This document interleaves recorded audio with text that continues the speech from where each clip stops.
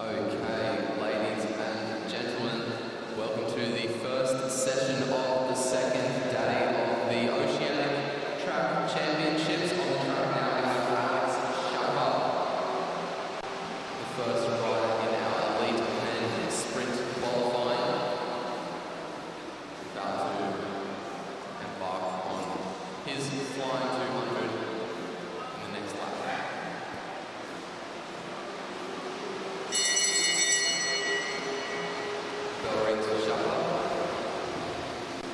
He crosses the line and starts down the back straight. He goes looking pretty comfortable. He's going to split 5.47 seconds. Almost 11 dead is the first time to beat the day.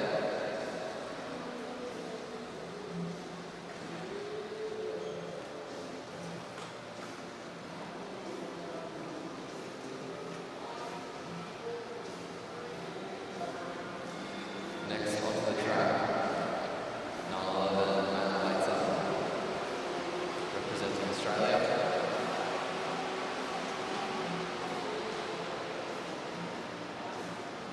Very iconic position that he has there, easily recognisable.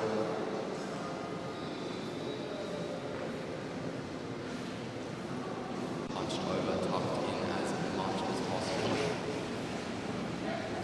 Out of the seat, very early, building up a lot of speed down that back bank.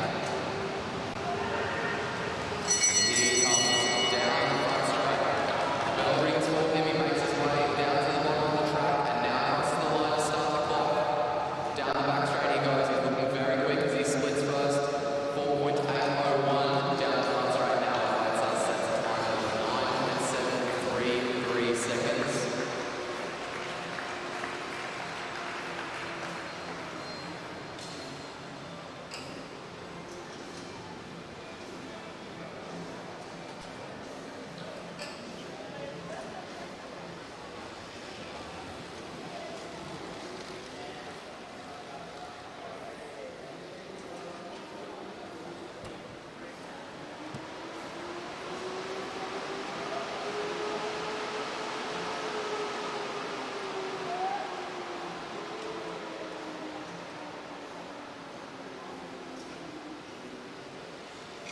On the track now is Dylan Day, representing New Zealand.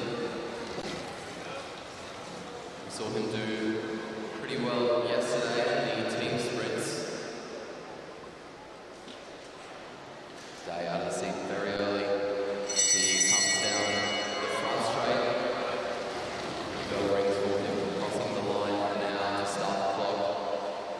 He heads towards the split line. Split second, 5.138 seconds.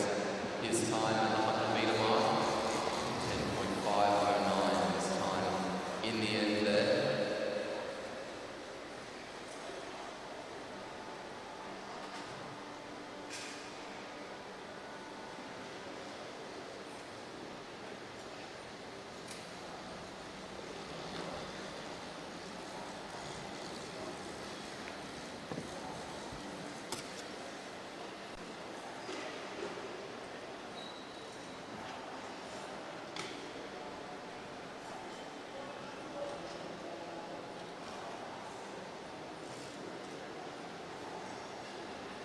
Duncan Allen on the track now.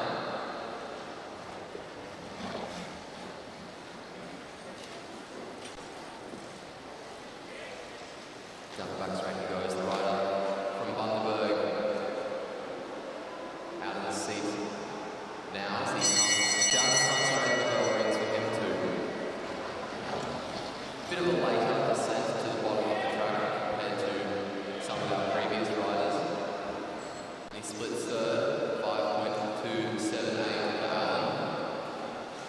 He stays there, 10.716 seconds time for Duncan Allen in the end.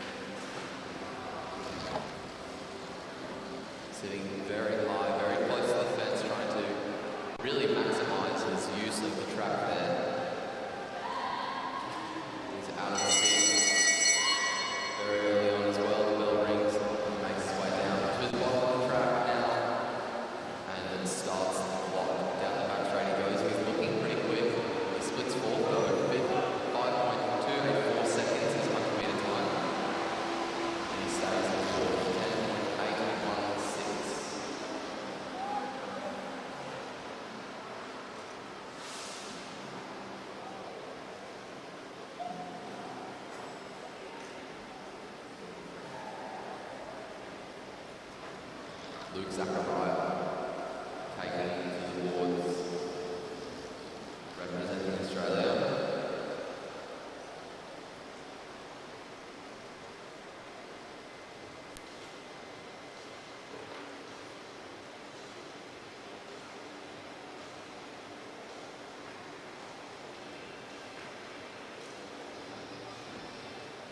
One more wind-up lap before Zachariah takes off himself.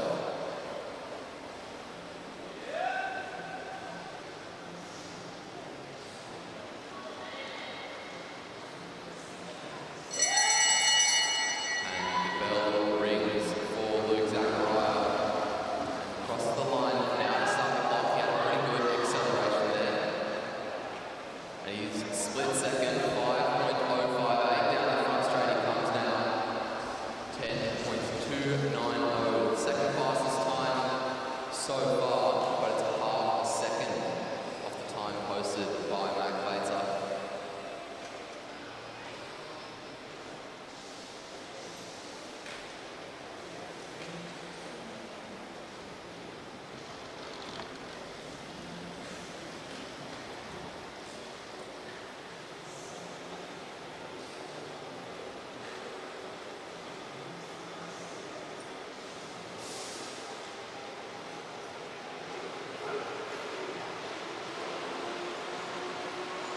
Dylan Stanton now on the boards from Australia, another rider that had a good crack yesterday.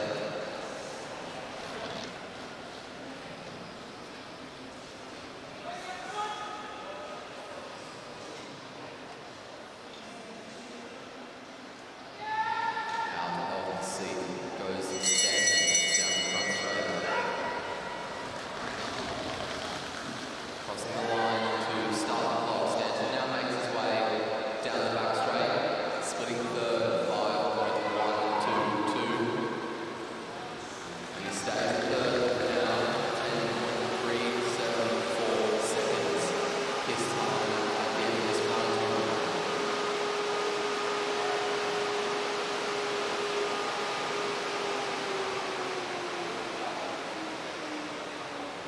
Jackson Russell now representing New Zealand.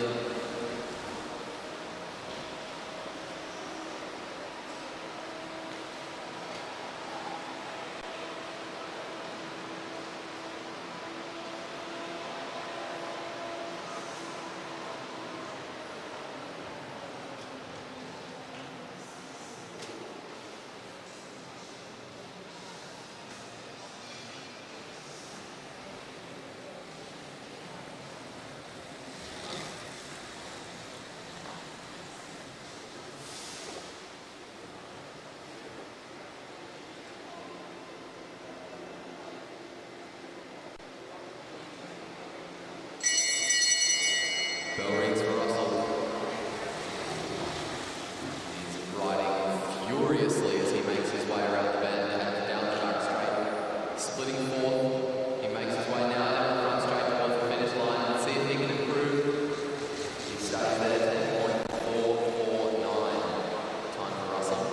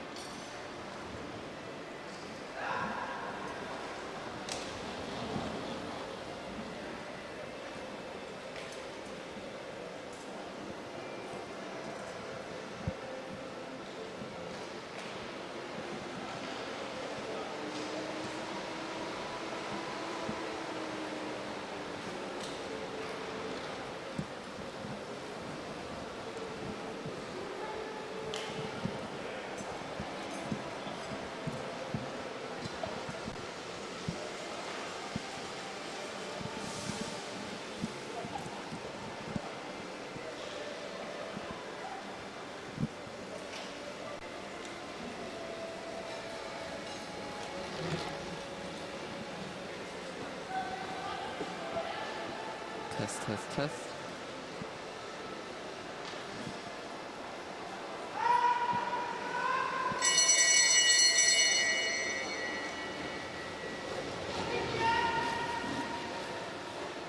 Morning, Scott.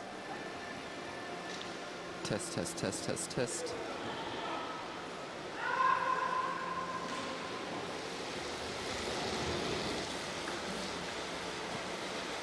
Morning, Johnny. Yes. I've got no idea.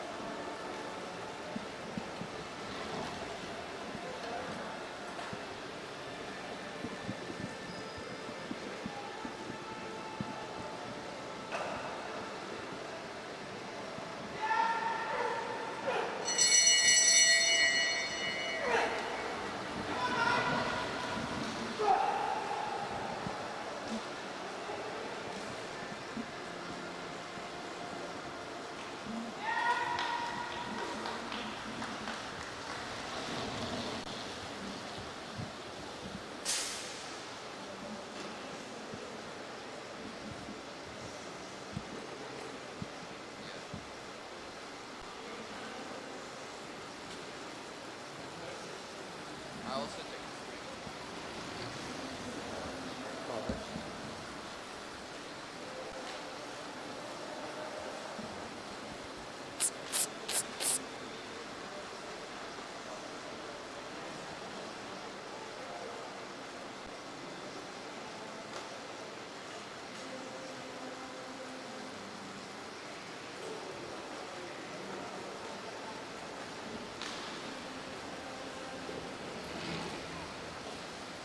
Okay, taken to the track now, young Lee Hoffman representing Australia.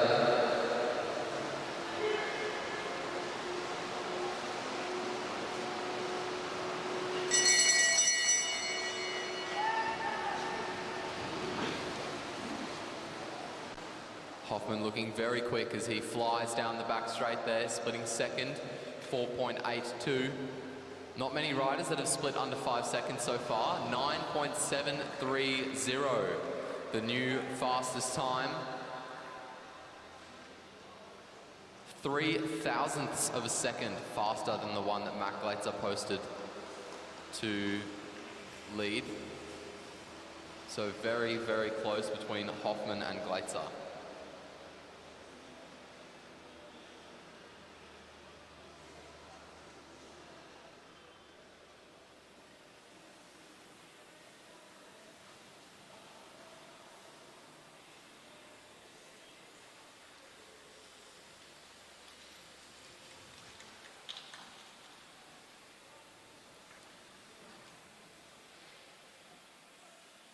Nathan Hart now on the track,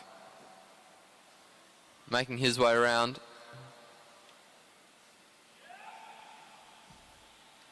Out of the seat and down the front straight he goes. And the bell rings. Hart makes his way around to start the clock now. Down the back straight he heads towards his first split and splits third, 4.884. Let's see if he can change that. Down the front straight he comes. He stays in third, 9.852 seconds. Only the third rider of the day to go under 10. But we've still got a lot to come.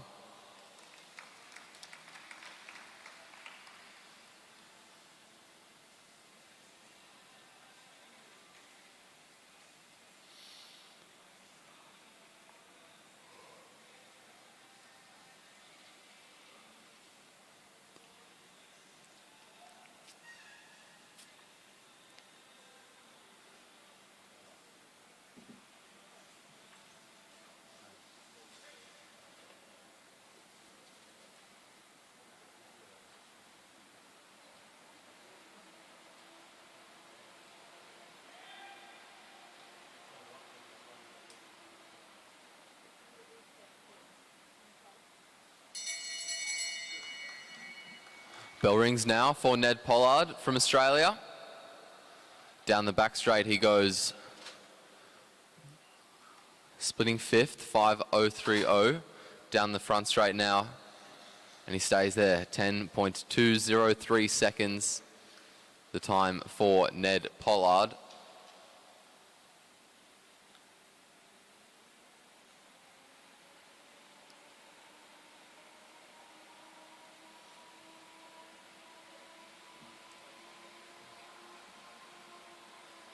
Now we have Jared Mann on the track for New Zealand.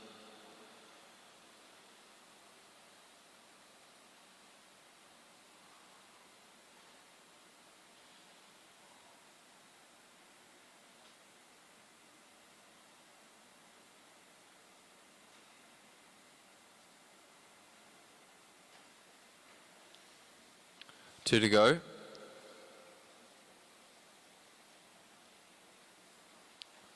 Pollard now getting out of the seat to take advantage of that nice little downhill out of the bank and stays out of the seat as he comes around down the front straight. The bell rings and he starts the clock now. Splitting 12, 5.251. Pollard now comes down the front straight to stay there, 10.629 seconds.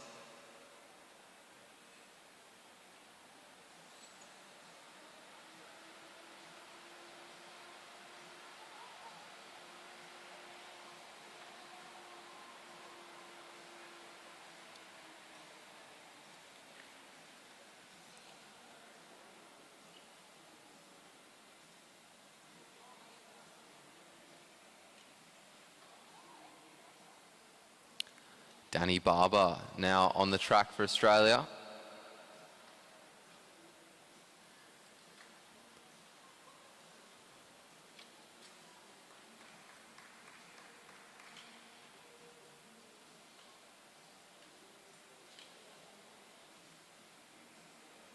Down the back straight he goes now, building up a bit of speed. Now he starts his sprint down the front straight he comes, and now he starts the clock. Round the bend, down the back straight, towards the split, and he's going to split fourth, 4.885 seconds. And he moves himself up into third place in the last 100 metres, 9.837 seconds. The time for the Australian.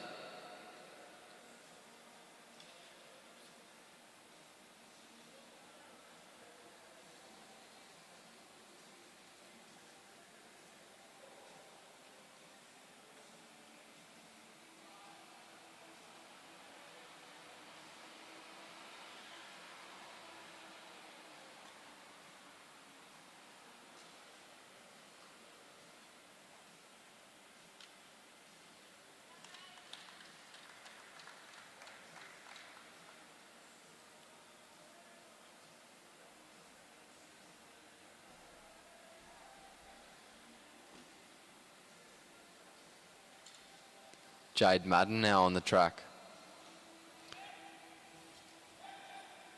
Representing Victoria, but we won't hold that against him. Down the front straight he comes, the bell rings, and now he starts the clock. A bit of a later line. We'll see how that serves him as he makes his way towards the split. Seventh, 5.033, the time for Madden at the 100-metre mark. Moves himself up a place into sixth at the end, 10.198.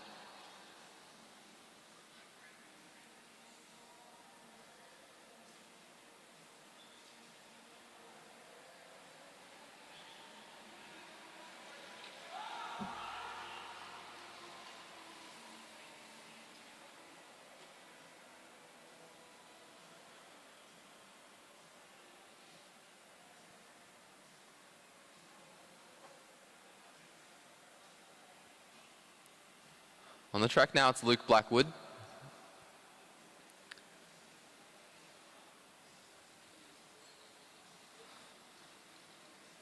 Possibly the brother of Jodie Blackwood, who we saw yesterday do very well in her sprints. Blackwood now out of the seat, making his way down the front straight, and the bell rings for Luke, and now he starts the clock around the bend. Down the back straight he goes towards the split. Splitting 10th, 5.118. Let's see if he can improve here. He slips down into 12th in the last 100 metres. 10.447 seconds the time for Luke Blackwood.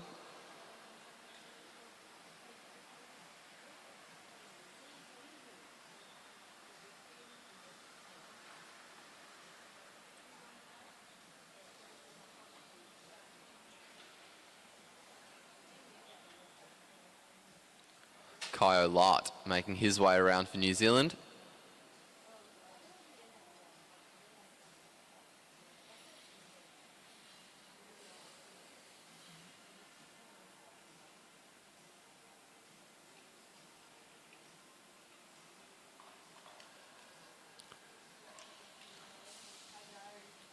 Lart looking very composed and focused as he makes his way around, really trying to maximize his use of the banking, staying as close to the fence as he can. Looks like he nearly touched it twice. The bell rings for Lart. Now he makes his way to the bottom of the track. Pretty good line there. Now heading towards the split. And he's going to split 18th, 5.302 seconds. Down towards the finish he comes and moves himself up a place. 10.73 his time in the end.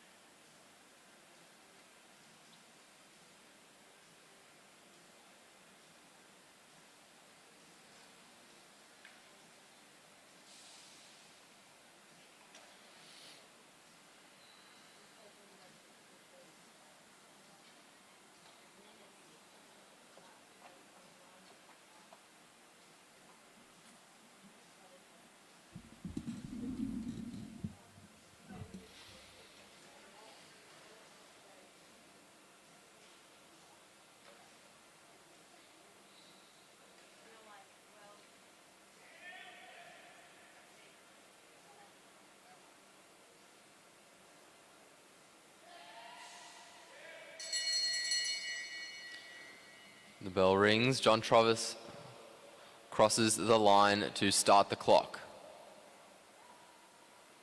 Splitting 8th, 5.048 seconds. And he holds on to that place. 10.264 the time for Travis.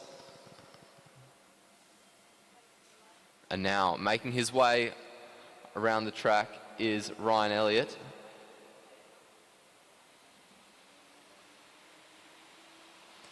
In the QAS colours. Elliott, if I'm not mistaken, in his first year of elites.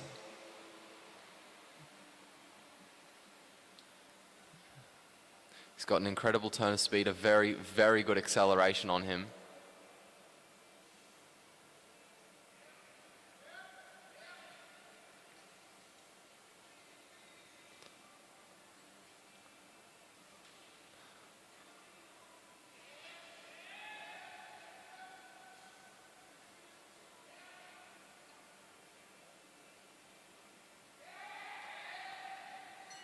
Down the front straight he comes, and the bell rings.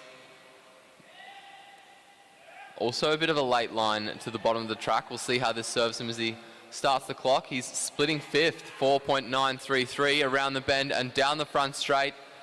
And he holds on to it, 9.985 seconds the time for Ryan Elliott.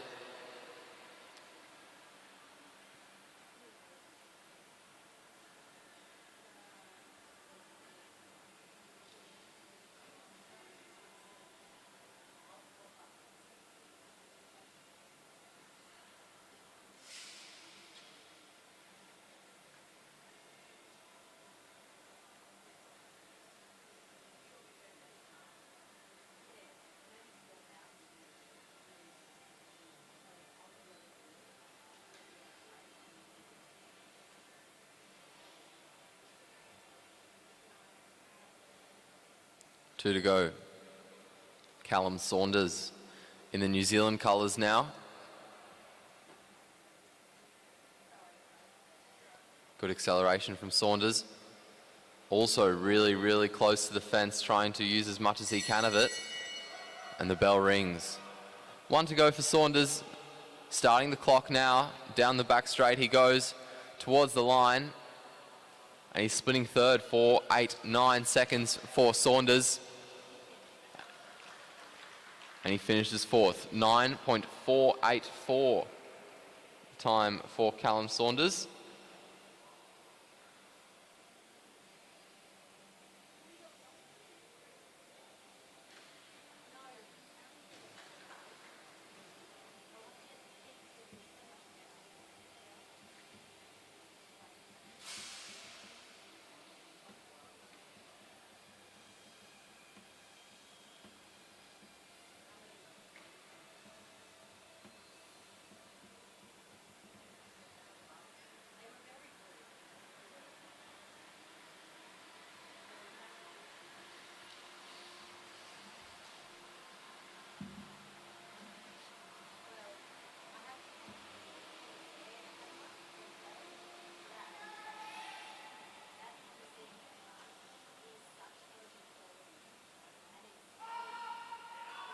Out of the seat and down the front straight comes James Brister. And now he crosses the line to start the clock. Down the back straight he goes. Splitting third for 8.54. And he is going to finish in third, 9.769 seconds. Time for the South Australian.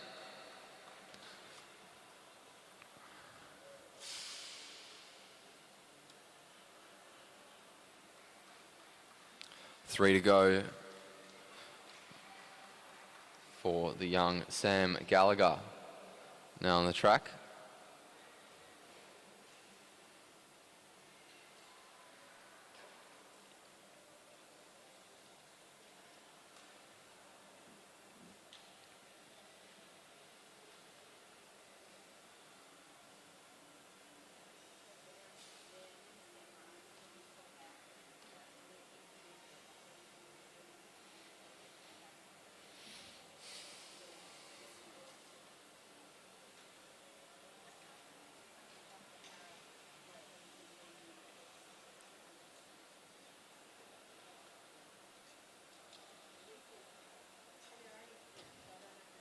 Around the bend. Down the front straight comes Gallagher. The bell rings. And now he starts the clock. Down the back straight. Gallagher carrying a good bit of speed to the split. He splits seventh. Down the front straight he comes now. 9.935 the time for Gallagher.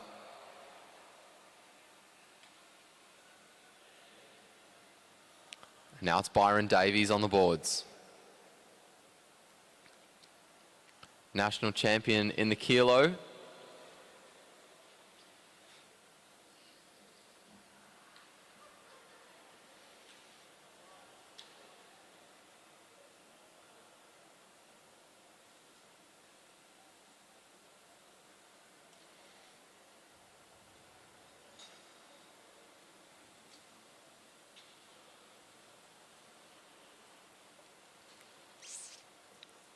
Out of the seat to get a good acceleration on the back straight there. Now he makes his way down the front straight. Good acceleration from Davies. Good line to the bottom of the track as well, I think. Heading towards the split line. He's splitting ninth, 4.994. Let's see if he can improve. Stays in ninth, just over 10 seconds by 44 thousandths of a second.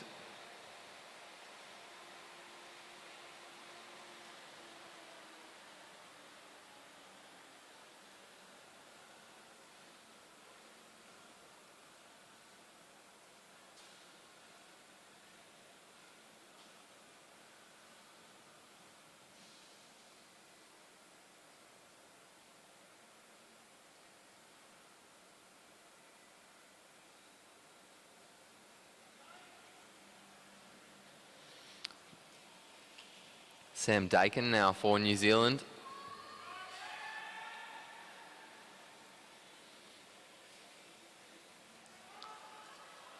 Good acceleration from Dakin as he makes his way down the front straight. Starting the clock, Dakin looking pretty good. Really pushing, really dropping his head every now and then. And he finishes 11th.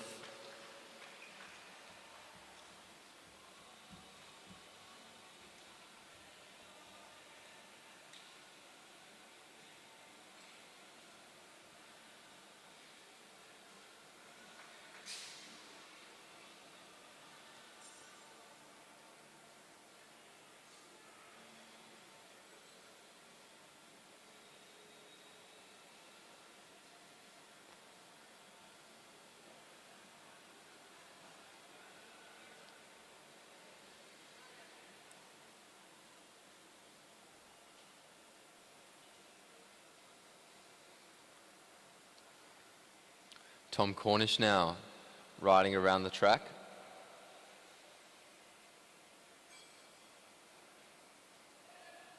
Looking very fast already with half a lap before his sprint. Now the bell rings. He now starts the clock around the bend, down the back straight towards his split, and he splits fourth, 4.86. Down the front straight now. 9.785 seconds the time for Tom Cornish, putting him in fourth place overall. And our final rider, Matthew Richardson, takes the track.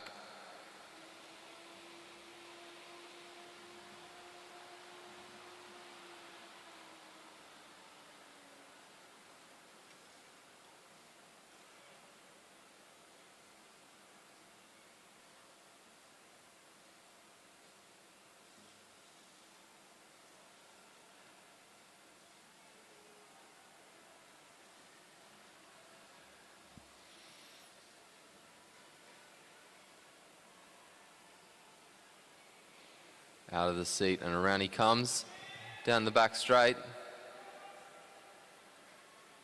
Really building up a lot of pace. Cornish now, Richardson, sorry, making his way down to the bottom of the track. Richardson starts the clock. Towards the split he goes, and he splits first, 4.72 seconds. Let's see if he can hold on to it. New fastest time, 9.547 seconds, the time for Matthew Richardson.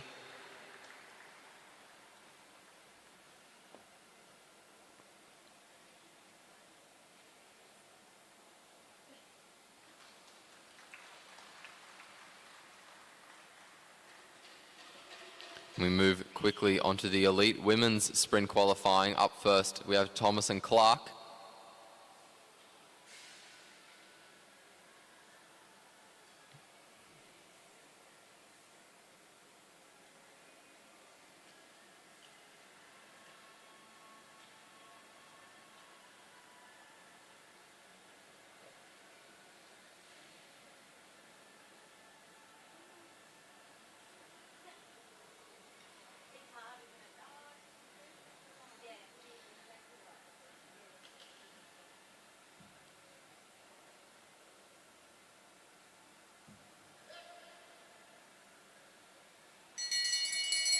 The bell rings for Clark.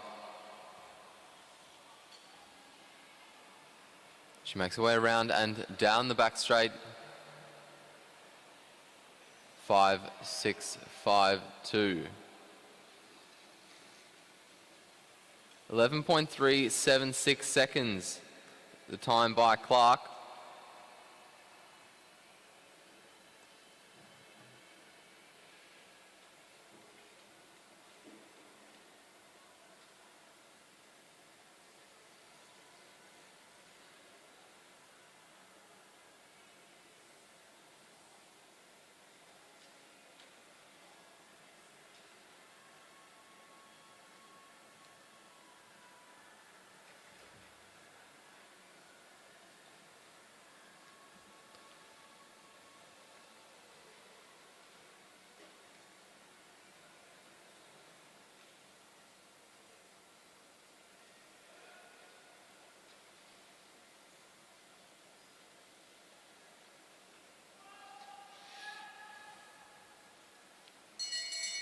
Down the front straight coming Jackie Knock. Knock now starting the clock for herself. Makes her way down the back straight to the split, and she's splitting first. 5.622 seconds. Time for Knock. Slips down into second in the end, 11.498. Leaving Thomas and Clark still in the hot seat for the time being. Danica Blinko in the Queensland colours looking to challenge that time.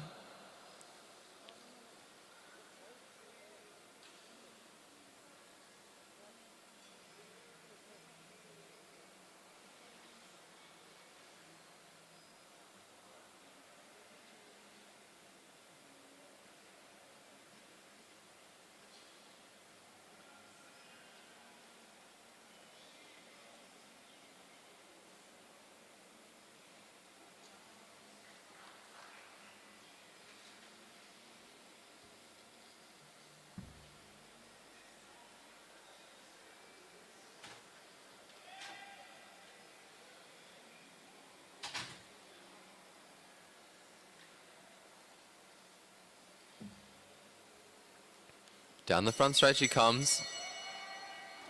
And now Blinko makes her way to the bottom of the track and starts the clock for herself.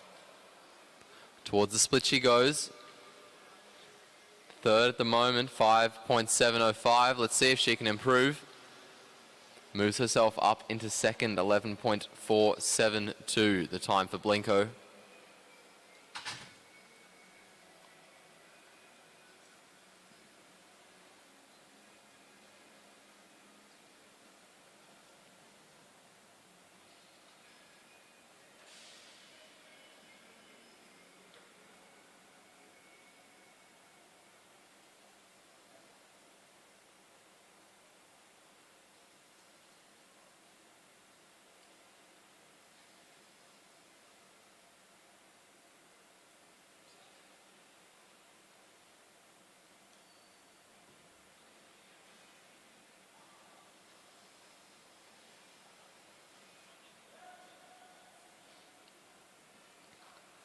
Two to go now for Emma Stevens. Also in the QAS colours.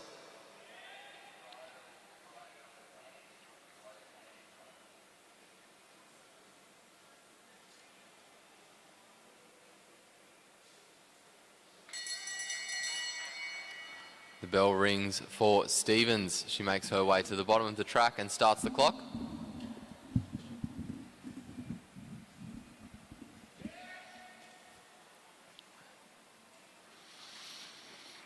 And Stevens posts the fourth fastest time, 11.738.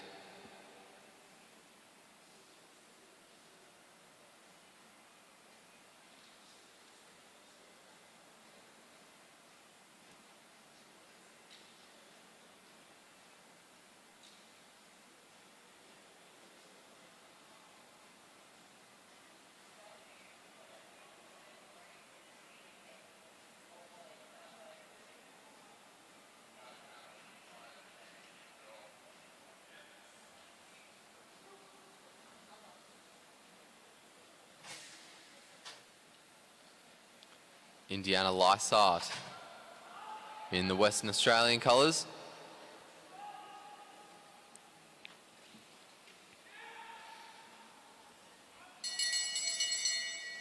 The bell rings for Lysart. Down to the bottom of the track she goes. Now she starts the clock for herself.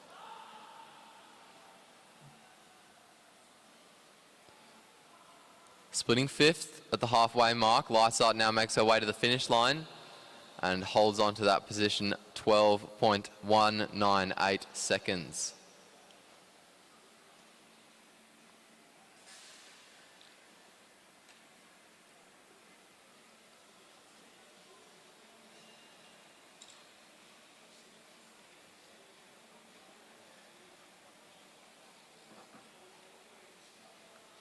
Eliza Bennett now on the boards for Australia.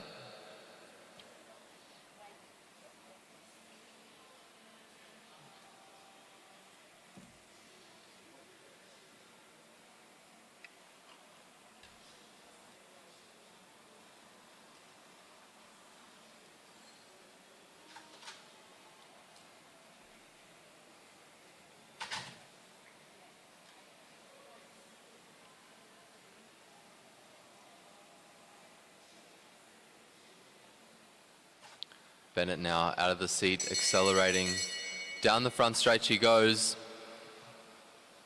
Now she crosses the line to start the clock. Down the back straight towards the split. She splits third, 5.654 seconds for Bennett, and moves herself up into second in the last 100 meters.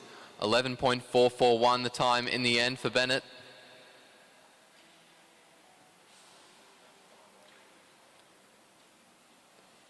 And now taking to the boards, Sophie Watts. In the colours of South Australia.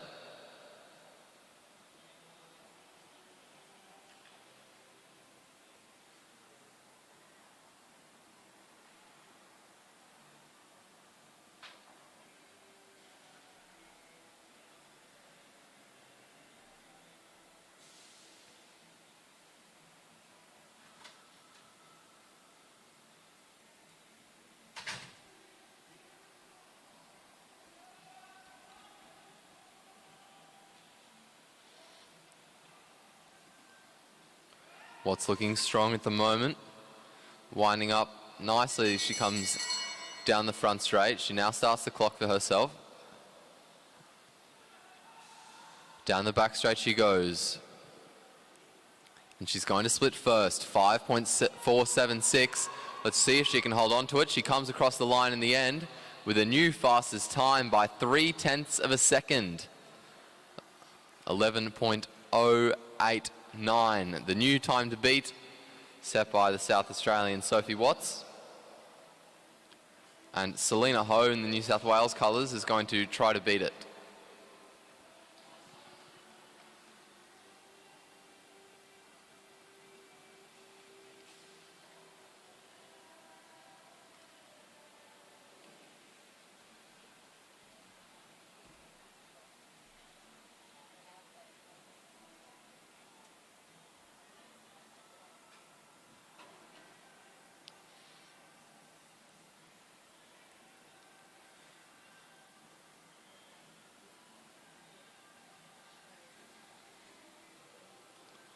Two to go. Selena Ho starting to really wind it up now. Using that little downhill ramp in the banking to give herself a bit of pace. And now she's out of the seat. Coming down the front straight. The bell rings for Ho. And now she starts the clock. Out of the bank. Down the back straight. And towards the split line, she's going to split third. 5.64 seconds. Towards the end she comes, and Selena Ho posts the third fastest time, provisionally, of 11.414. Rebecca Petch from New Zealand now makes her way around.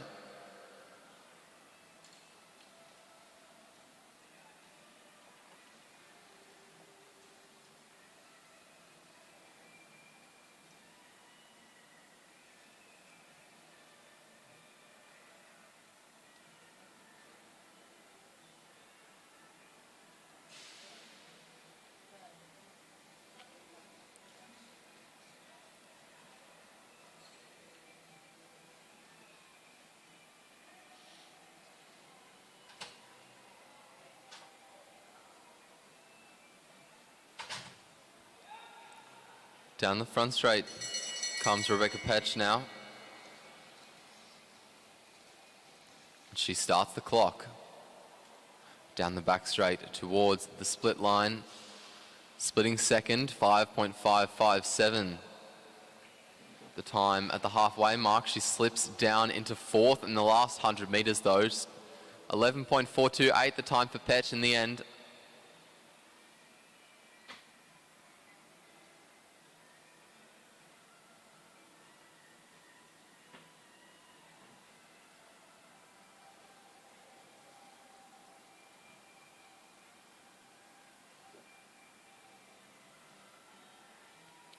Kalinda Robinson now for Australia on the boards.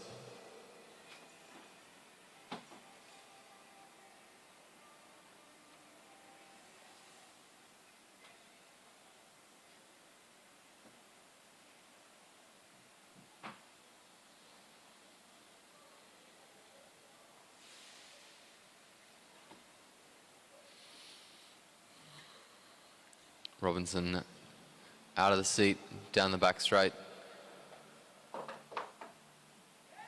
Now again, she rounds the bend and comes down the front straight and gets the bell.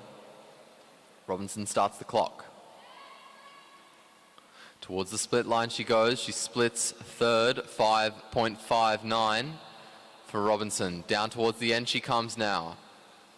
Moves herself up into second place, 11.373.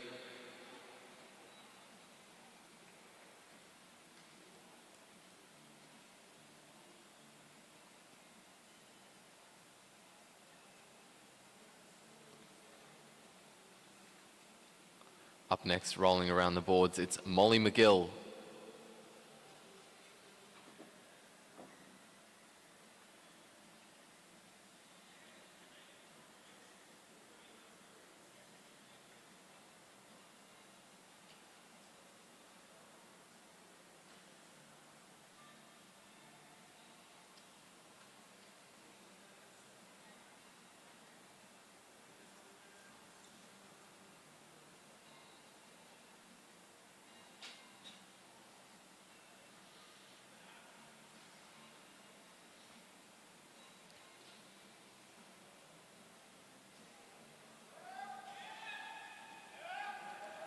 Down the front straight comes McGill.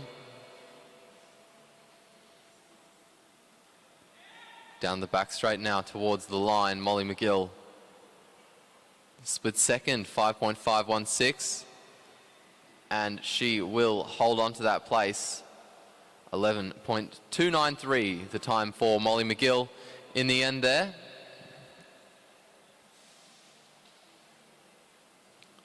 Alessia McCaig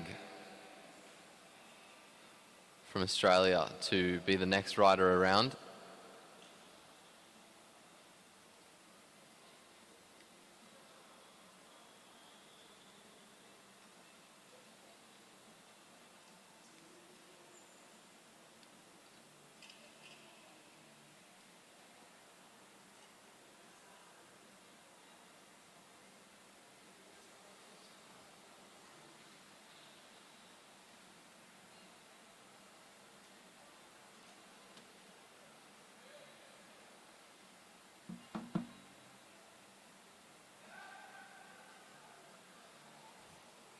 Out of the seat and down the front straight she comes. The bell rings for Alessia McCaig.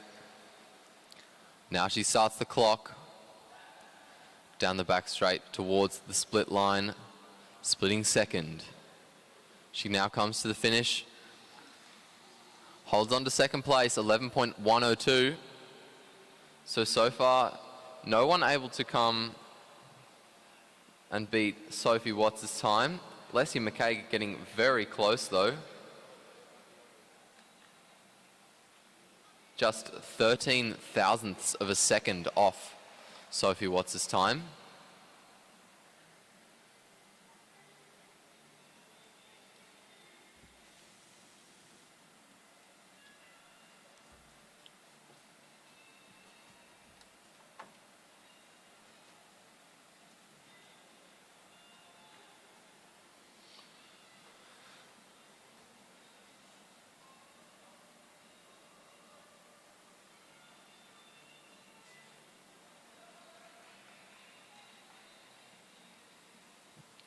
Olivia King for New Zealand on the boards now, staying very high on the track, trying to use all of the banking to the best of her ability.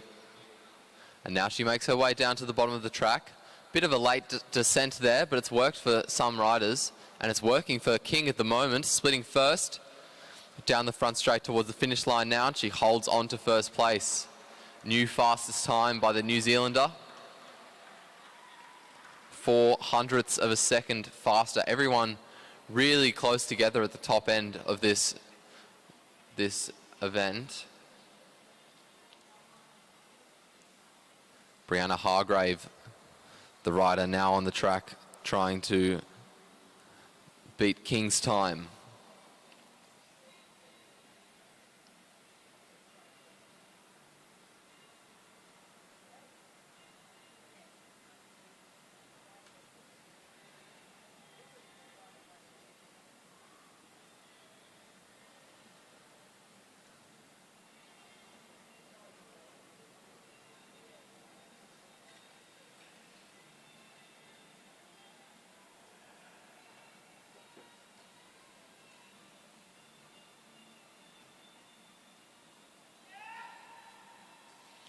Out of the seat, down the front straight, comes Brianna Hargrave.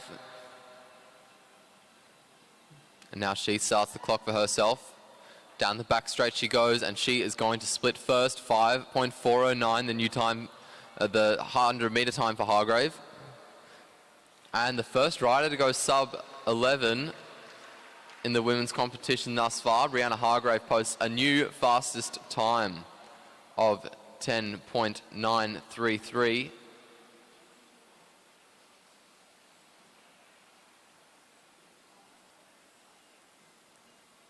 Christina Clonan now in the Australian colours.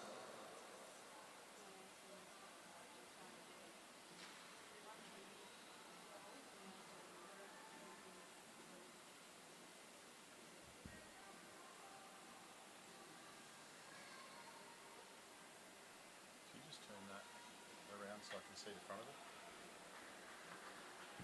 Yep, thanks.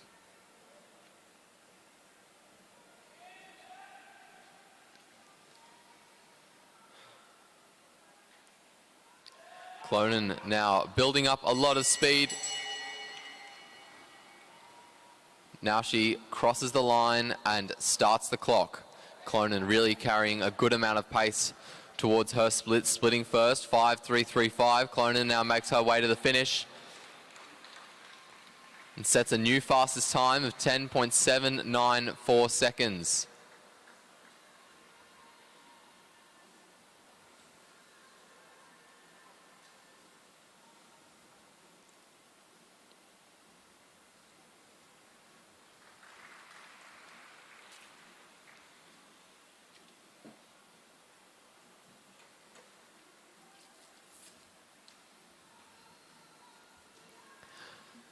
Elise Andrews from New Zealand, our final rider in the competition.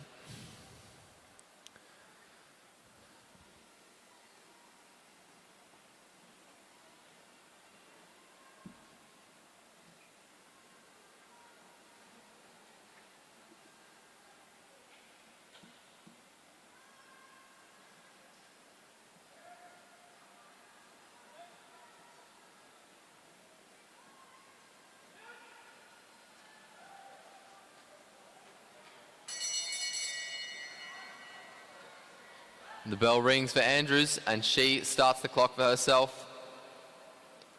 Down the back straight, she is really flying. She splits first, around the bend, down the front straight.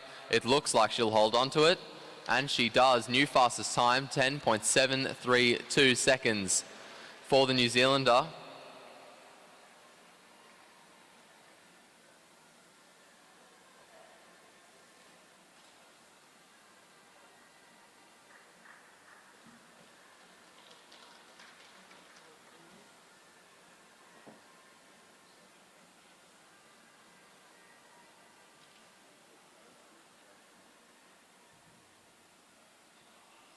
And coming up next, we have the Para IP for men, C4, C5, and the blind.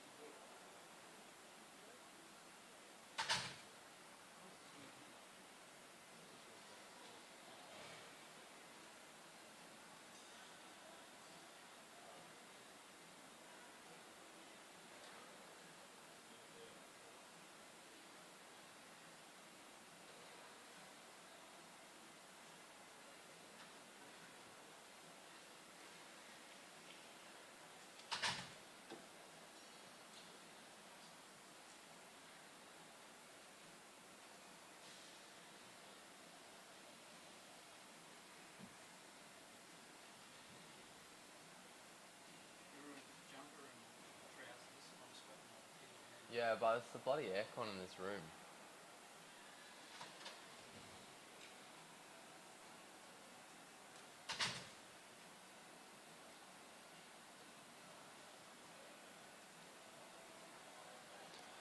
On the front straight there for New Zealand, it's Yayan Edwards.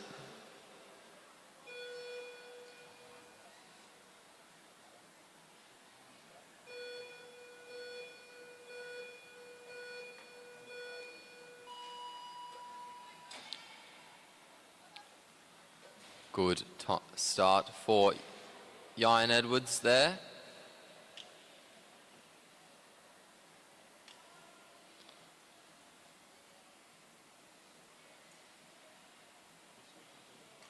Now starts to settle in. 24.516. Time of his first lap. Now he's starting to find his rhythm, set the pace for himself that hopefully he'll be able to maintain for the entirety of his race. We saw yesterday just how many people and how easy it is to go out hard and really unravel very quickly towards the end. 13 to go.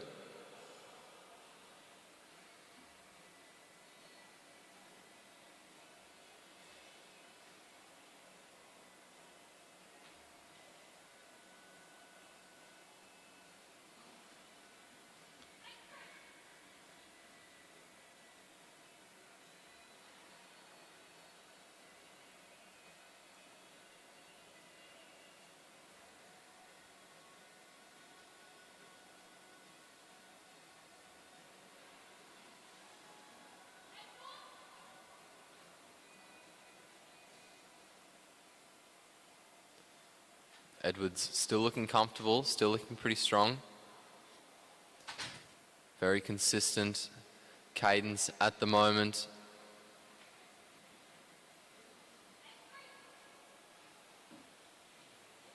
And he's not really showing any major signs of fatigue.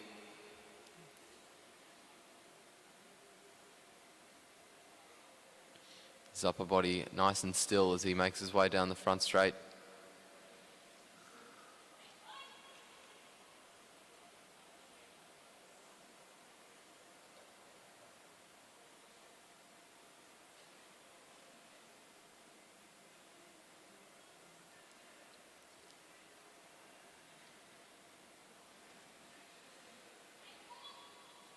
Eight laps to go, so we're halfway through this IP. Just 2 kilometres remaining for Ian Edwards from New Zealand.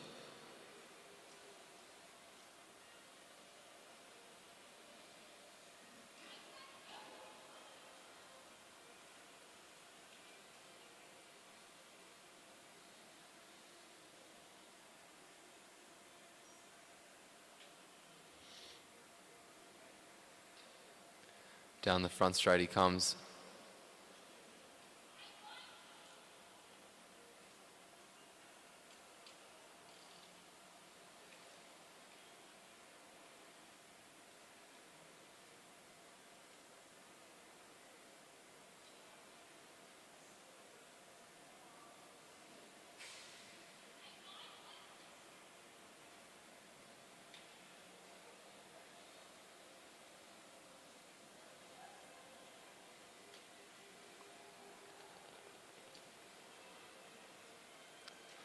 Down the front straight comes Edwards.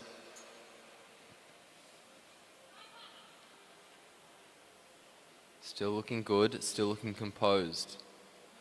And he's looking like he's, at the moment, sticking to the pace he's set for himself reasonably comfortably. You can see him start to maybe hang his head a bit more as we get closer and closer to the end of this race.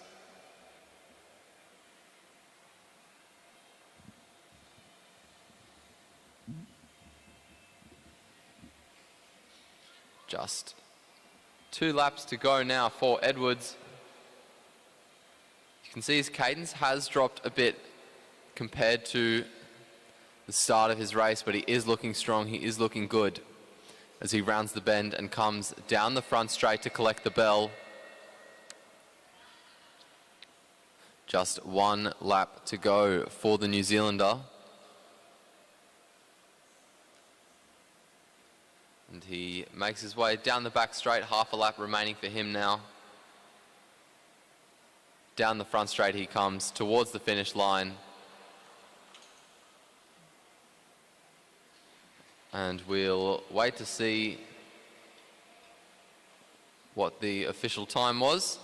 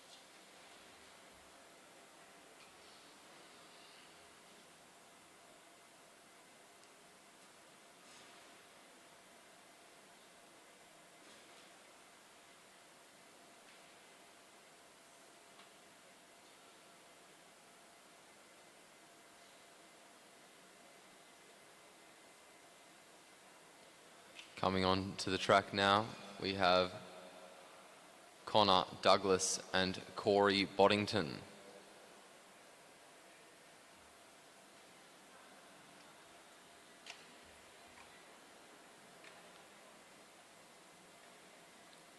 Douglas there on the back straight for New Zealand.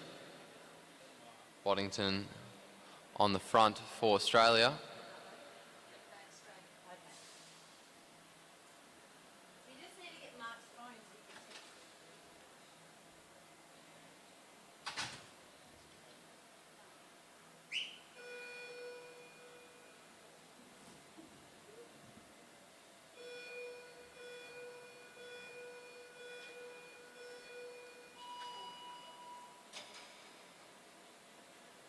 Both riders getting out of the gate pretty well.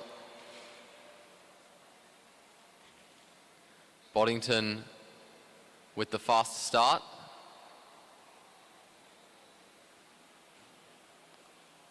Douglas settling into his bars.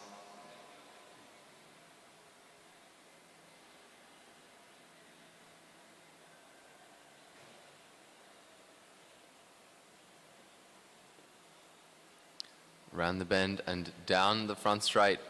Boddington makes a catch on Douglas.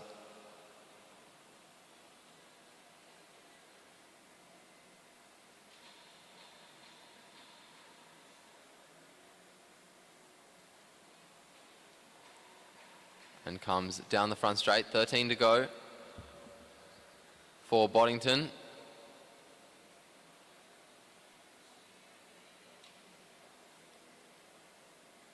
Connor Douglas now coming down the back straight to get 13 to go for himself.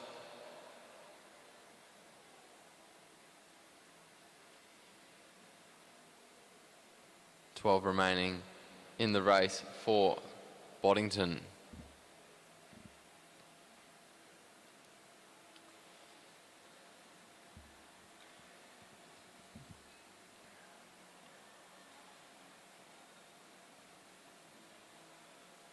Both riders looking pretty consistent at the moment. We're still in the early stages of the race.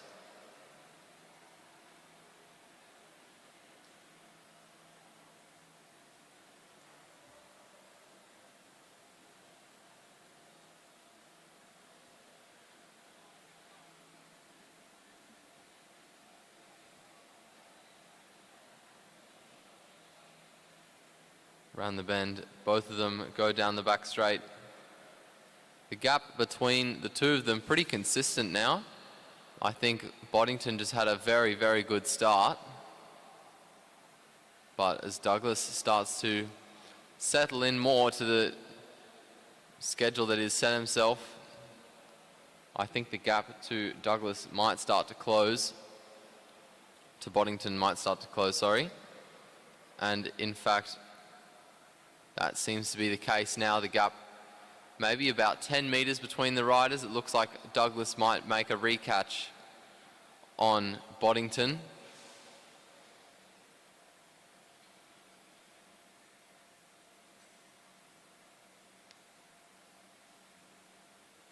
8 to go for Douglas as he makes his way over the top of Boddington. So we're halfway through the race. 7 to go for Boddington as both riders round the bend and head down the back straight. The gap continues to open to about 10 metres now.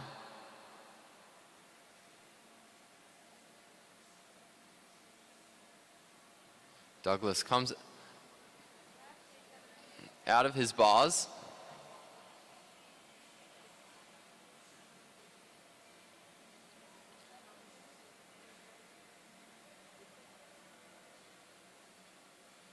And the gap continuing to open, albeit a bit more slowly, to about 20 metres now. 5 to go for Douglas as he comes down the back straight.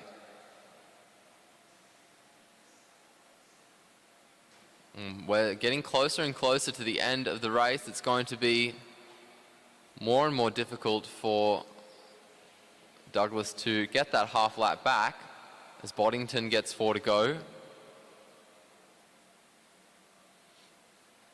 4 to go now for Douglas.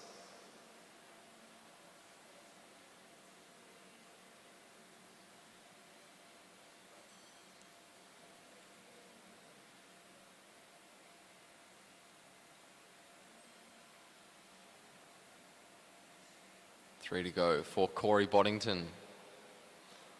3 to go now for Connor Douglas. The gap is opening up.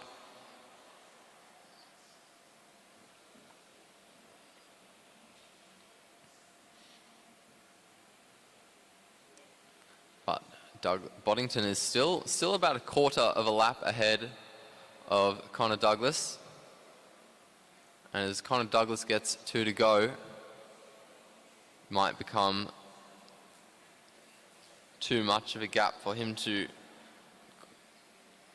close in the last lap. The bell rings for both riders. Douglas has made up a good chunk of the gap over that last lap. It might get close, ladies and gentlemen. Down they come, the opposite straights, and they are neck and neck at the halfway mark. Connor Douglas really pushing hard to try to come out ahead of Corey Boddington. And in the end, it is Connor Douglas who posts the faster time. Ian Edwards with the fastest time overall still by almost 40 seconds.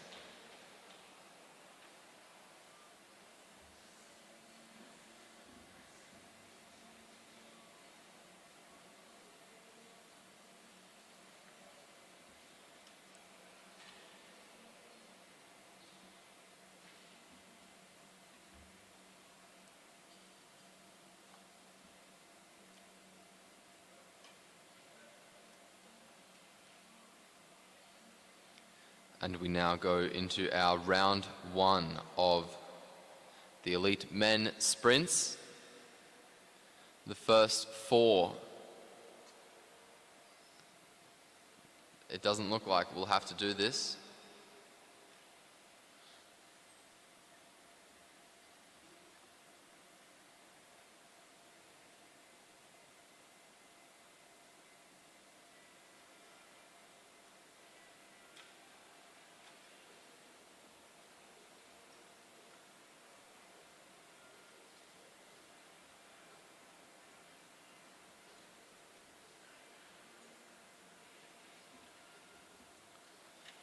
We start with 5th versus 28th, Tom Cornish versus Alex Schaffer.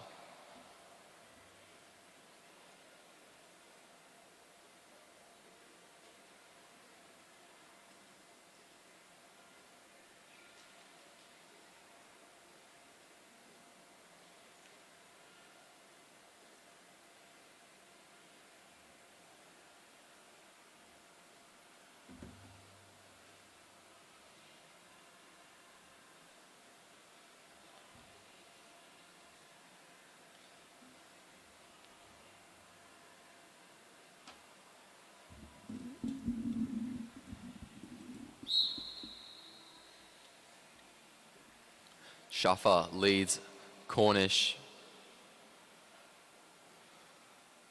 down to the bottom of the track. And the two roll around.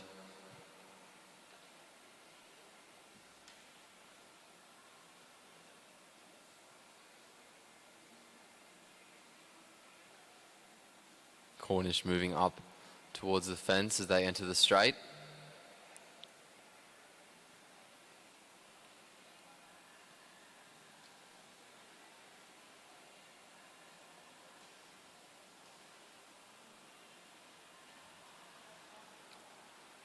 Down the front straight they come. Cornish swerving around, moving up and down, putting Alex Schaffer under quite a bit of pressure at the moment.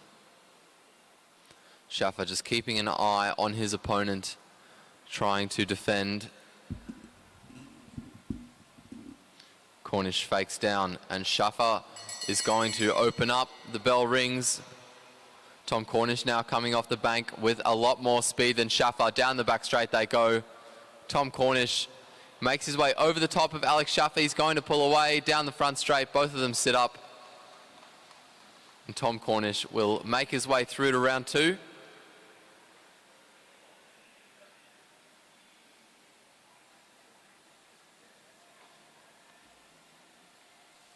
Next onto the track we have Danny Barber and Blake Long.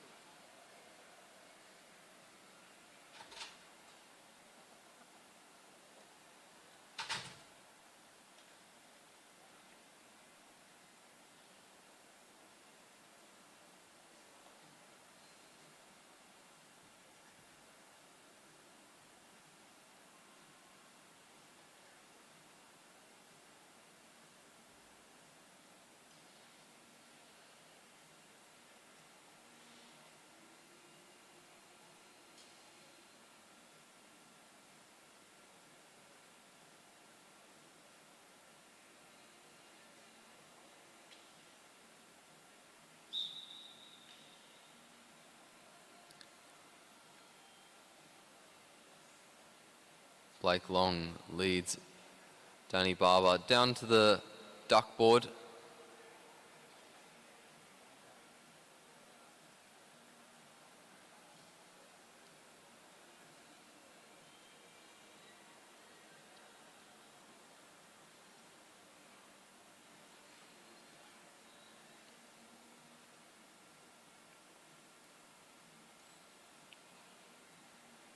Both of them really slowing down. And it looks like Long is going to move on.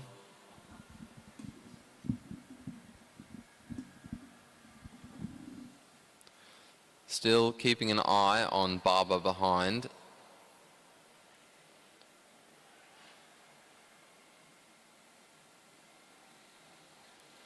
Two to go.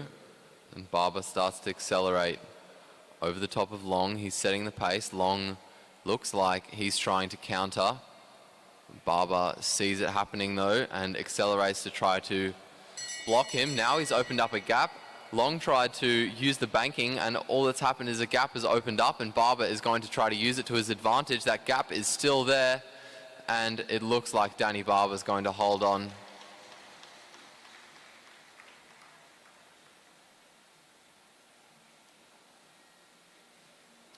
Danny Barber will make his way through to round two.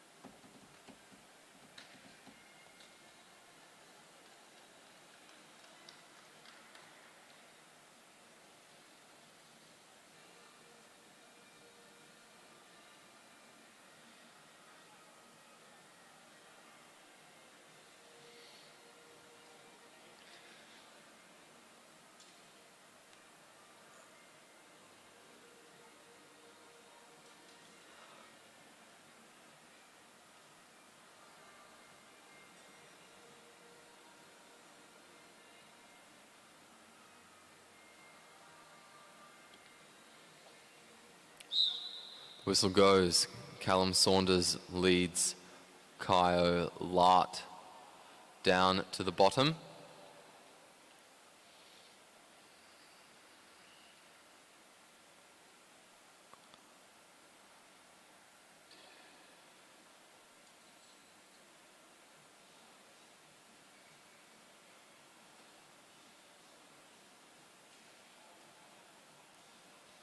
Both riders staying around the stayers line, around the middle of the track.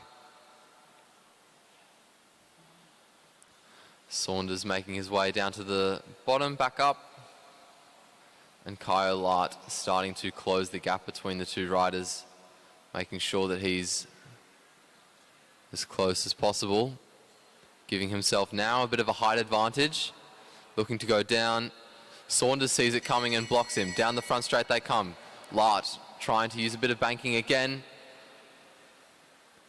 Saunders opens up a bit of a gap. Lart now starting to close it. The gap still there though, and it looks like Saunders will hold on.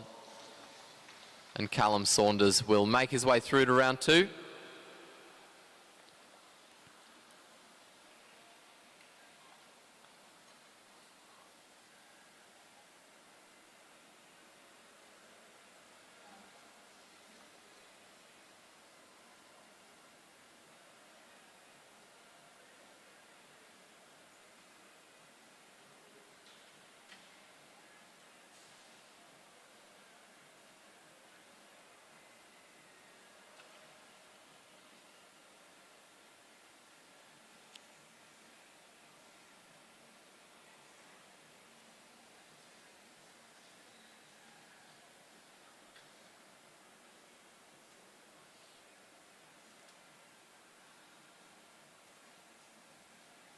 Nathan Hart versus Duncan Allen now.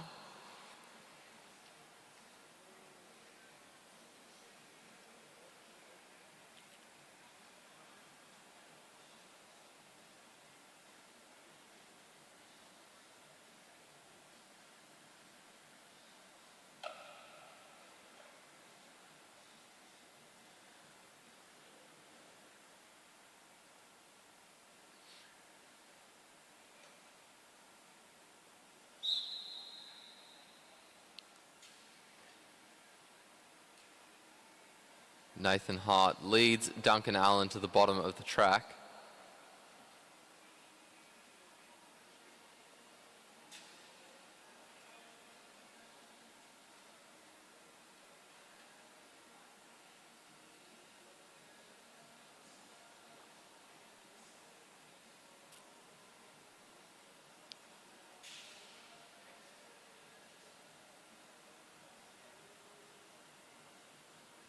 Allen moves forwards up the inside of Hart.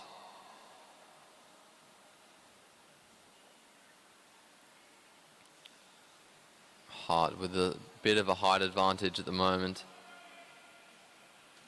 Allen just keeping himself in a defensive position over Hart. Both riders moving up towards the bank as they go down the back straight. Hart now accelerating, Allen keeping him high, and the bell rings. Hart over the top of Allen. Allen trying to push to close the gap that is very quickly opening up between the two riders, but it looks like Nathan Hart will get himself through.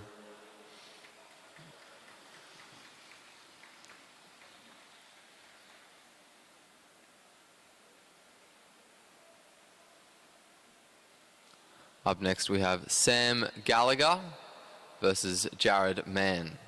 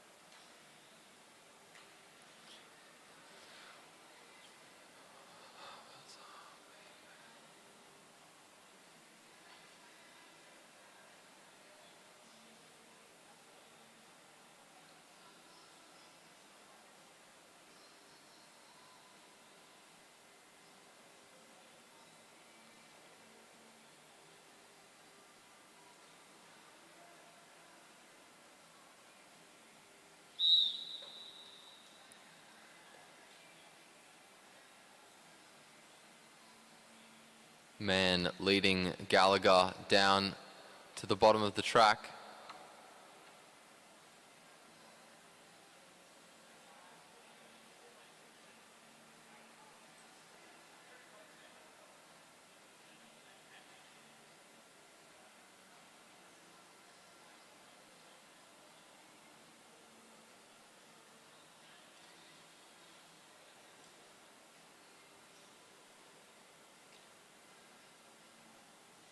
Gallagher sitting up around the stayers line. Man down, now moving up towards the fence.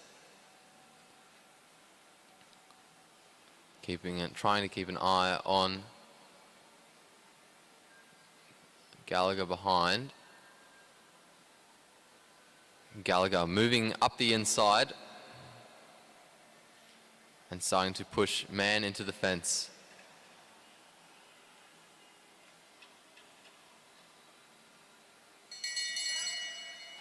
The bell rings. Both riders side by side down to the bottom of the track. Man now using the banking to try to come around Gallagher. Gallagher fighting back, pushing forwards up. He's got the benefit of the inside line, and Gallagher will come out ahead. Very good effort by the New Zealander though.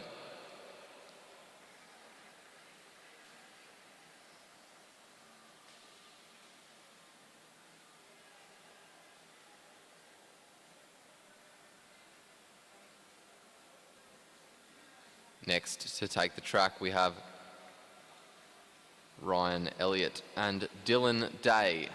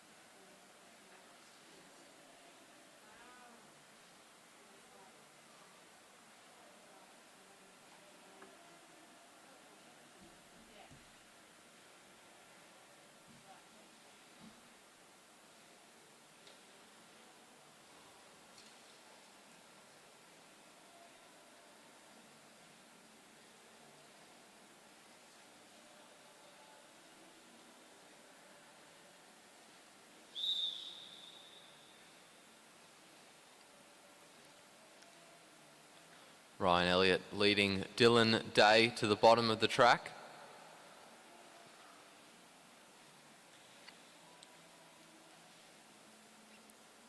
Slowly making their way around the bank.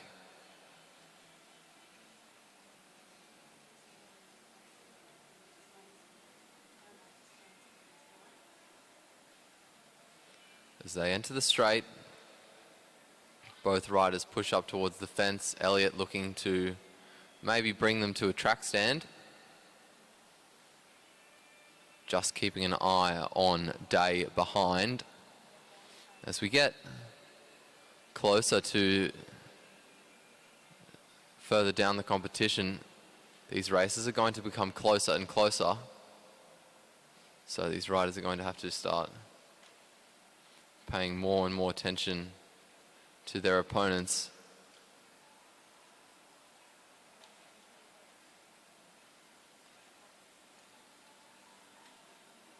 Two to go. Elliott on the inside of Day still. And as we enter the straight, they both start to move up. Day up to the fence and has swung down to gain a bit of speed, trying to do the same again by the looks of it. And they come around down the front straight. The bell rings, 1 lap to go. Ryan Elliott holding him high very well. Now Elliott leads the two down to the bottom of the track. Down the back straight they go. Dylan Day out of the seat, trying to close the gap that exists between the two, but it looks like Elliott will hold on And Ryan Elliott does a very good job of getting himself through to the second round.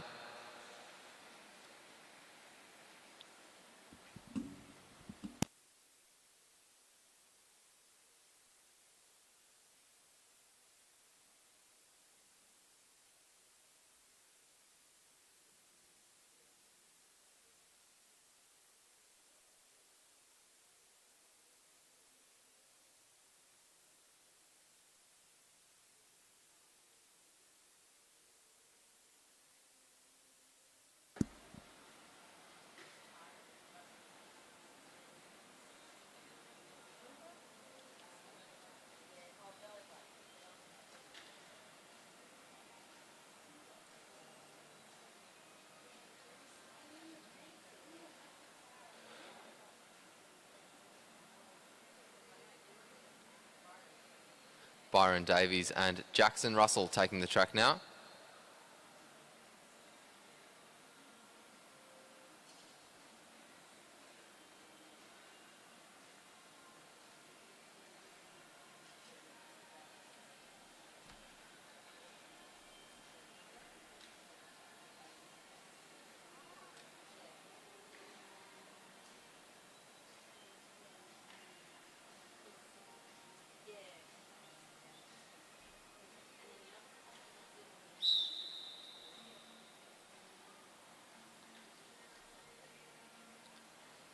The whistle goes and Davies leads Russell to the bottom of the track.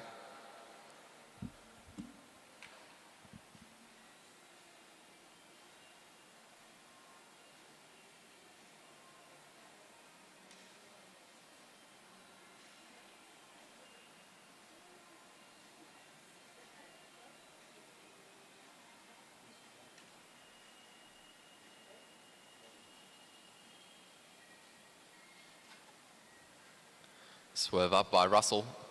Russell.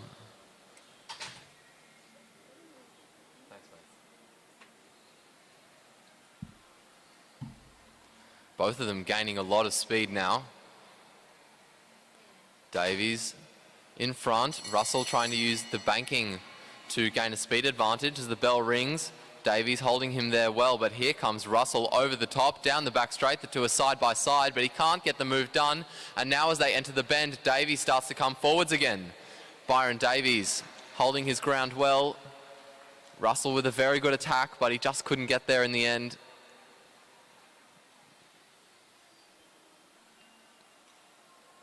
And Byron Davies will make his way through to the second round.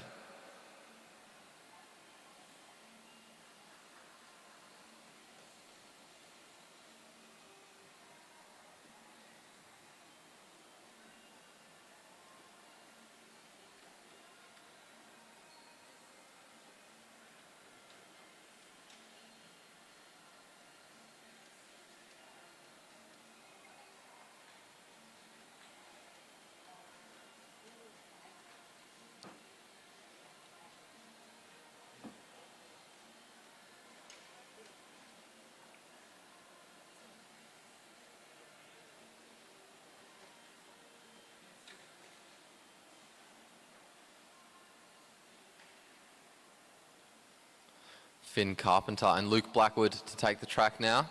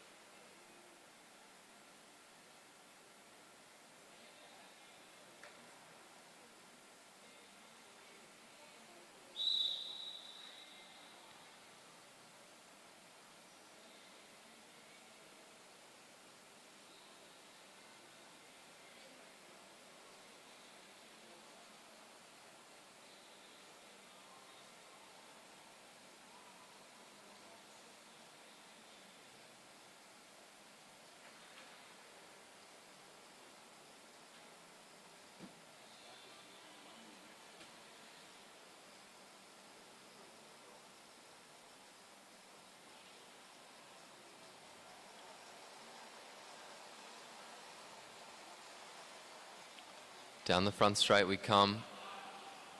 Carpenter on the inside of Blackwood. They're starting to build up a good amount of speed there. Fake down from Blackwood, giving him a bit more speed. Now he starts to move down the inside.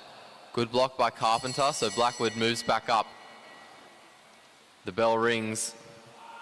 Luke Blackwood closing the gap to Finn Carpenter. Carpenter trying to hold him off. We enter the bank. Blackwood can't come forwards. It looks like Carpenter might hold on. And he does. Finn Carpenter will make his way through to round 2.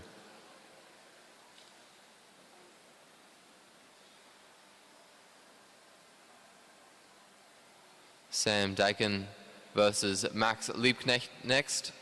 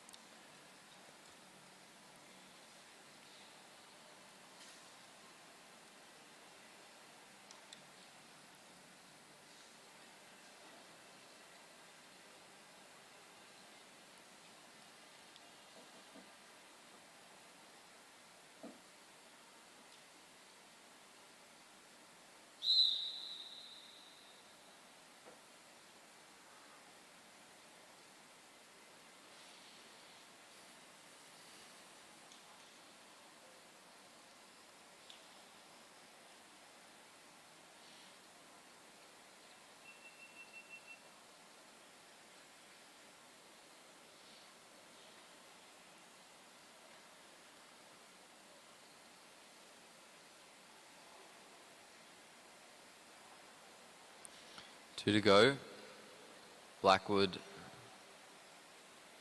Dakin.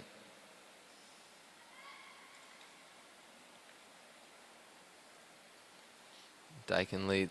They're really building up a lot of speed here as they come down the front straight to collect the bell. And the gap to Liebknecht still opening. It's starting to close. As they come around the bend, down the front straight, the South Australian just can't get there in time. And Sam Dakin will make his way through to round 2. Jade Madden and Dylan Stanton, the next riders to take the track. Very good effort there by the New Zealander.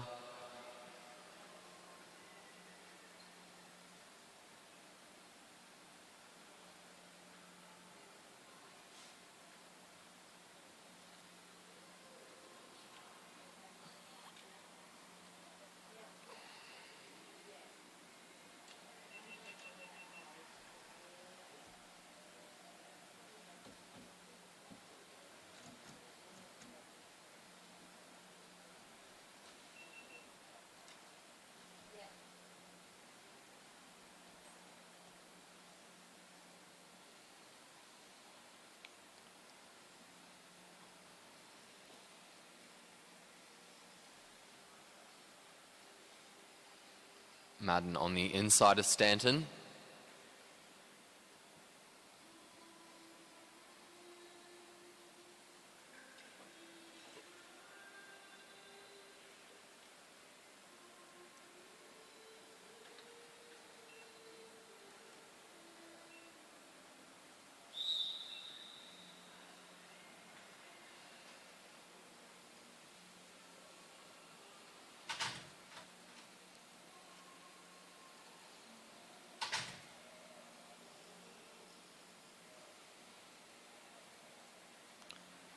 Down the back straight they go. Madden leads Stanton up to the fence.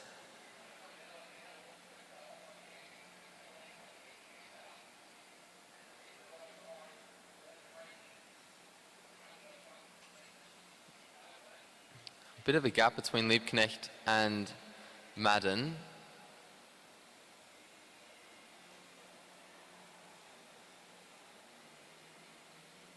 They're really starting to gain a lot of speed as they head down the back straight. Both riders up high, Madden trying to defend from the front. Liebknecht with quite a height advantage, and the bell rings. Down to the bottom of the track they come. Jade Madden with a good lead. Dylan Stanton, closing the gap as they come around down the front straight. Jade Madden takes it out.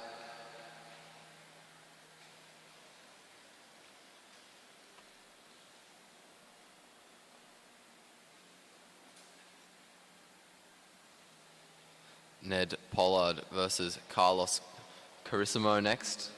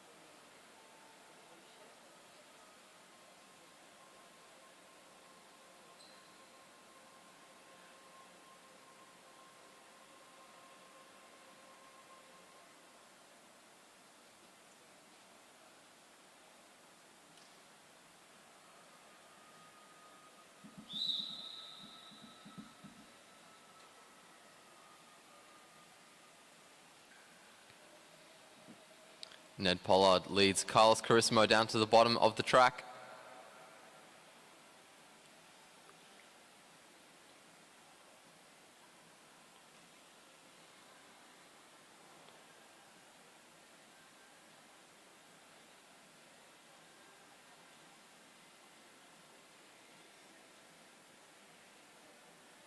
Both riders up high on the fence, moving back down around the stayers line.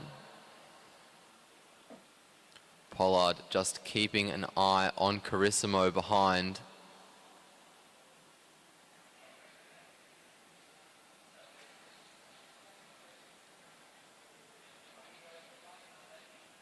Both riders starting to gain more speed now. And Pollard leads a dive down to the bottom of the track. Carissimo follows, starts to move back up. A fake down from Carissimo, blocked by Pollard. Down the front straight we come now. The bell rings, and Carissimo will have a bit of height advantage. He's starting to close the gap onto Pollard. Pollard still with the lead. They round the bend down the front straight. Carissimo has a lot of ground to make up in a short period of time. It's very close on the line. We'll wait to see what the commissaires have to say. Carlos Carissimo coming in ahead of Ned Pollard, the first rider to beat an opponent that out-qualified them in the 200. Now we have John Trovis and Luke Zachariah taking the track for the last round.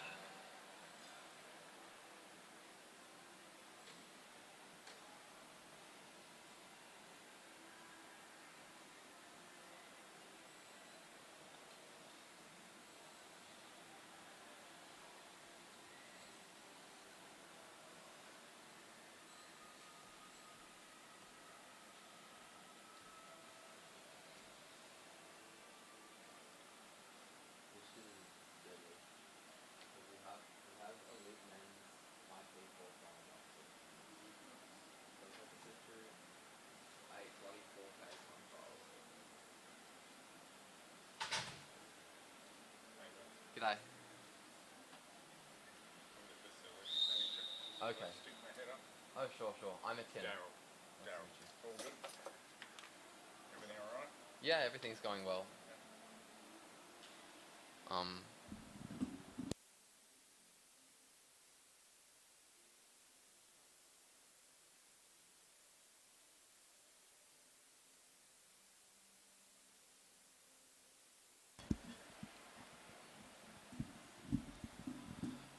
John Trovis leading Luke Zachariah at the moment.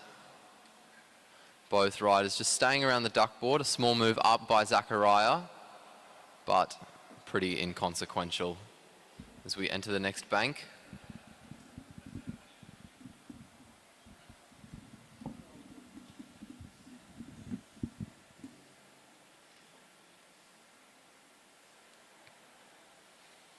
Two laps to go. Both riders starting to build up a bit of speed here. Zachariah giving himself a height advantage. He's sticking up towards the fence. We come down the front straight and the bell rings. John Trovis, a look over his shoulder, trying to keep the gap between himself and Zachariah behind. Zachariah starting to close it down as we head down the back straight. Around the bend we go. Trovis still with a good lead. We come down the front. Zachariah starts to move forwards. Very close for the line, but I think Trovis will hold on.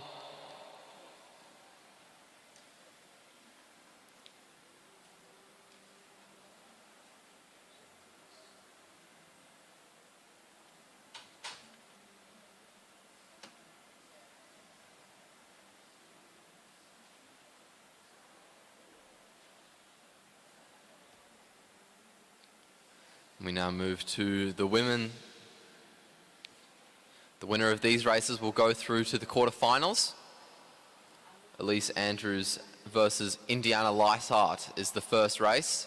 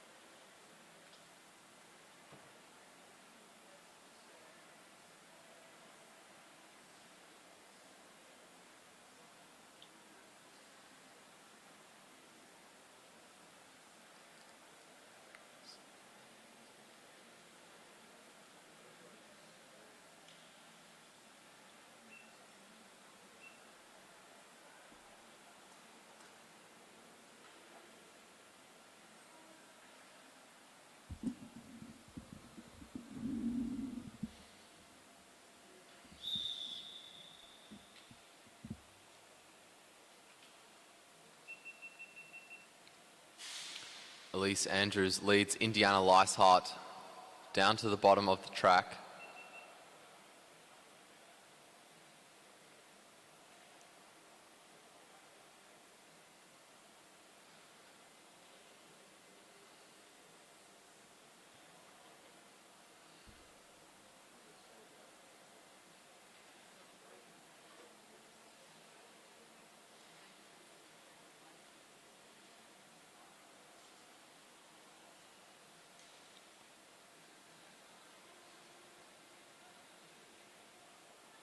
Two laps to go.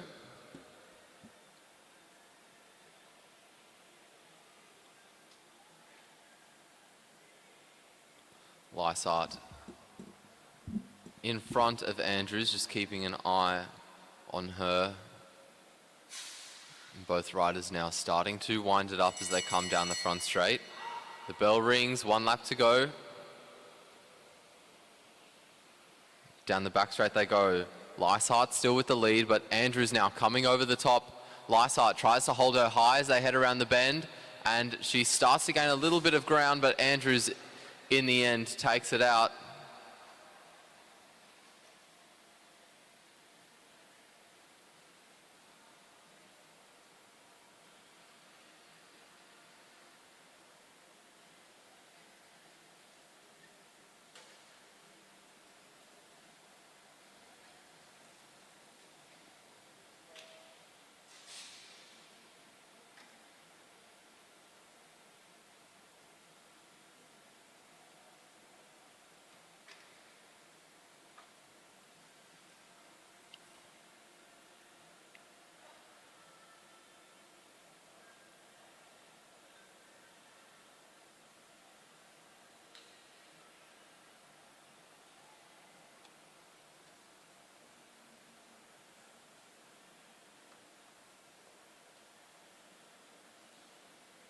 Christina Clonan versus Emma Stevens.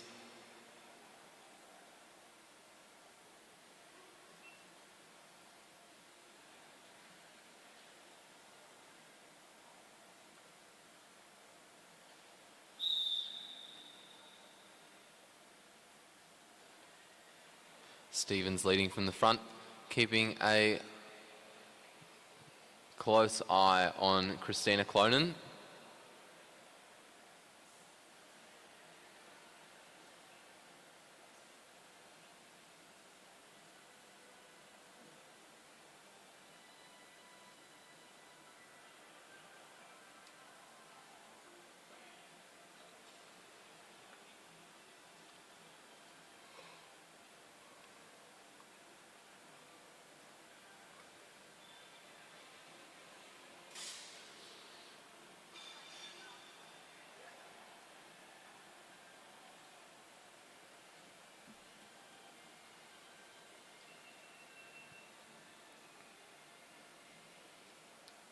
Clonan over the top of Stevens. Around the bend and down the front straight they come, and the bell rings. Clonan really pulling away from Stevens now. Stevens has a lot of ground to make up, and she sits up. It looks like Clonan's won it, and she'll make her way through to the quarterfinal.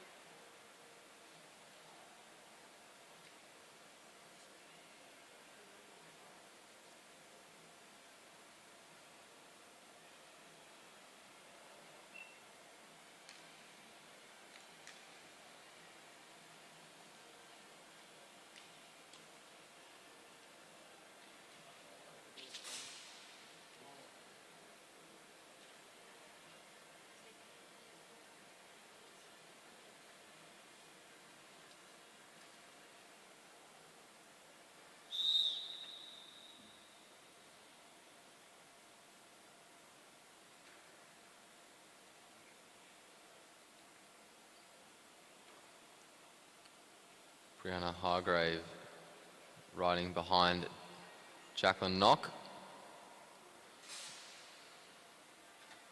Knock just keeping an eye on Hargrave, making sure that there's nothing Hargrave can do to which Knock can't respond.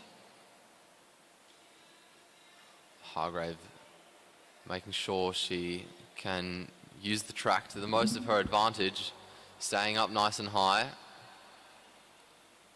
And Knock starting to follow, fake swing down by Hargrave.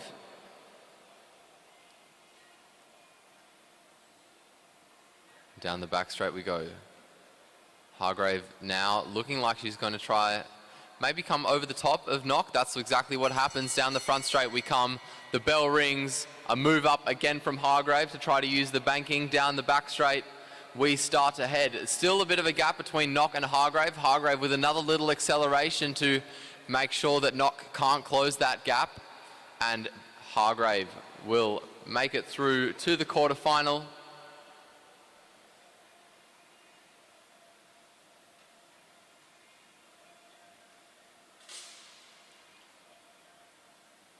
Olivia King and Danica Blinko take the track next.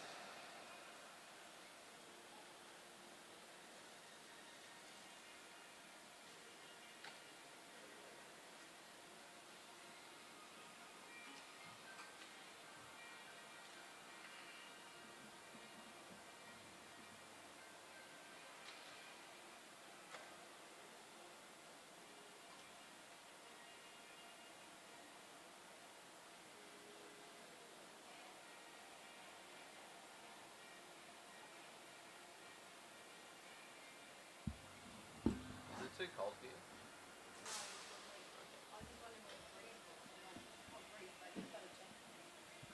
Yeah, I can't stand the heat of this velodrome, but I also hate the fact that it tries to bring it to below freezing temperature when you turn the aircon on.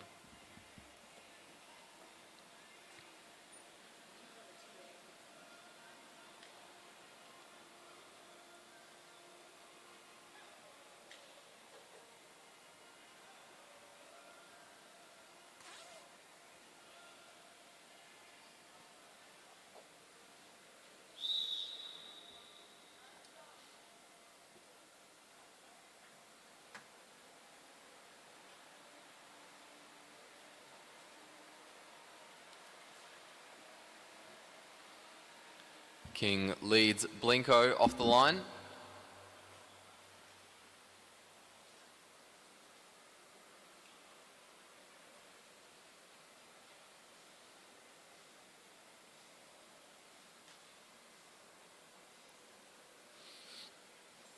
And as we enter the back straight, both riders start to move up towards the fence.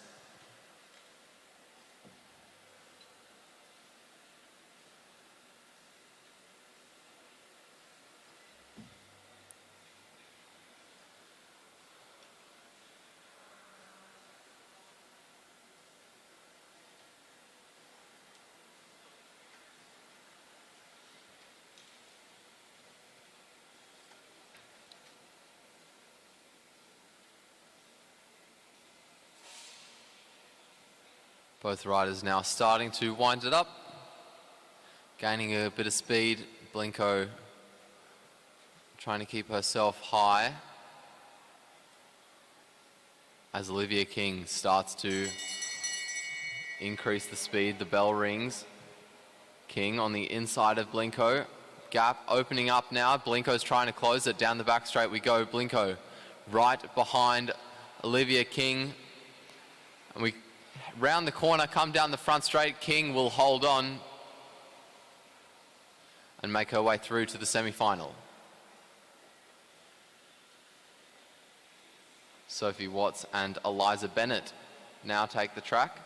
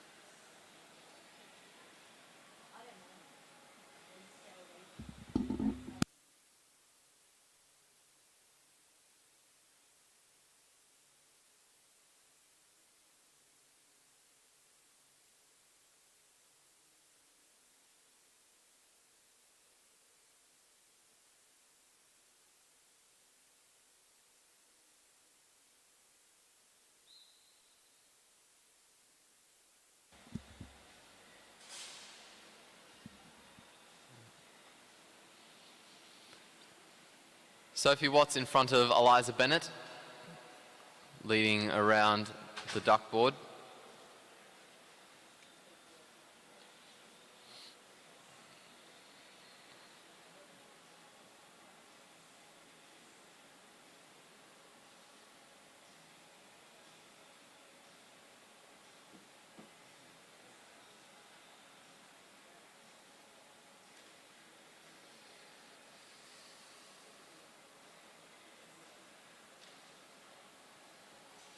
Two to go. Sophie Watts starting to bring up the speed as they head down the back straight. Eliza Bennett looking to start to close that gap as well.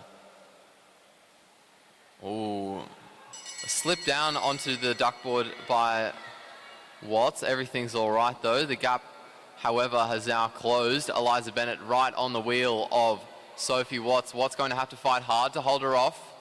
around the bank and down the front straight they come towards the line. Bennett can't get there.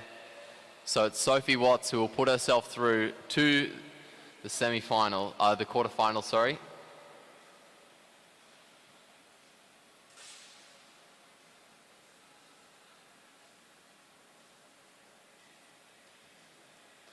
Alessia McCaig versus Rebecca Petch now on the track.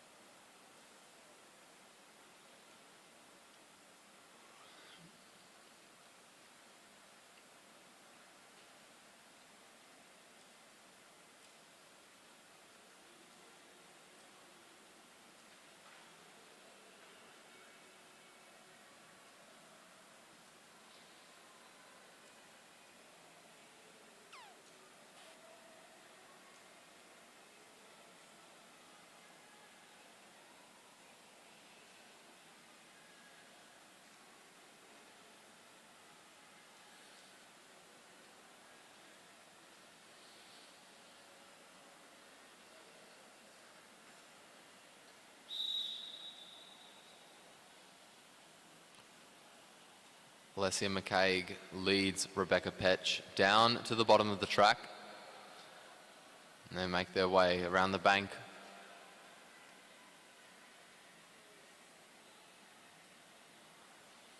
As they enter the back straight, they start to move slightly up the track, but not very much.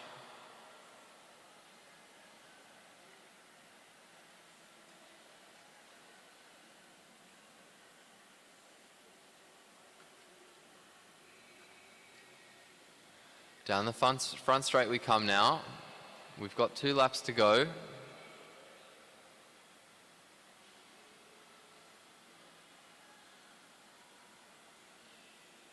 And we're starting to gain a bit of speed here. McCaig upping the pace, also riding higher on the track. Petch out of the seat now, giving herself a bit more height as the bell rings. She tries to go down, nearly clips McCaig, a close call there. She out of the seat to fight over the top. Very good show, strength by Petch. McCaig moves up the inside and McCaig will hold on.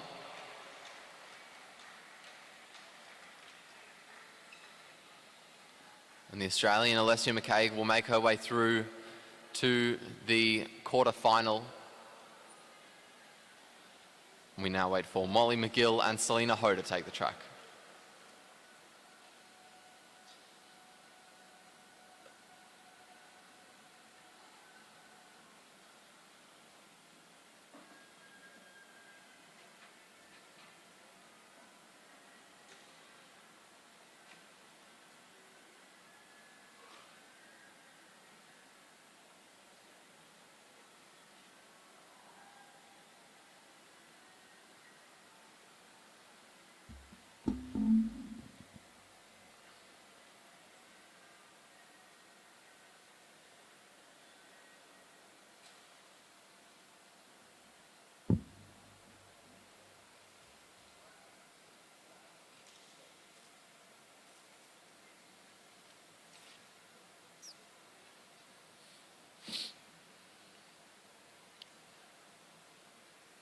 McGill on the inside of Ho.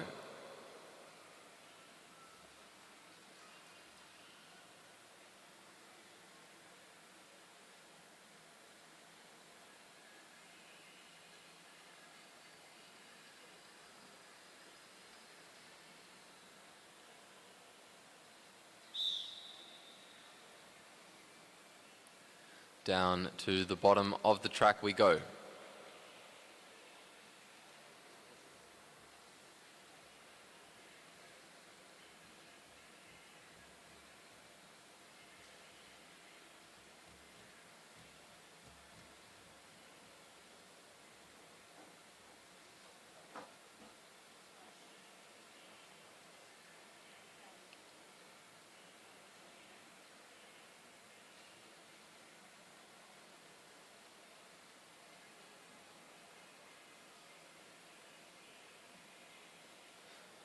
McGill just in front. Ho now as we enter the front straight, moving up towards the fence, swinging down, swinging up, trying to make herself more unpredictable to McGill.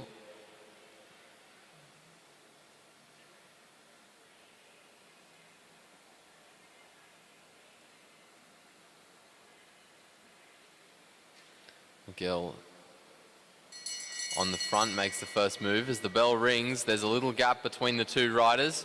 McGill trying to hold off Selena Ho as we head down the back straight. That gap closes. Ho now moving forwards at the hip of McGill as she rounds the bend. Down the front straight, they come close. Selena Ho, I think, will take that out.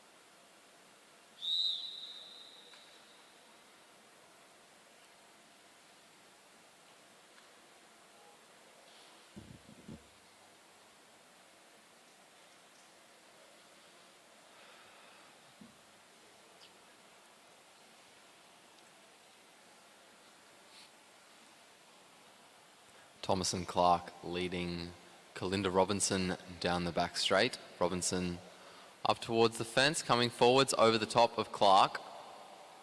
Clark not seeming to object to that.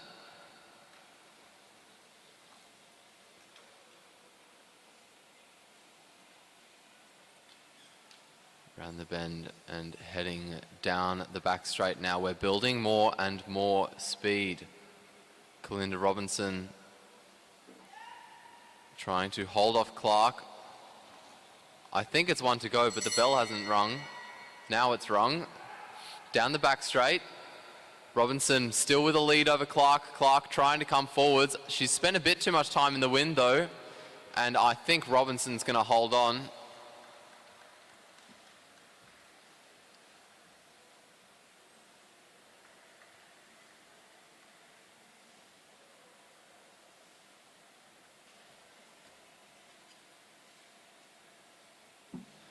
And we now move on to our first of 8 4,000 metre IP heats for the elite men. Angus Miller and Dev Gruel, both representing Australia, will be our first riders in the elite men's individual pursuit qualifiers.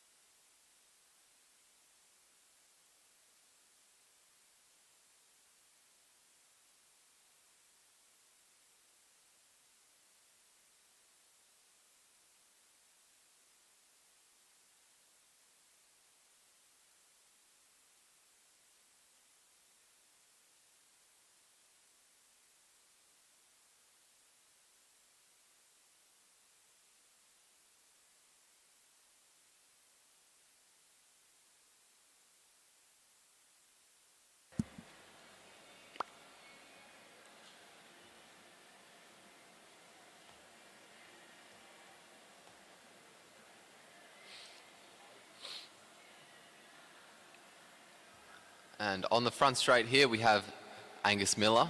On the back straight, Dev Gruel.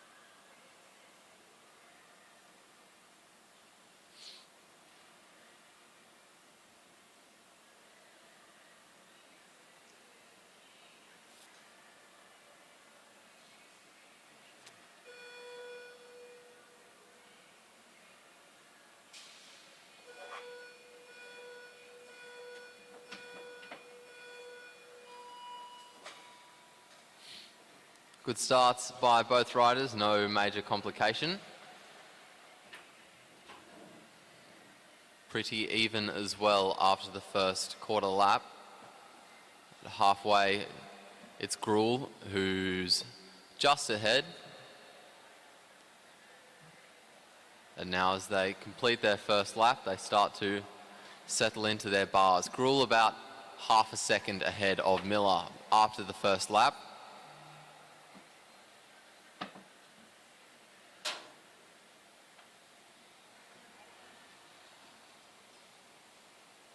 And it looks like he's going significantly quicker at the moment.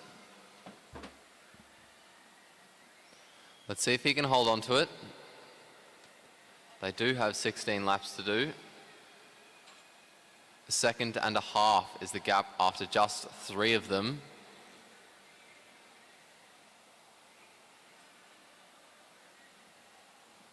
Gruel looking pretty comfortable. His upper body nice and relaxed, not moving around that much.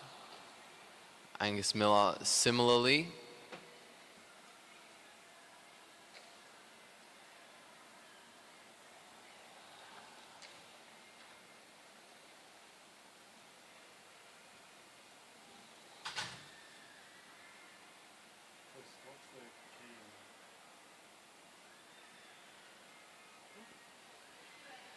The gap opening up to just over 2.5 seconds.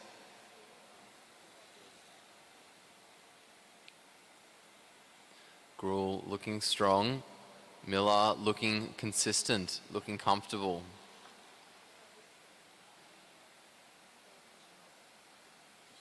Down the front straight we go. Looks like the gap might just be starting to close. Still pretty big though. So we reach the halfway point in this race. 8 laps down, 8 laps to go.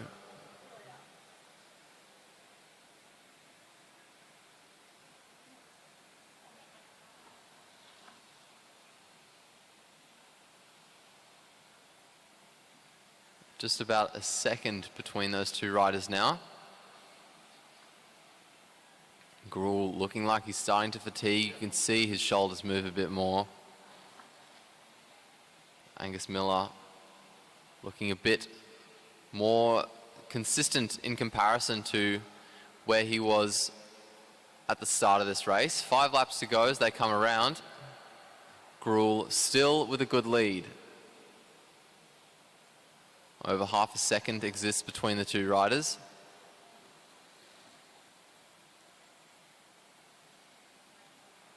Down the back straight goes Dev Gruel, down the front Angus Miller, and the gap opens up just a smidge in the favour of Gruel again.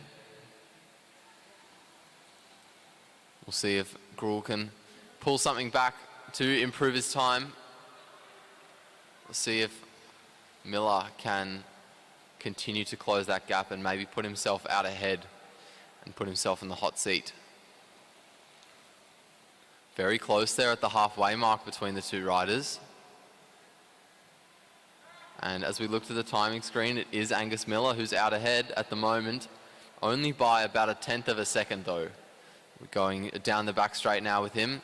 They're still pretty neck and neck at the moment, coming down their respective straights. The bells are going to ring. 1 lap to go. The gap really opening up between the two riders. Miller pulling ahead. Half a lap to go now for Angus Miller. Only now half a lap to go for Dev Gruhl as well. Down the front straight comes Miller. Down the back goes Gruhl. And about 1.5 seconds in the end between the two riders. Angus Miller sets the fastest time. 4:22.66 is the time to beat in the elite men's 4-kilometre individual pursuit.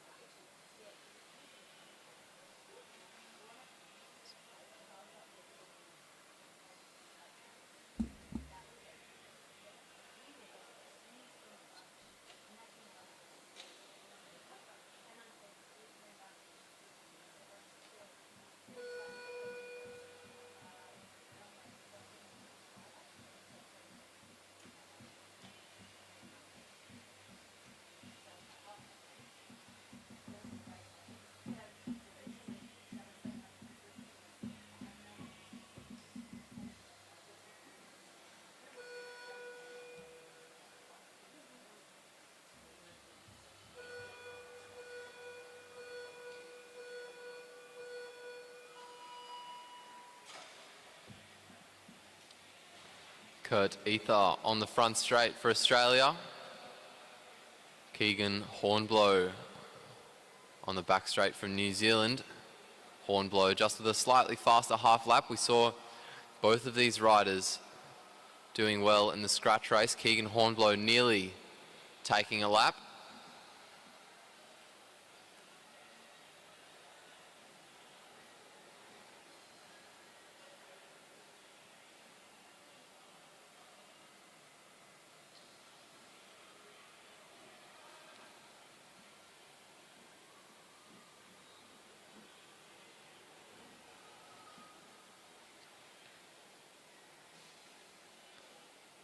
Hornblow significantly quicker than Kurt Ether at the moment. But we did see this with literally just the last heat, and we saw how much it turned around. Keegan Hornblow splitting first at the moment. 107.701 his time with 11 to go.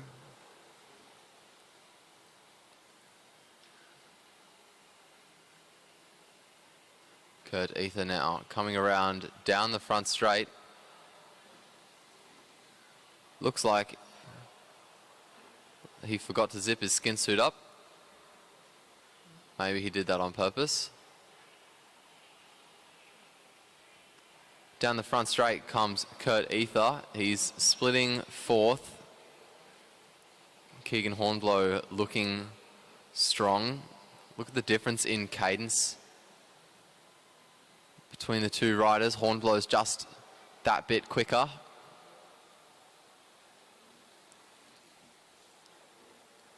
Noah Blannon yesterday also had a pretty quick cadence in comparison to his competitors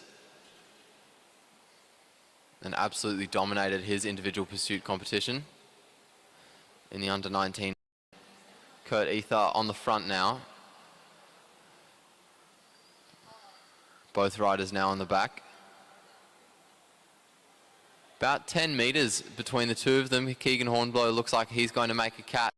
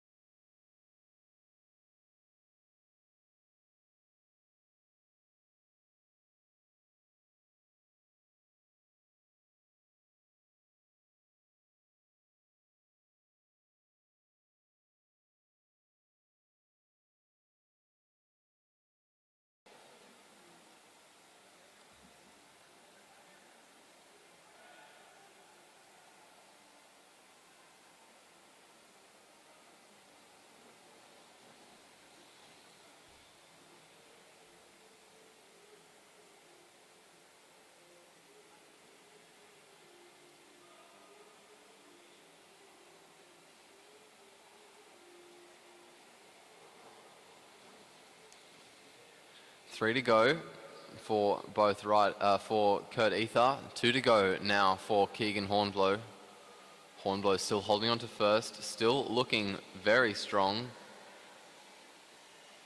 as he comes down the front straight. Kurt Ether holding a pretty consistent gap to Hornblow. The bell rings for him. Around the bend and down the front straight they come. The bell now rings for Kurt Ether. Still stuck in fourth.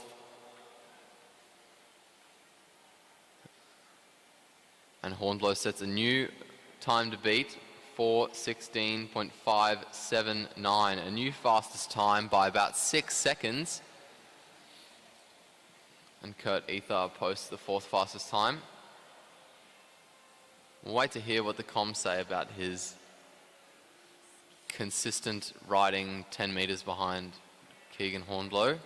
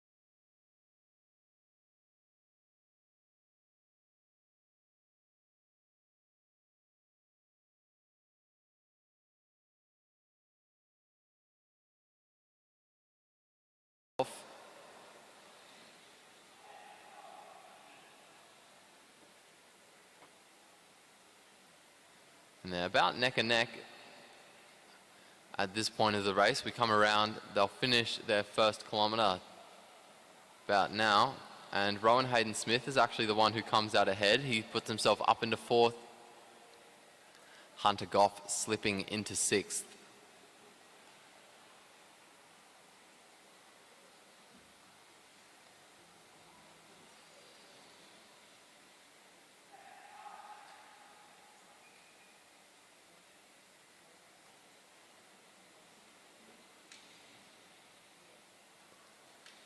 Look at the difference in the head positions of Hayden-Smith and Goff. As Goff slips down to 8th, Rowan Hayden-Smith slips down to 5th. Hayden-Smith really tucked in, burying his head in his hands almost. And he puts himself up into 2nd at the next split.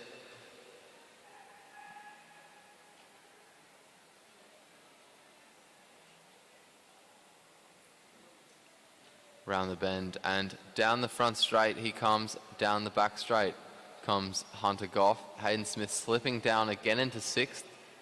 Hunter Goff in 8th.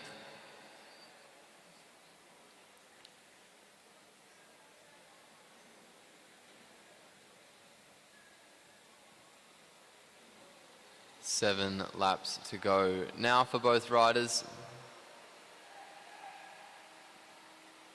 Hunter Goff making his way around and down the front straight, the gap continuing to open.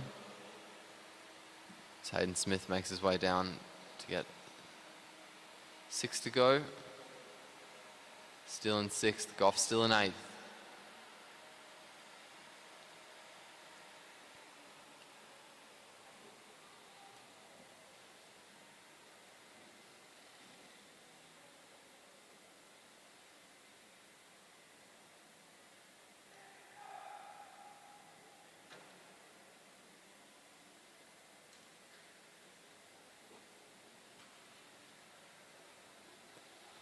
Four laps remaining, 1 kilometre left in Rowan Hayden-Smith's race. Hunter Goff making his way down the back straight now.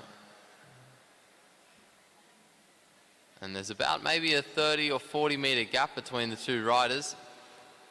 Hayden-Smith will maybe improve now that he's got a bit of a carrot out in front of him, but he is getting close to the end of this race.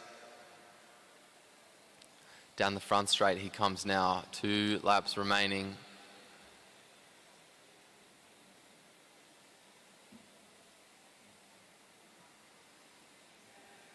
Two laps to go for Hunter Goff as well. Hayden-Smith closing in, only about 15, 20 metres left. Also only 1 lap left in this race. The bell rings now for Hunter Goff as well. And Hayden-Smith in the closing meters of the race is going to just make his way onto the back of Goff, setting the provisional 6th fastest time.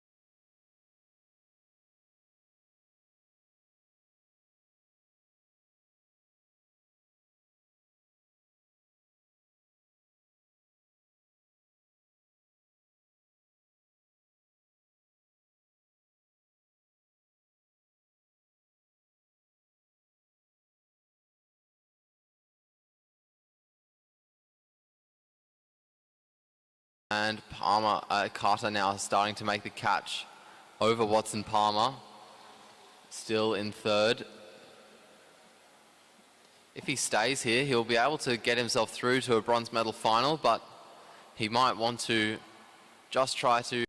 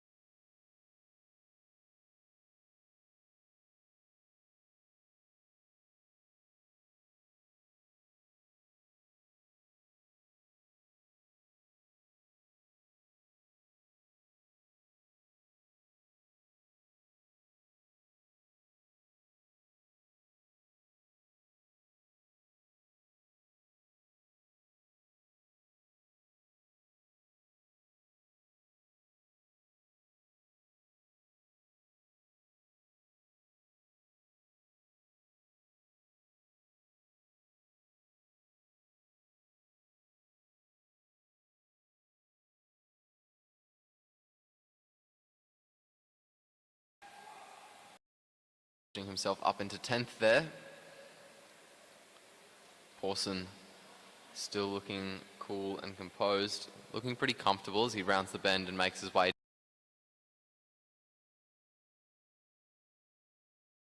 He is currently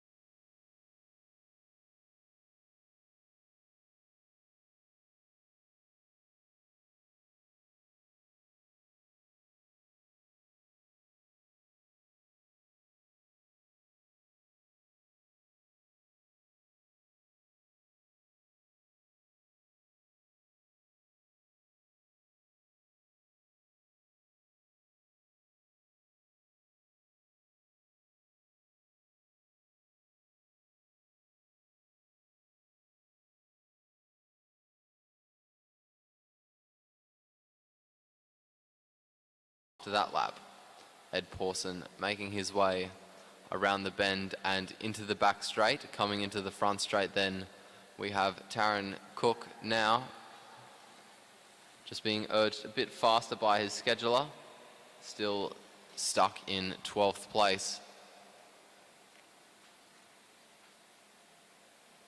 Down the back straight goes Pawson.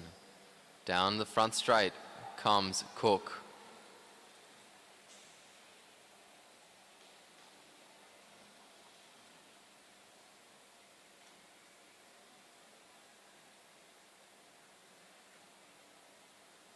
Around the bend, down the straight, 1 kilometre to go for both riders. Pawson fighting hard as he makes his way around the bend and down the back straight. You can see how much his upper body is moving now. You can see how tired he's getting.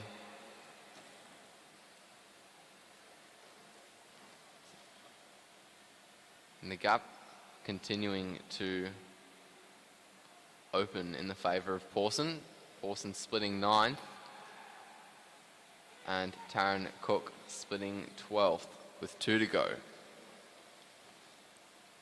Ed Pawson really putting in the hard yards. See if he's gained any places over that last lap. The bell rings, he's still in 9th. Taron Cook now is going to hear the bell as well. He is still in, he's moved himself up to 11th actually. Down the back straight goes Pawson. And he will finish in provisional 9th. Taron Cook will round the bend and come down the front straight in provisional 11th. Just 2 riders to come to challenge this. 4 riders, sorry. Next to take the track we have Kyle Aitken from New Zealand and Tyler Tompkinson from Australia.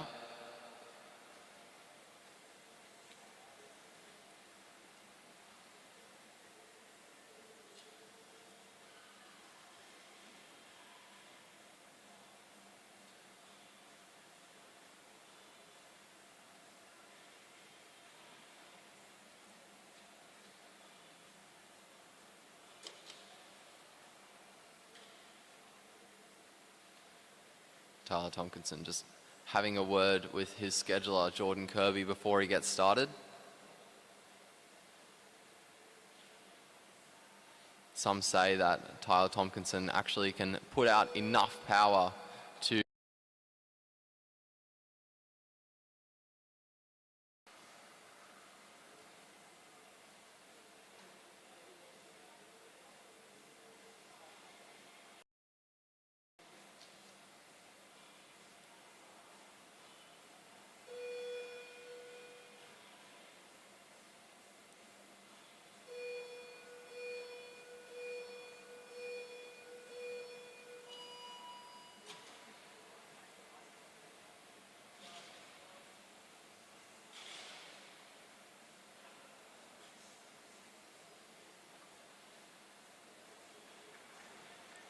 pretty even after the first half lap. Both riders now starting to sit down and tuck in.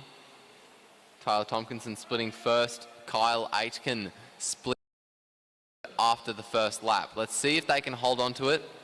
We've seen a lot of riders in this competition start out well, but quickly fall behind only after the first few laps.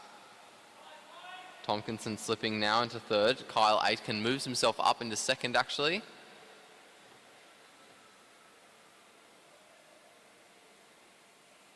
Keegan Hornblow's time has been pretty much untouched since he put it through. Tompkinson slipping down into 4th in the next lap. Kyle Aitken making his way down the back straight, and he is going to hold on to 2nd.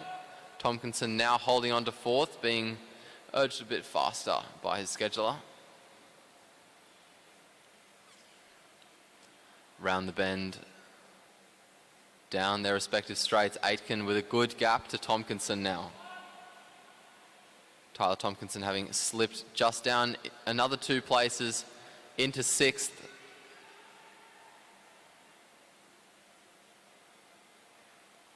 Aitken still in 2nd. Tompkinson still in 6th there. Both riders just trying to hold on to the pace that they've set themselves now. Aitken looking very strong, very comfortable.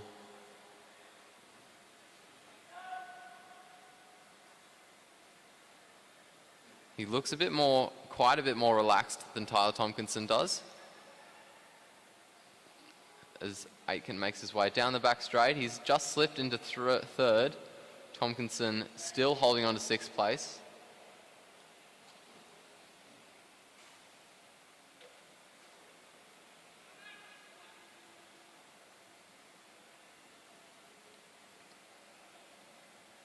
Down the front straight comes Tompkinson.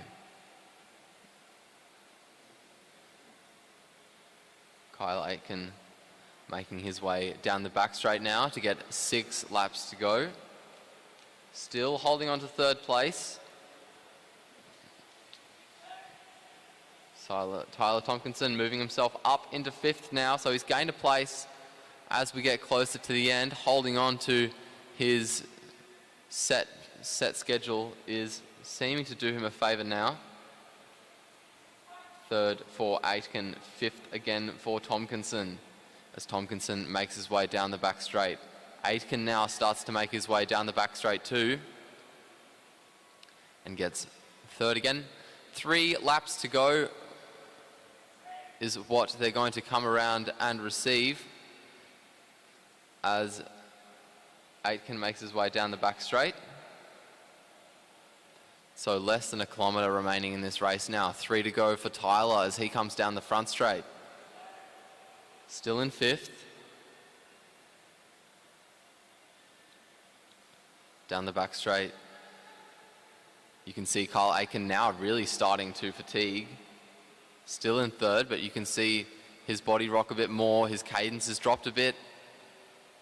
Mouth hanging open as he makes his way around the bend and down the back straight to collect the bell. He's got 1 lap to go. He's pushed himself up into 2nd again. All he needs to do is hold on to this. He'll get himself through to a gold medal final. Tyler Tompkinson slips down into 6th as he gets the bell. Kyle Aitken crosses the line, holds on to 2nd place. So he will get himself through to the gold medal final. Tyler Tompkinson in 6th.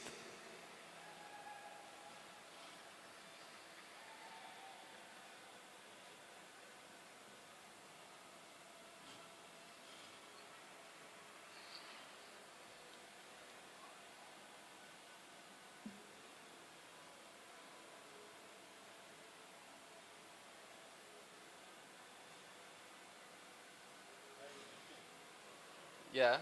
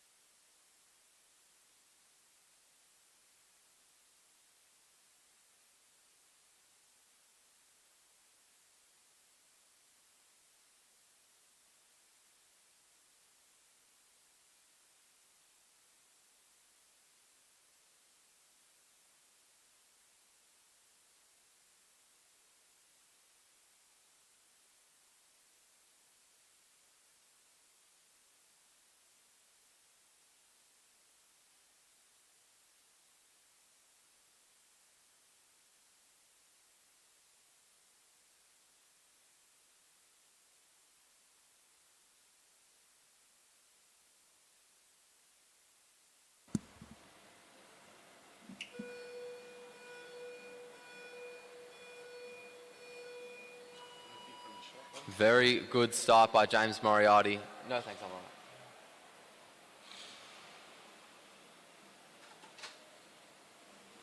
Tom Sexton getting away pretty well as well.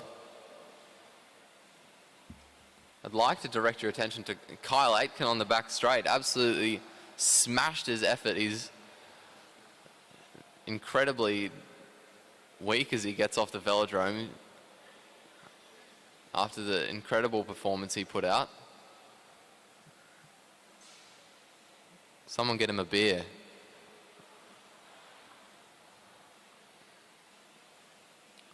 James Moriarty splits 5th. Tom Sexton currently in 1st.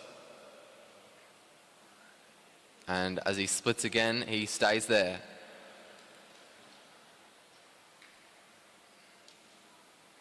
Sexton known to be a very, very formidable force. Yesterday, a lot of riders had him marked in the scratch race. He didn't get a chance to use all that strength because all attention was focused on him. James Moriarty has pushed himself up into 4th. Sexton still holding on to 1st. Moriarty now coming down the front straight, holding on to 4th.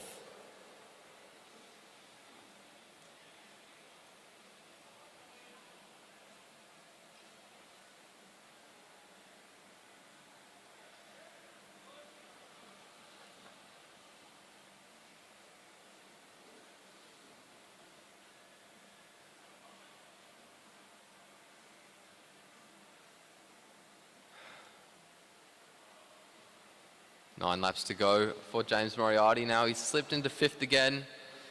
Tom Sexton still looking strong, still in 1st as he rounds the bend and makes his way down the back straight. He's got 8 laps remaining, so we're halfway through this race now. James Moriarty's pushed himself up into 2nd place. Very good effort by the Australian. Let's see if he can hold on to it. Down the back straight goes Tom Sexton. Still in 1st.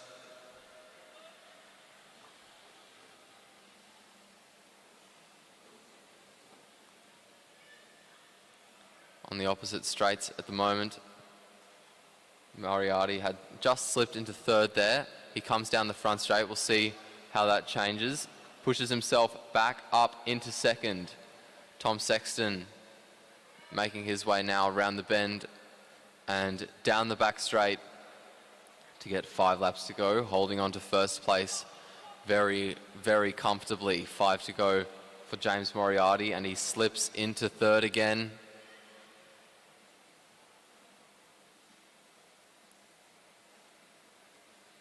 Four laps remaining, 1 kilometre left in this race. James Moriarty pushes himself up again into 2nd. Absolutely nail-biting race for Moriarty to see if he'll get into the gold or bronze medal final. Tom Sexton seems to be pretty certainly in the gold medal final. James Moriarty making his way now around and down the front straight. 2nd, Sexton with 1.5 laps to go makes his way around the bend out of the front straight. Down the back straight he goes, and the bell's going to ring for him this time. 1 lap remaining for Tom Sexton, 1 remaining for James Moriarty as well. Half a lap to go for Sexton, half a lap to go for Moriarty. Moriarty splitting 2nd with 1 to go. Down the front straight he comes. Sexton will get 1st. Moriarty will finish with the provisionally 2nd fastest time.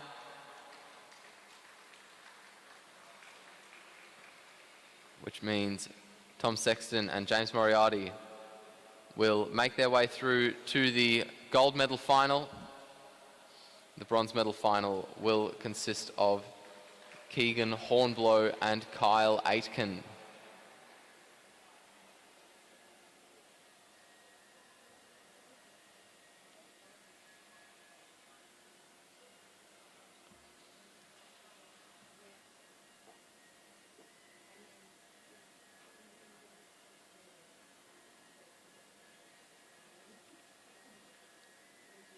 And after this we go to the Elite Men Sprint Round 2.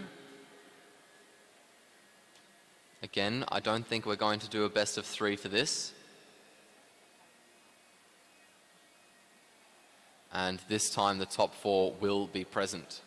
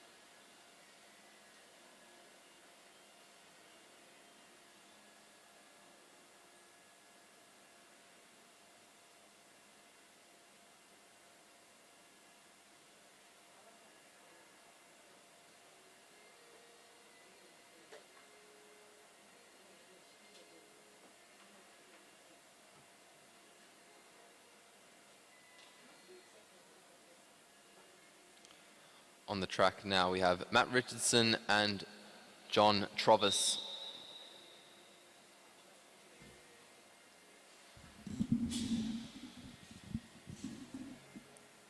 And the whistle goes.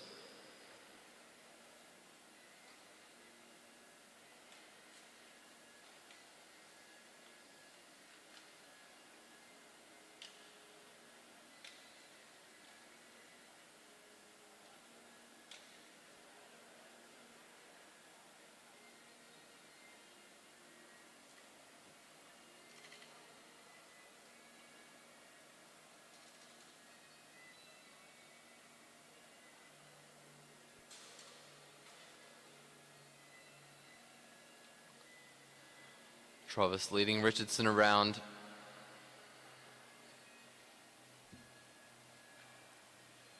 Two laps to go. Trovis just trying to keep an eye on his opponent as Richardson moves high. Both riders gaining a lot of speed now. Richardson with a pretty good height advantage.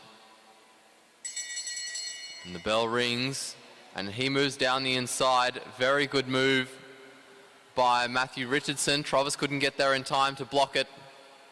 And John Trovis will sit up. Matthew Richardson will move through to the quarterfinal.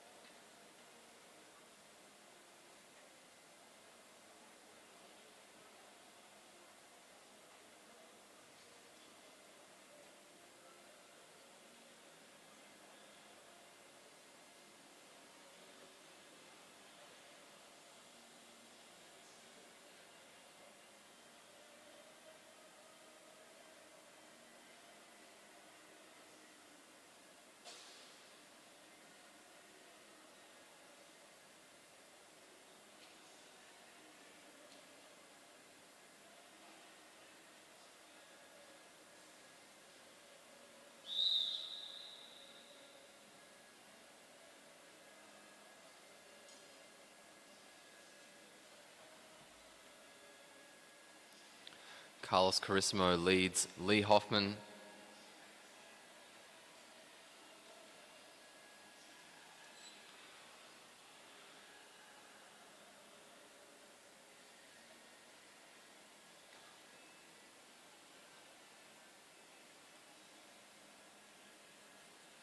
Both of them going very slowly as they go down the back straight. They both move up towards the fence.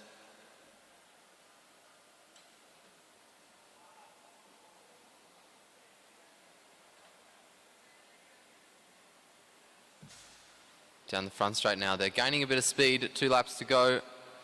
A move down by Hoffman gets blocked by Carissimo. And we're starting to pick up a bit of speed now. Carissimo keeping an eye on Hoffman.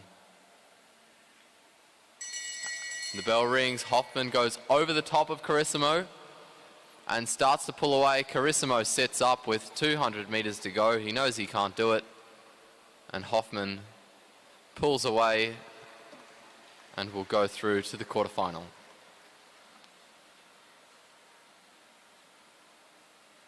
Up next we have Mac Later and Jade Madden.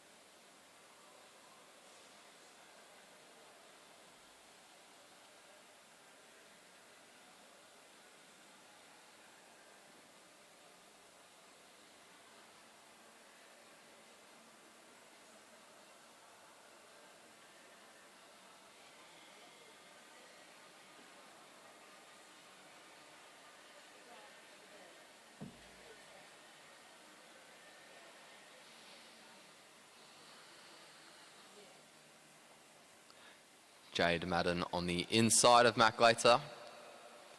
The whistle goes to send them off.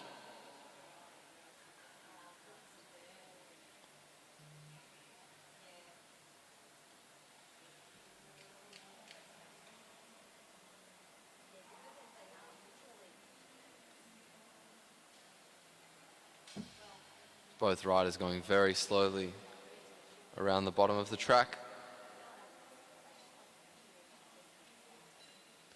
A look over the shoulder from Jade Madden as they move up.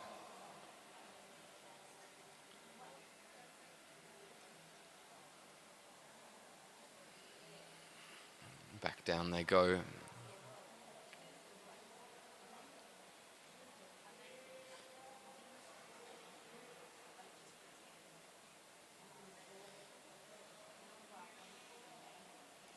Glater moves up to the fence. Madden tries to follow.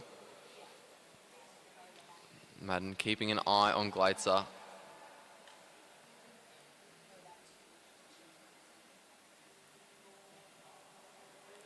And Glater goes down using the banking to get underneath him and pulls ahead of Jade Madden.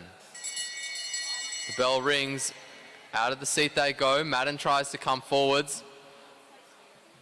Down the back straight they go. Madden at the hip of Glater, but Glater pulls forwards, and Glater will hold on, get himself through to the quarterfinal.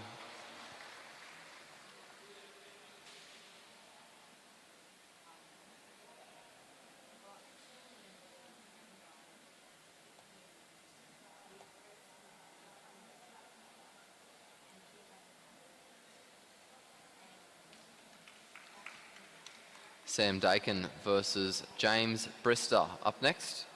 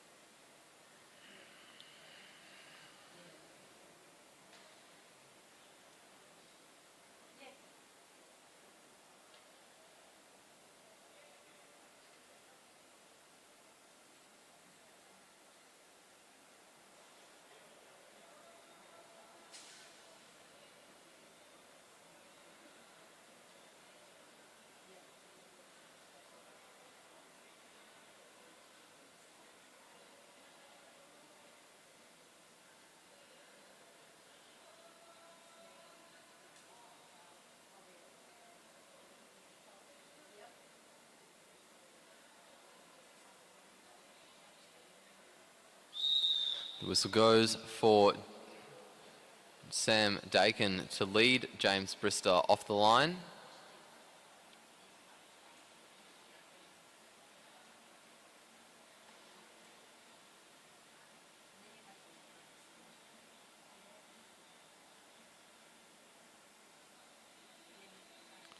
Down the inside.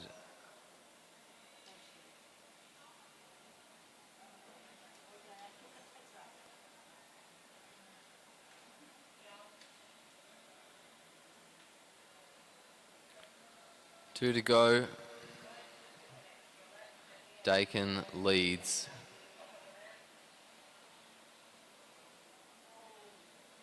Very close to the fence they go there. Brister nice and high on the track. Sam Dakin now moving to try to follow. Down the front straight they come. The bell rings. Brister over the top of Dakin. Dakin trying to follow the wheel, but the gap continues to open. Down the straight they go now. It starts to close again into the bend. Dakin continues to move forward. Brister still with the lead, and Brister is going to hold on. I think closer than everyone expected though.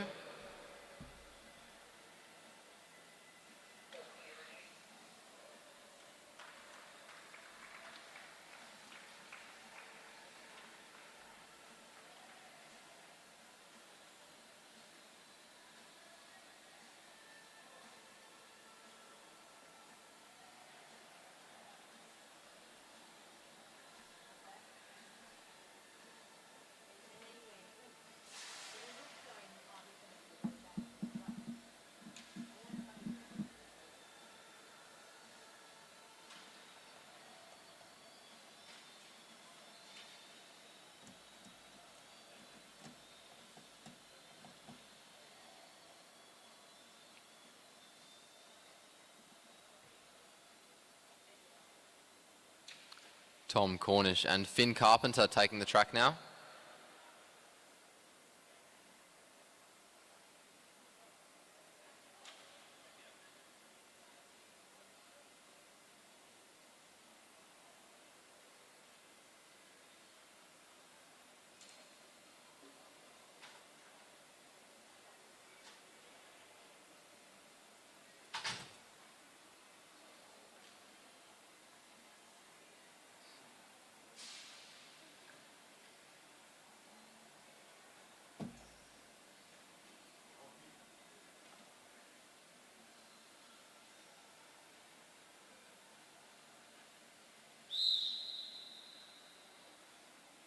The whistle goes.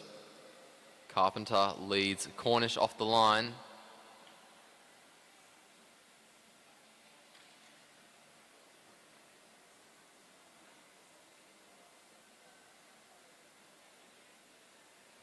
Both of them going pretty slowly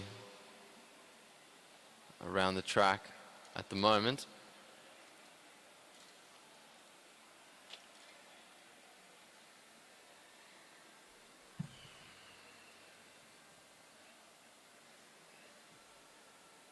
Starting to build up a good bit of speed here. Carpenter still in the front, keeping an eye on Cornish behind. Cornish moving up and down, trying to make himself unpredictable and snatch an opportunity to dive underneath him. The bell rings. 1 lap to go, and Finn Carpenter relents. He starts to open it up. Tom Cornish is now coming. He got a lot more advantage from the bank, and he's got a lot more speed. He comes over the top.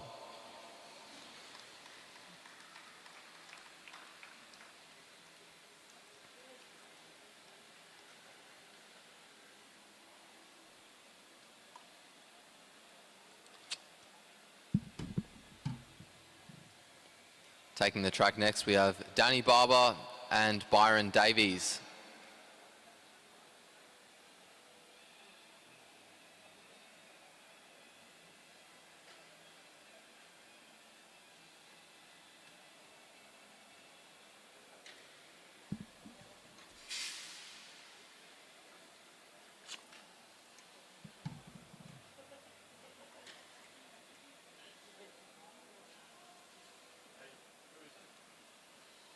Sorry? Here? Yeah. Byron and Danny. Up next is Byron Davies and Danny Barber. No Kiwis in this one.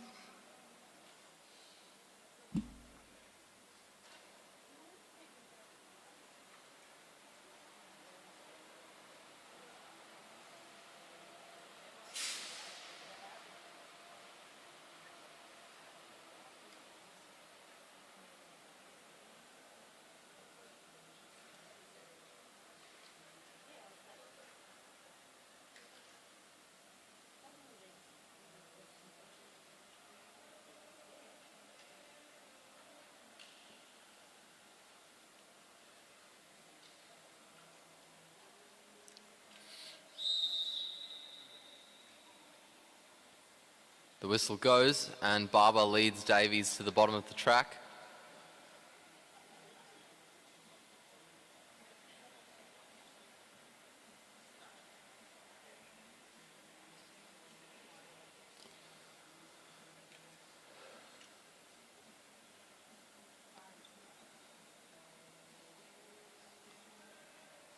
Bit of a gap opening up between the two riders. Barber now starting to up the speed. He's going to try to put Davies under a bit of pressure since Davies has let this gap open up.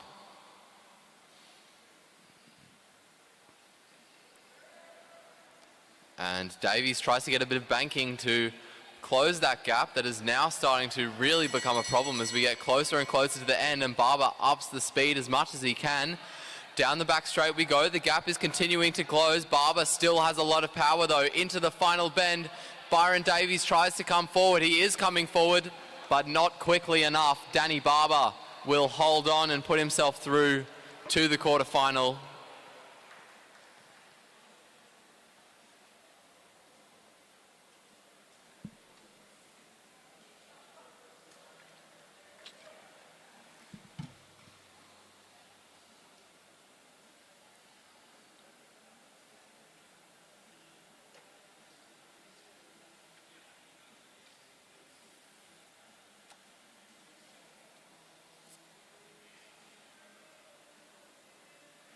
Up next, we have Callum Saunders and Ryan Elliott.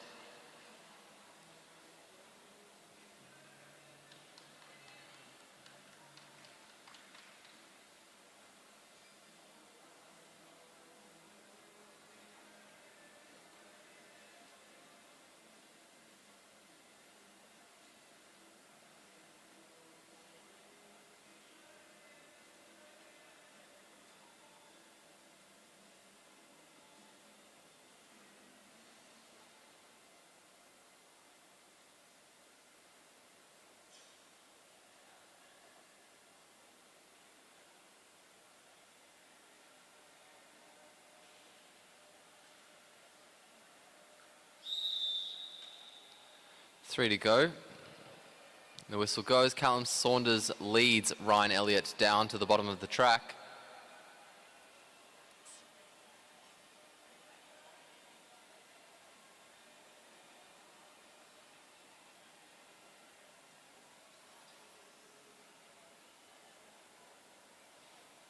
Up to the fence they go.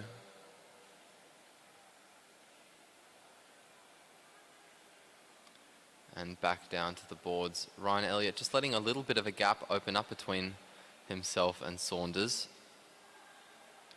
Both riders now moving up to the fence, and they're gaining a good bit of speed as well. Saunders swerving down and swerving back up. Elliott closing the gap before it becomes too much of a problem. And Saunders trying to really up the speed. The bell rings. And a very good acceleration from Ryan Elliott. Down the back straight they go. He continues accelerating. He's coming forwards around the bend. Ryan Elliott still with a good bit of a lead, and he carries it all the way to the line. And Ryan Elliott will put himself through to the quarterfinal.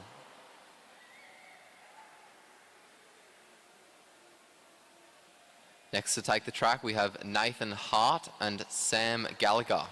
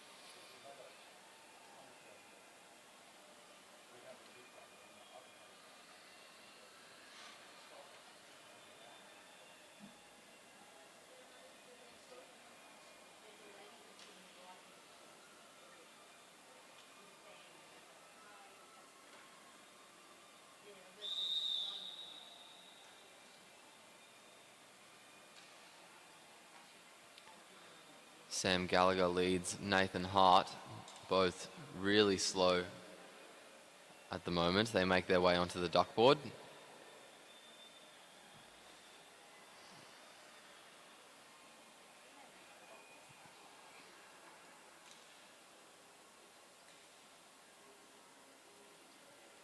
And onto the back straight they come.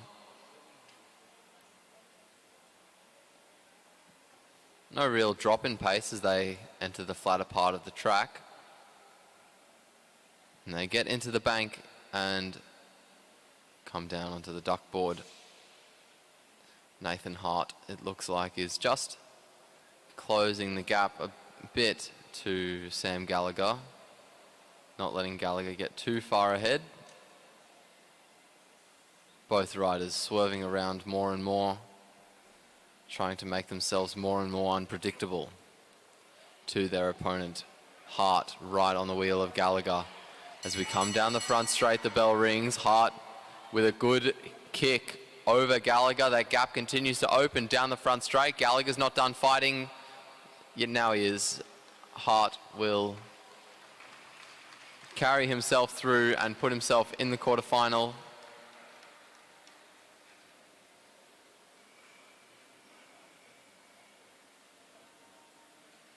And that's it for round 2 of the men's sprints. We now go into the women's individual pursuit qualifiers.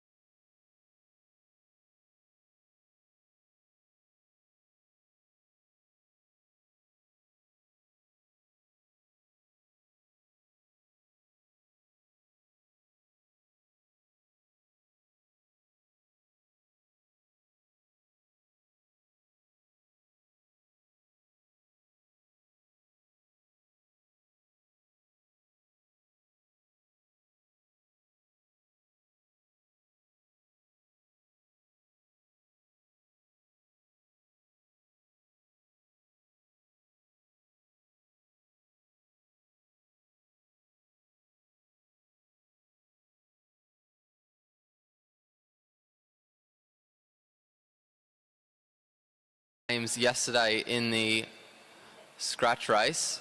Ali Anderson especially rode a very aggressive ride. We'll see how they fare today after the first lap. Shearman splits first and Anderson actually splits second. Let's see if this is more than just a good start though. As they come around the next half lap, a pretty noticeable gap opens up in the favour of the New Zealand rider. And Ali Anderson slips down into fifth over the next lap.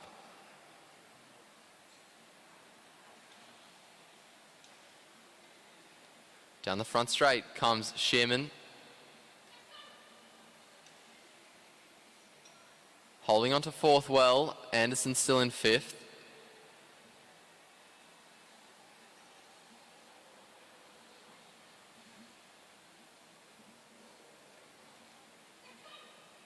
Still holding on to first nicely after the first lap, after the first kilometre, sorry. Ali Anderson still in fifth with 2Ks to go.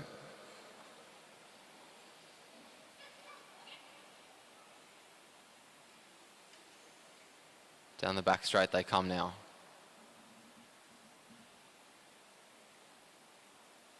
And there's going to be a catch as we come down the front straight. Ali Anderson gets caught by Emily Shearman. 6 laps to go now for Anderson. She's halfway through her race. Still splitting fifth, so really a testament to Emily Shearman and how quick she is. Ali Anderson is beating other riders. She's doing a good ride, but Shearman is just riding incredibly well as she makes her way around the bend and down the front straight. She's going to get 4 laps to go.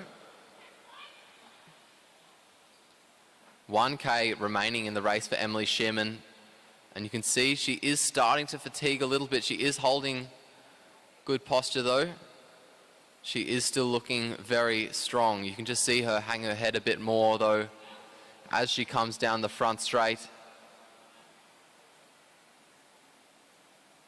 Her cadence has slowed a little bit, but again, it's still pretty consistent with how she started. She is still looking strong. She is still definitely holding on to her lead. 2 laps to go now for Emily Shearman. Ali Anderson now makes her way down the back straight and now gets 2 laps to go for herself. She pushes herself up into 4th place. The bell rings for Shearman. Anderson comes down the front straight too. And now the bell is going to ring for Ali Anderson as well. A quarter of a lap left for Emily Shearman. She comes down the front straight and crosses the line, sets a new fastest time by another 5 seconds. These New Zealanders absolutely dominating the time trial, the individual pursuit competition at the moment.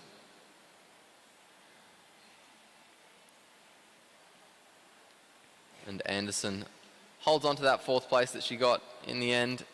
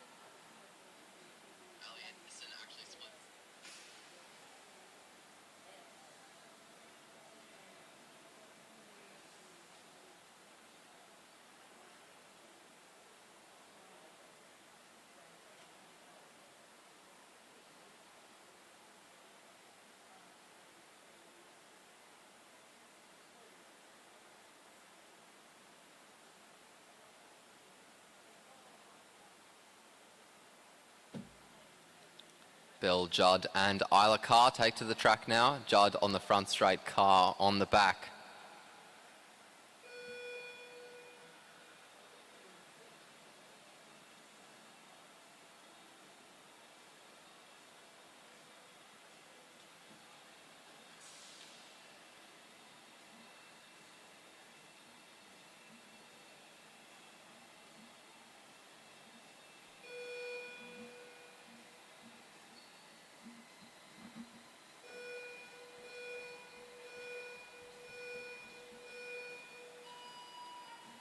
Looks like Judd maybe tried to get out a little bit early of the gate.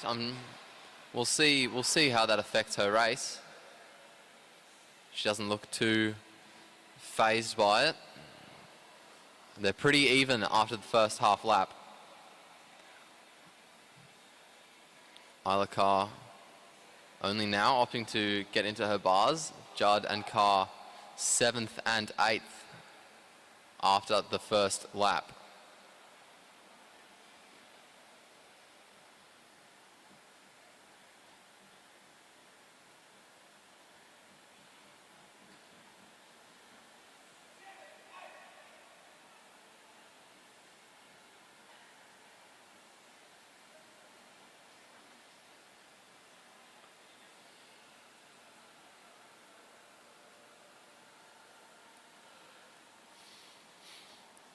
Nine laps to go, so we're a quarter of the way through. Judd has slipped down into 9th. Carr is in 6th.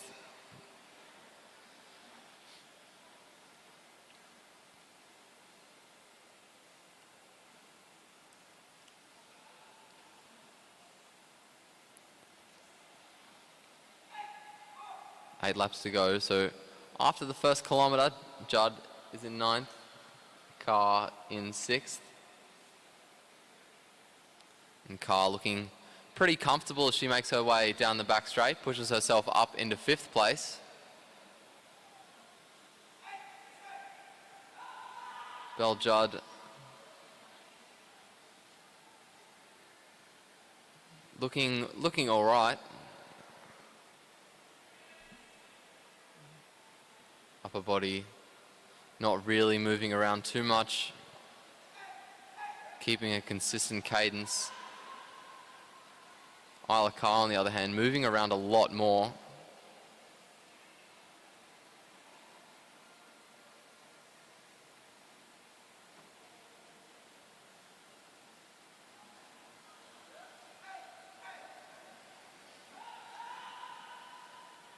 Ninth for Judd again. Down the back straight comes Isla Carr. She's going to get 4 laps to go. 1 kilometre left in her race. She's still holding on to 5th. Looks like she's looking to improve. Really pushing hard as she comes down the front straight. Belle Judd pushing down the back. Carr still in 5th as she rounds the bend and comes down the front straight. 3 to go is going to be Belle Judd. What Belle Judd has as she gets caught by Isla Carr. 5 to go. 5th is the split position for Isla Carr as she gets 2 to go. 2 to go for Belle Judd.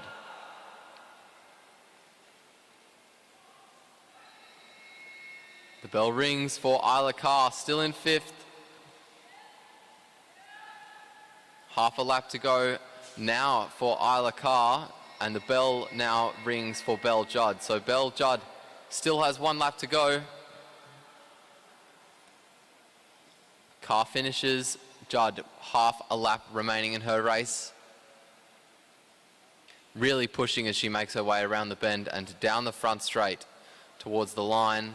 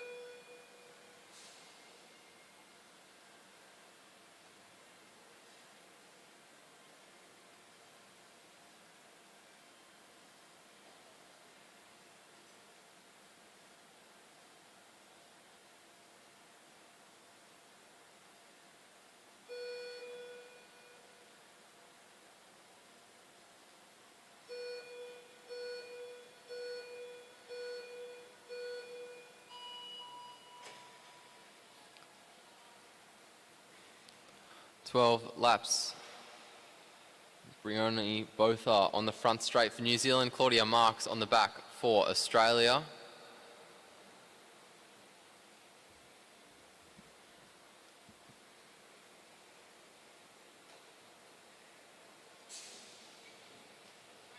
Botha splitting second. Claudia Marks splitting third. Let's see how consistent this stays for the rest of their race. As Botha comes down the front straight, she stays second. Marks stays third.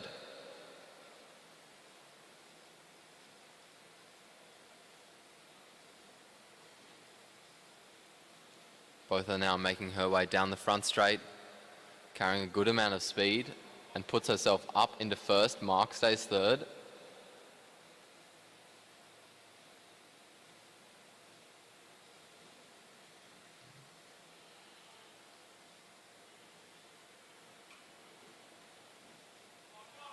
Both are holding on to first place, really looking quick and really looking comfortable. Marks also looking pretty comfortable. I would actually argue Marks is looking more comfortable than both are. Both are just quicker by a good 3 seconds as well. Down the front straight comes Claudia Marks. Down the front straight now comes Brioni Botha. Halfway through the race we are now. 6 laps to go for Claudia Marks just now. Down the front straight comes Marks. Down the front straight comes Botha.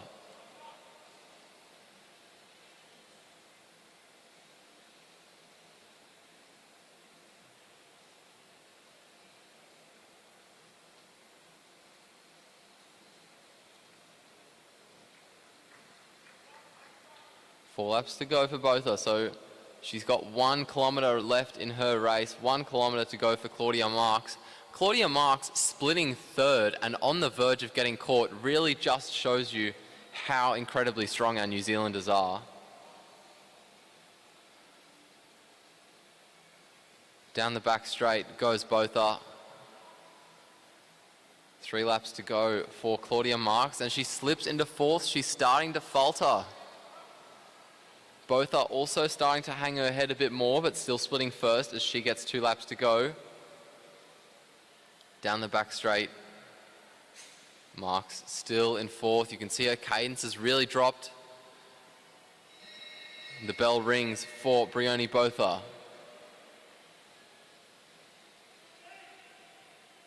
And around the bend and down the back straight goes Claudia Marks to get the bell, still in fourth. Down the front straight comes Botha to finish 3:20.142. What an absolutely stellar time.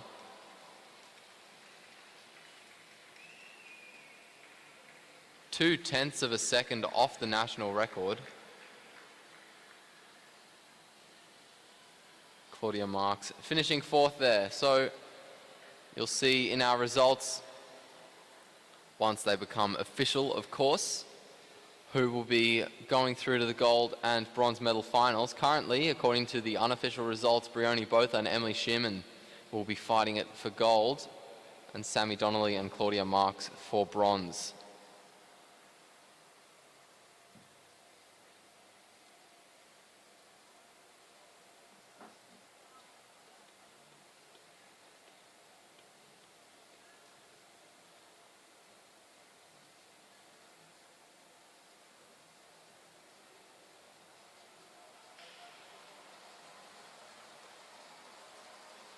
And we now go to the quarterfinals for the men's and women's sprints.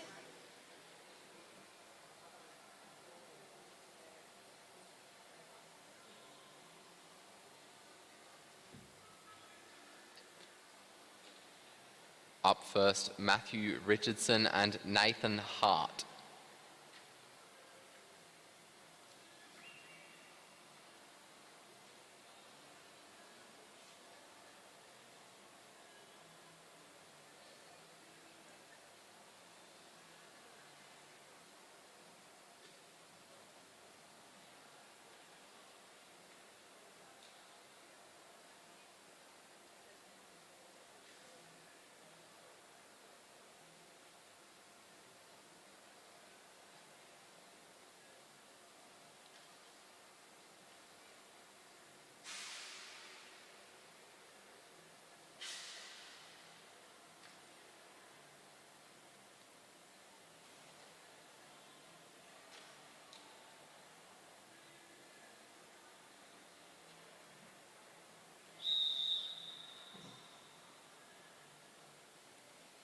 The whistle goes, and Matt Richardson leads Nathan Hart off the line.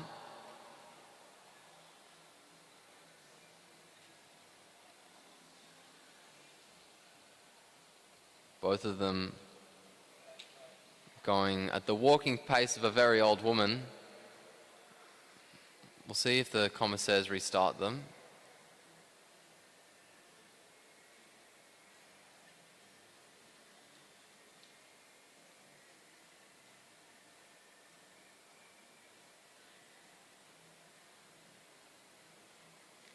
Down the back straight we go.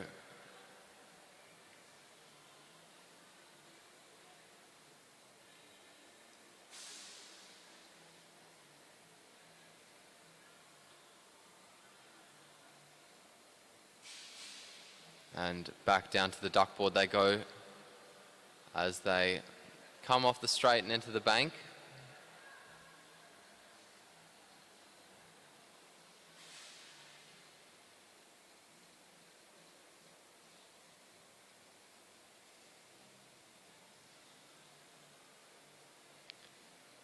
Two laps to go. Both riders still inching around the track. Up towards the fence now, though, as they're down the front straight.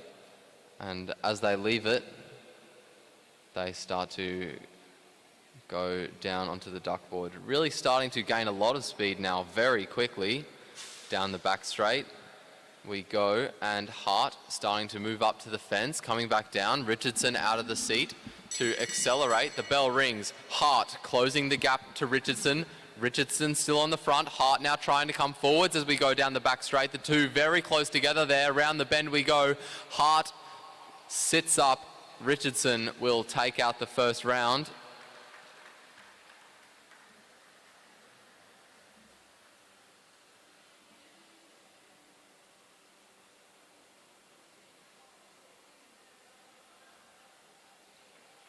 Up next we have Lee Hoffman versus Ryan Elliott.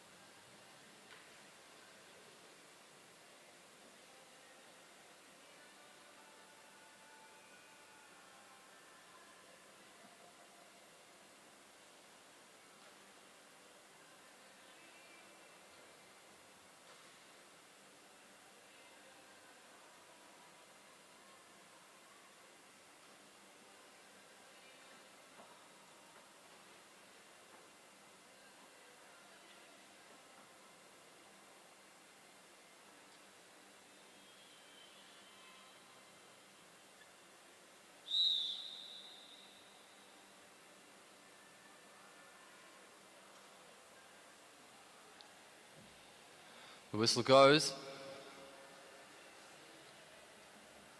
And Lee Hoffman leads Ryan Elliott around the duckboard.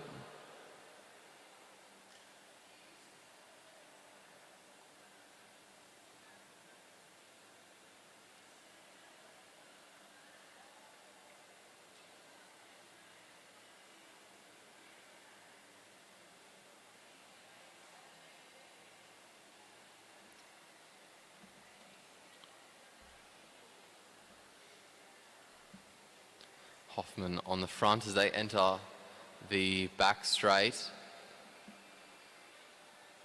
And both riders starting to move up towards the stayers line. And now back down onto the duckboard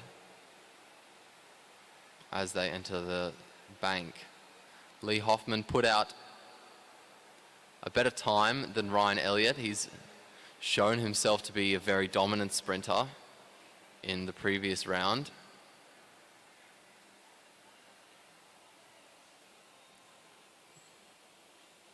Ryan Elliott will have to work very hard to get himself a win in this event.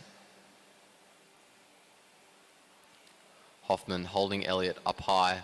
Down the front straight they come. A fake from Elliott pushes Hoffman down. A very good move.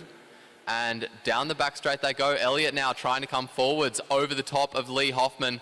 Hoffman holding him back. Elliott trying to come forward, but Hoffman will hold on.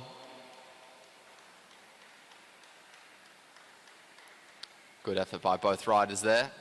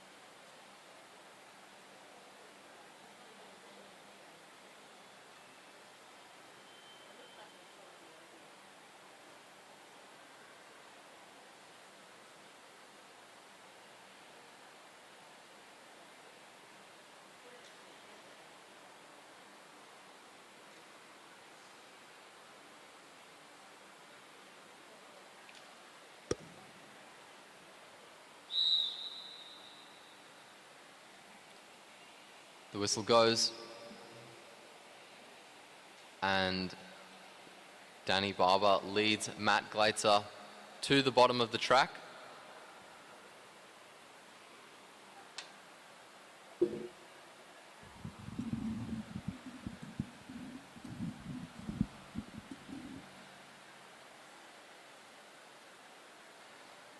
Down the back straight they go now.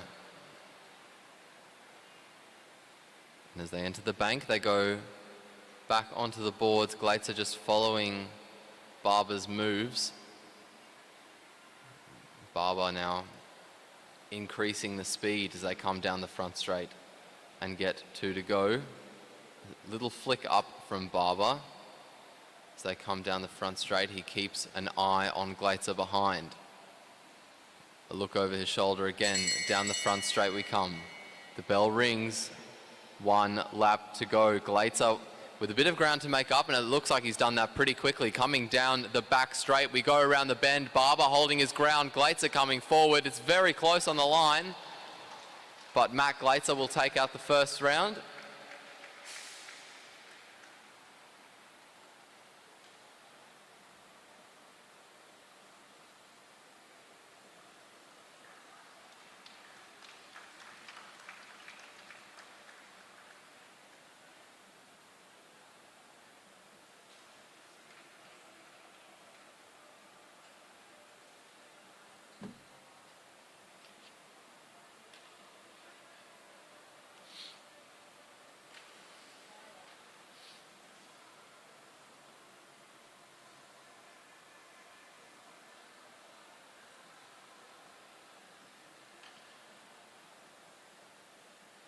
James Brister and Tom Cornish take the track now.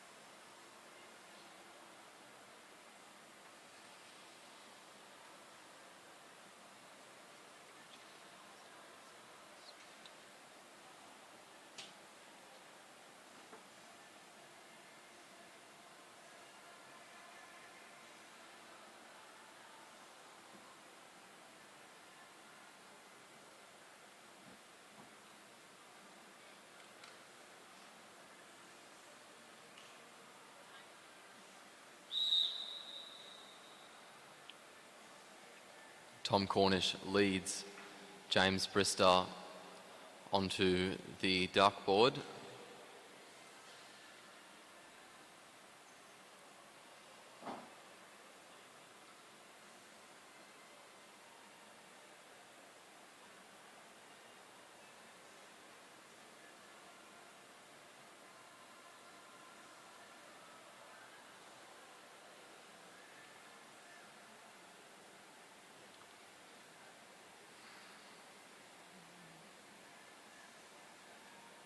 Down the back straight they go.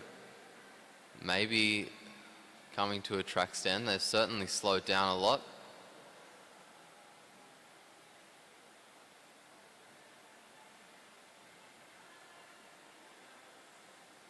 And they do. Brister is forced forwards. And he's decided he's going to up the pace a bit and move up to the top of the bank. A swerve down from Brister followed by Cornish.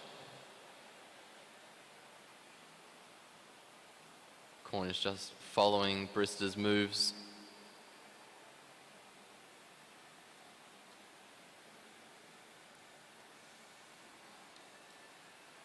As Brister starts to make his way down the front straight, the bell rings. 1 lap to go. Cornish goes up to take a bit of banking.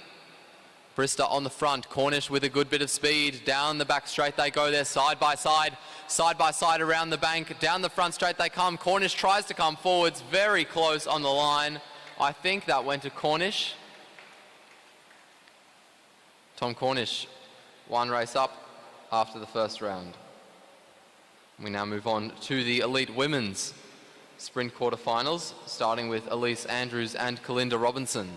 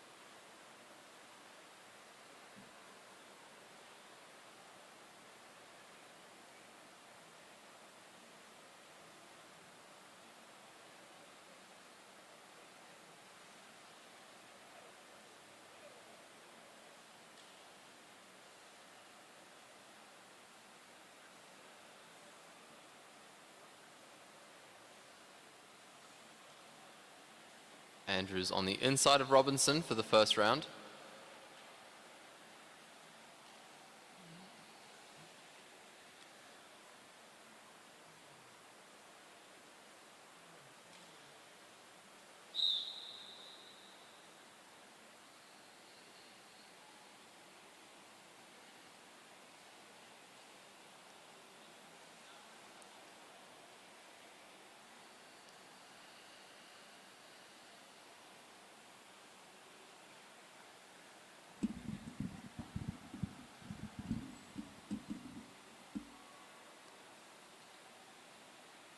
Andrews in front, is keeping an eye on Robinson.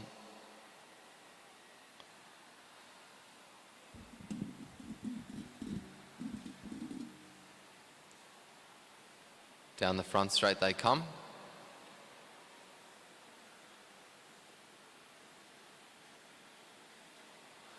Two laps to go.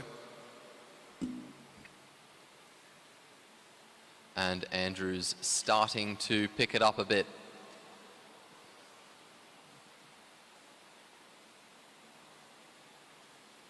Around the bend, down the front straight, Robinson right on the wheel of Andrews there. The bell rings. Robinson tried to use a bit of the banking to her advantage. It hasn't really worked. Andrews still with a good lead. She didn't really gain much of a pace advantage, and it looks like Andrews is going to hold on and take out the first sprint.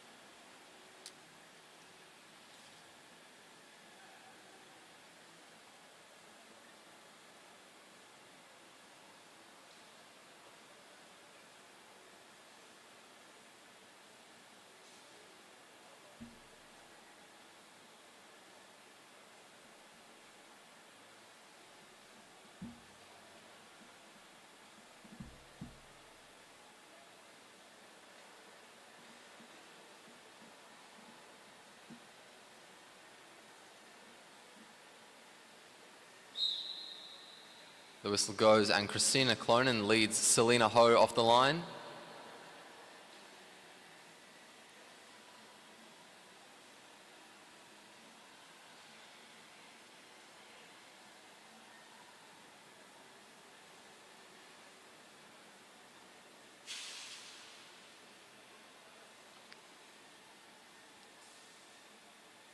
Up to the fence goes Ho and back down onto the wheel of Clonan as Clonan leads around.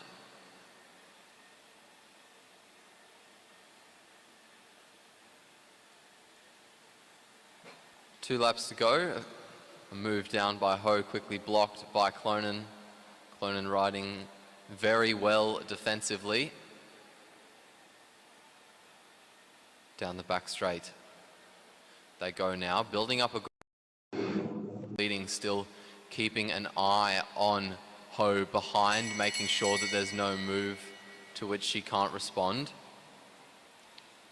And the bell rings, 1 lap to go, down the back straight they come. Clonan still leading, Ho gaining ground, trying to make the move over the top. It doesn't seem to be working though, and Clonan will hold on and get herself the first round.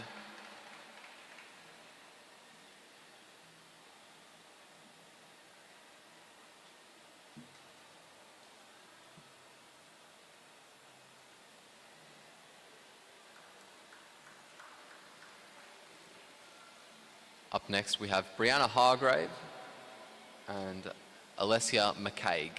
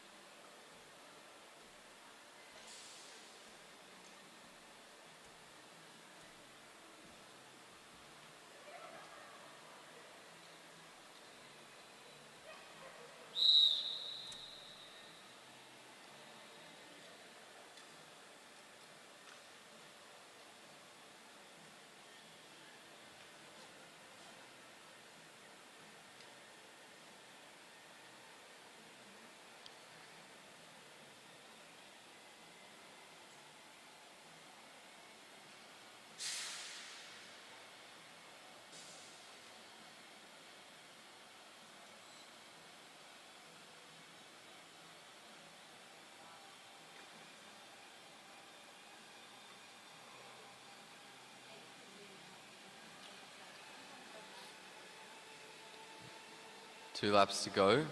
McCaig on the inside of Hargrave. Hargrave sitting up, moving up towards the fence now.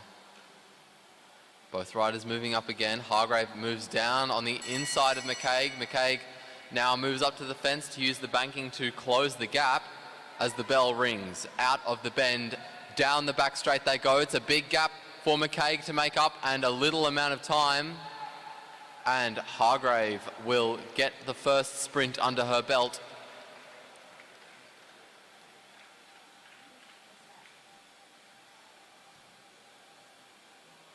Olivia King and Sophie Watts to come next.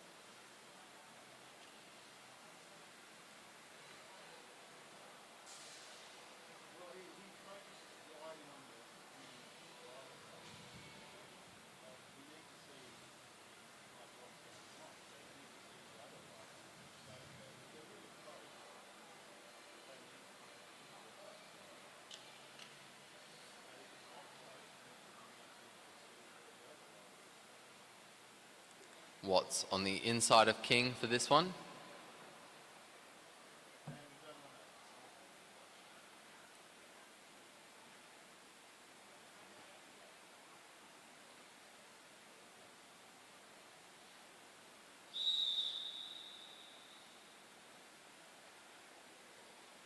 The whistle goes. And Watts leads King to the bottom of the track.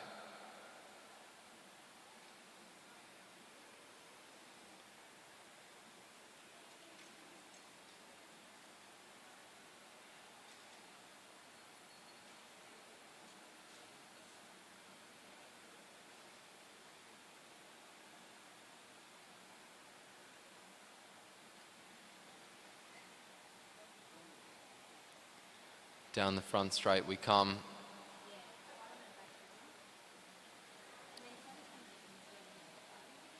Two laps to go. Sophie Watts still leading. A small gap to Olivia King, starting to pick up the pace as well. King looking to maybe close that gap as we round the bend and come down the front straight. The bell rings, 1 lap to go. And King gets on the inside of Watts. Watts going to have to let her through and then overtake again. It looks like Olivia King has won this race and made it through to the she's won the first round of the quarterfinal.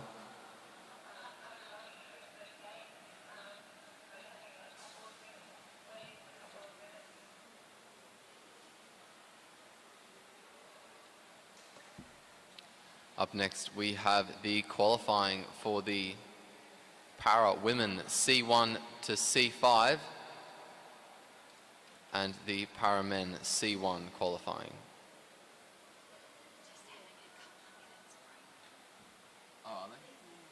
We're just having a few minutes break before that.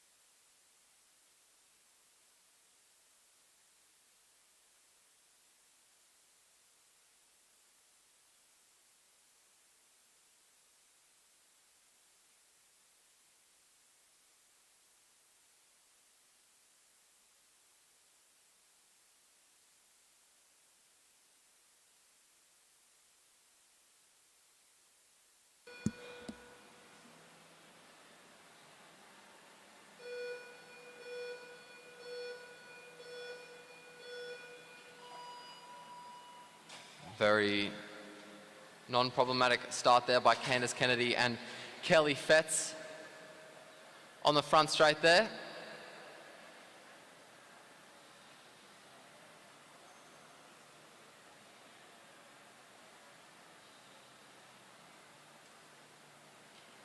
Fetz and Kennedy both looking pretty comfortable at the moment.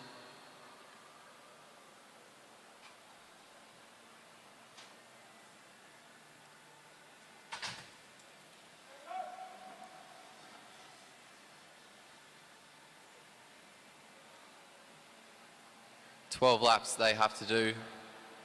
3 kilometres for this pair as they come down the front straight.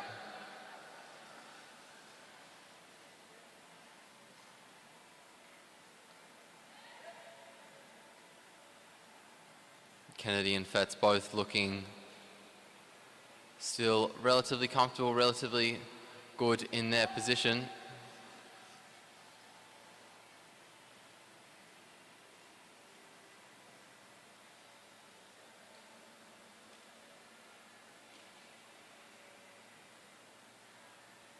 Down the front straight come Kennedy and Fetz.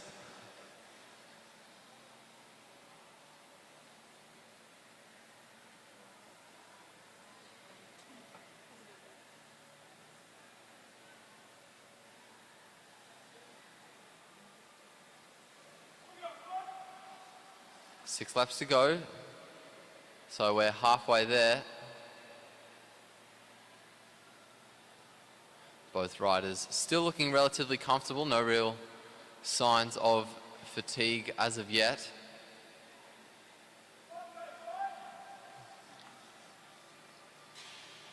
Five remaining.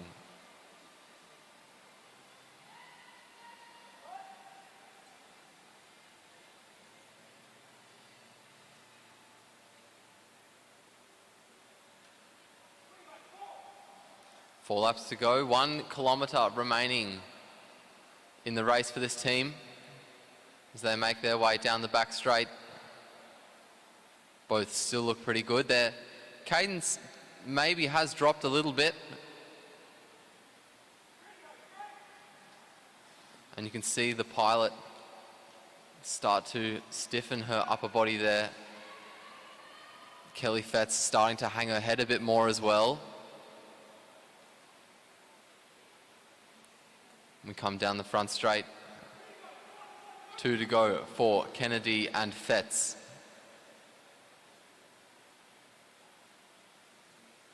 Down the back straight now.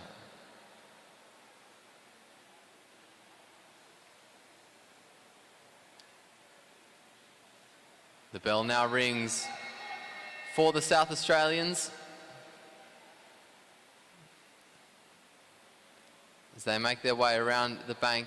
Half a lap to go now for them. They now start to make their way around and down the front straight.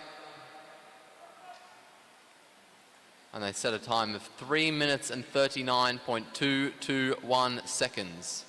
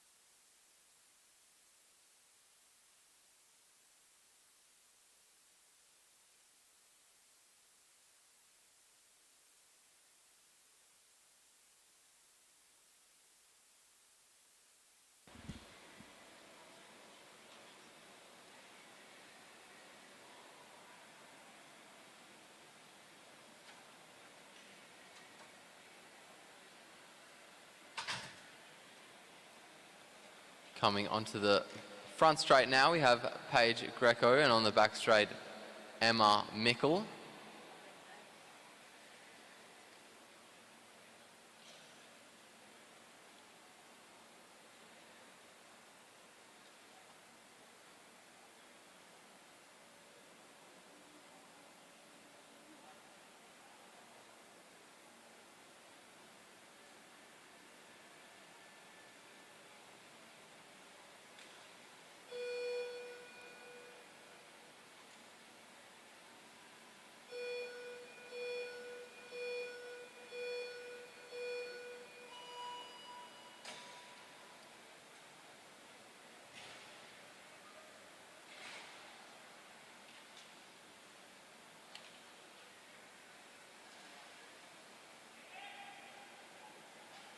Half a lap down,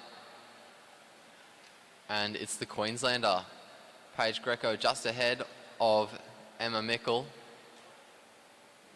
Greco now starts to settle into her bars. Splitting second, Mickle splits third.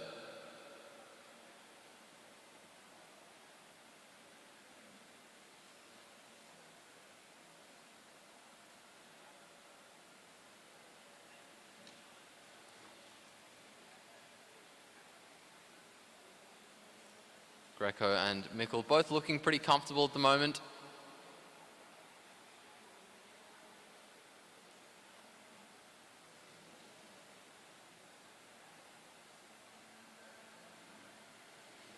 Nine laps to go for Greco. 9 laps to go now for Mickle.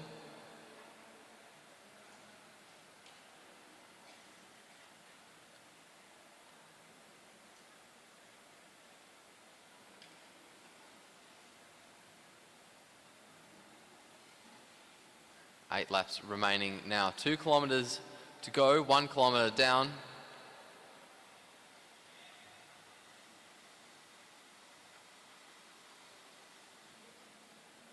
Down the front straight come both riders now. To get 7 to go for Paige Greco. Greco looking pretty comfortable still, and is going to make a pass on Emma Mickle. Mickle getting 7 to go now. 6 to go for Paige Greco. 2 minutes flat at the halfway mark.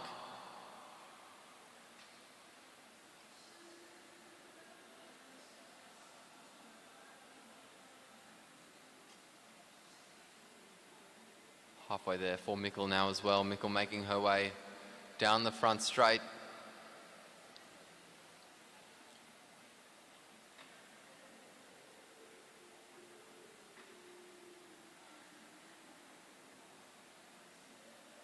Mickle splitting third as she gets 5 to go. 4 to go now for Paige Greco.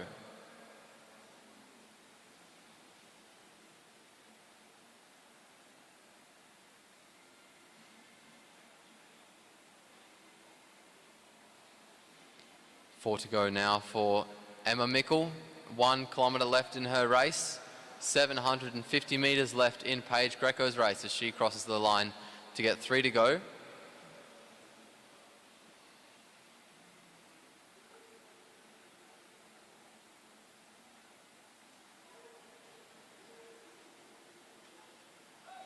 Two laps remaining in the race for Paige Greco. Greco starting to have to push a bit harder to maintain the pace she set for herself. And the bell rings. 2 to go for Emma Mickle.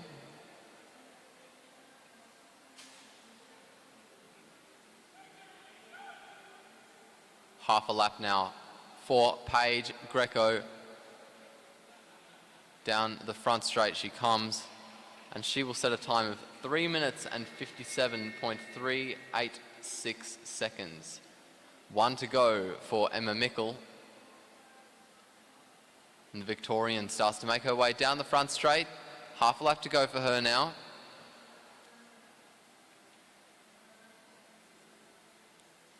out of the bend, and down the back straight she goes now. Towards the finish line, she will set a time of 4 minutes and 22.996 seconds.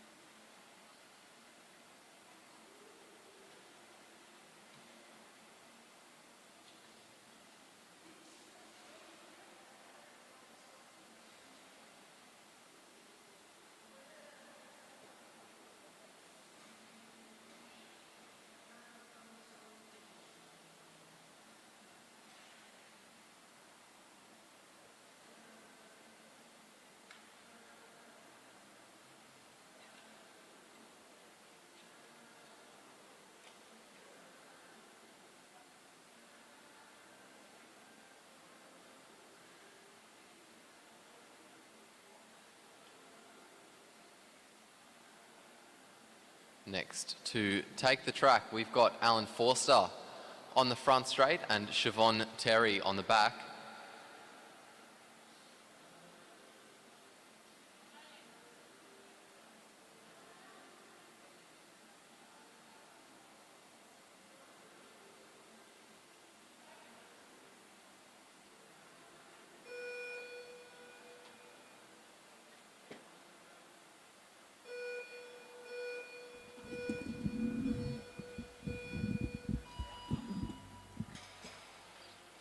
Clocks start for Forster and Terry.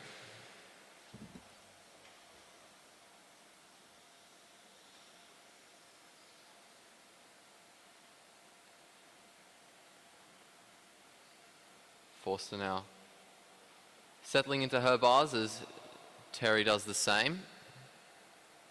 After the first lap, Siobhan Terry splits third and Alana Forster splits fourth.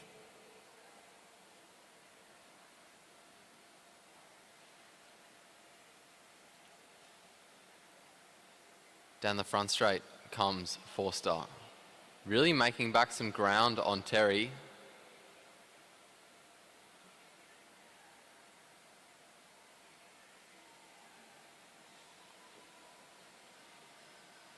Both riders looking like they're riding relatively comfortably. Siobhan Terry especially. Alana Forster, especially. Looking very comfortable on her bike. Turning her legs over very smoothly. A very good position on her bike also. 8 laps to go for Alana Forster.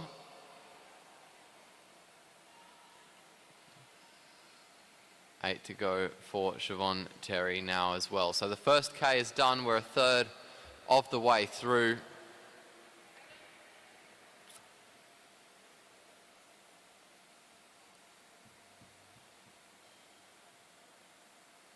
And it looks like there's going to be a catch in this race as Forster starts to make her way onto the back and around Terry.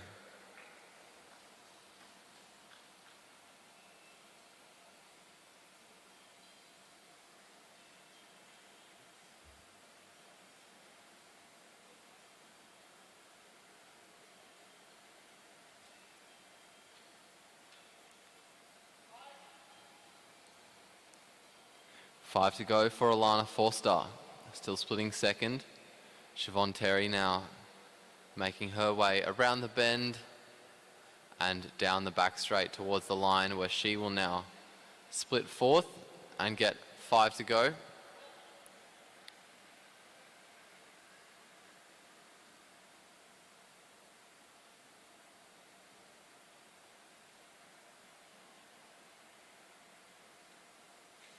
Down the back straight she comes. 4 to go for Siobhan Terry from New Zealand. 3 to go for Alana Forster from Australia. Forster still looking quick, still looking strong, and still looking comfortable. She makes her way around And down the front straight, she gets 2 to go.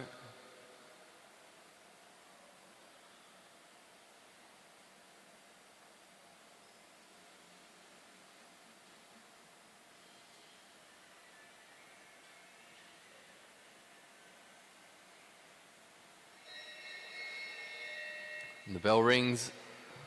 Alana Forster with 1 lap to go, 2 laps to go for Siobhan Terry. She slips into 5th place.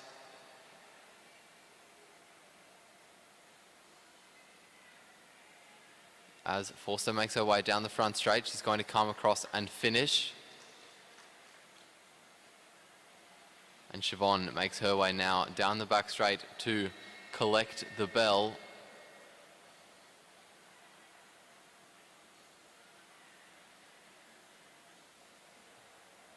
Down the front straight now. Half a lap to go. And into the back straight goes Terry. Terry will cross the line to set a time of 4 minutes, 25.284 seconds. I should just note that the rankings that you see on the scoreboard are across every category.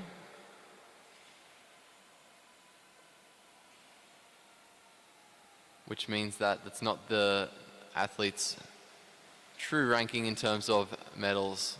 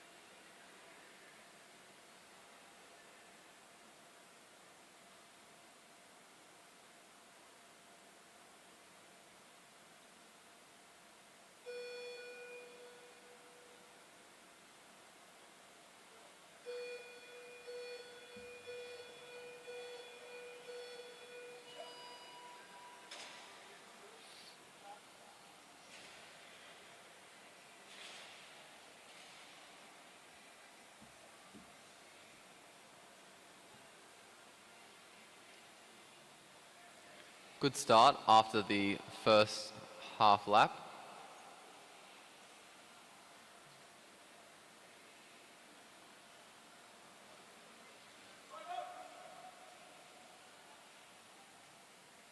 Both riders starting to settle in to their schedules. Sharon Boyd splitting 2nd after the first lap. Meg Lemon splitting 4th. About half a second in between both riders.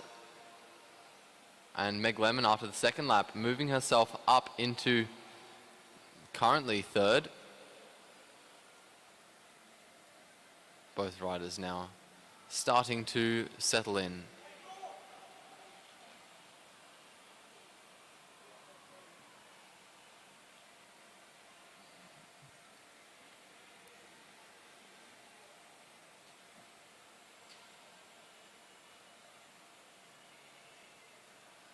Down their respective finishing straights, the positions stay the same. They're very close together.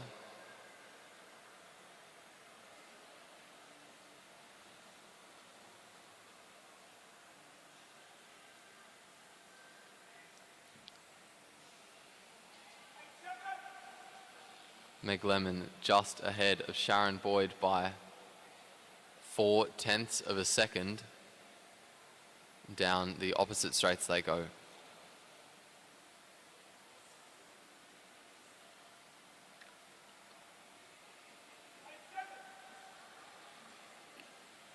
Six to go. We're halfway through this race. Still neck and neck between Meg Lemon and Sharon Boyd, although the gap is starting to open more. as Sharon Boyd just starts to slip behind. You can see her cadence start to drop. You can see her get urged faster by her scheduler. And you can see Boyd just slip into 4th place there provisionally. Meg Lemon looking more aggressive and more comfortable at the moment than Boyd is, as she makes her way down the front straight.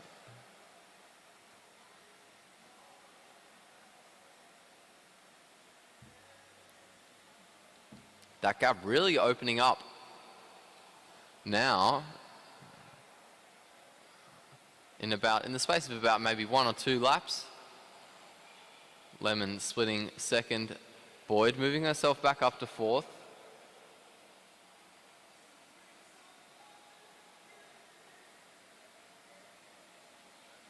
And both riders are going to come around and get 2 laps to go.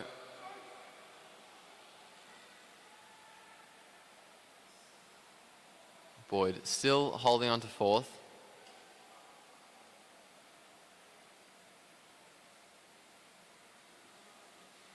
Down the front straight now comes Meg Lemon to get the bell. 1 lap to go for Meg Lemon. 1 lap to go now for Sharon Boyd. Lemon just slipping into 3rd there, as she starts to fatigue as well. Let's see if she can make that spot back up. Half a lap to go for Sharon Boyd now. Down the front straight comes Meg Lemon to finish, and she stays in 3rd. Sharon Boyd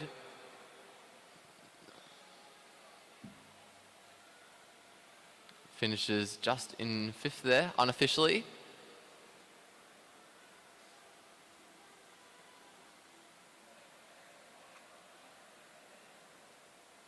And we have 3 more heats.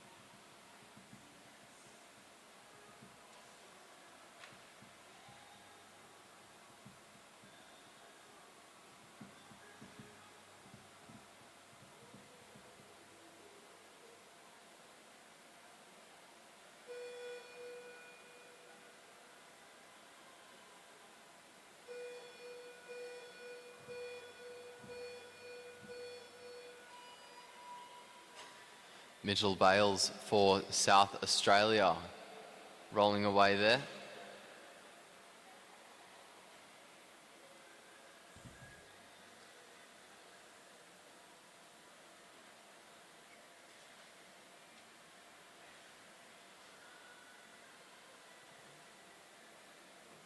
Good start, and now he starts to settle into his bars, splitting 2nd after his first lap.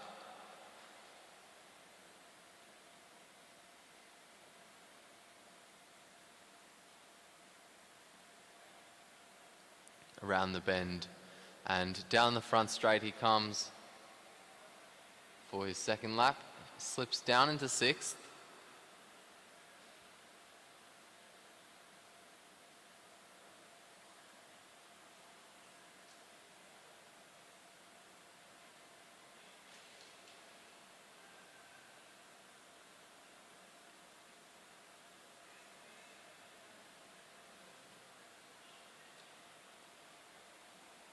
Slipping down into 7th after his 3rd lap.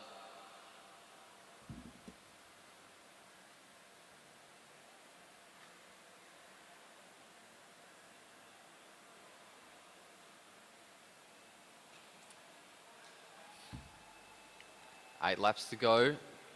The first kilometre is done. Bales still looking pretty similar to how he started, which is always a good sign.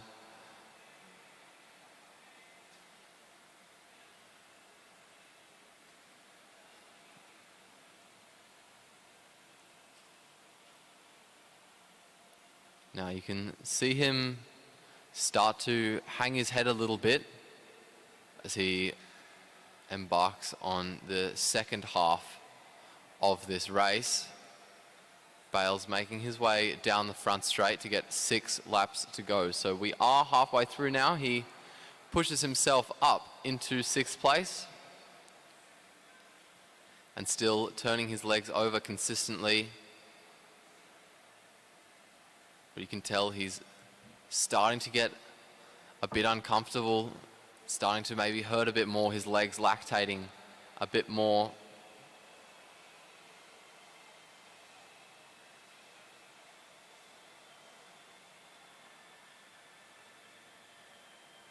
Shifting his weight more in his seat as well, hanging his head even more now.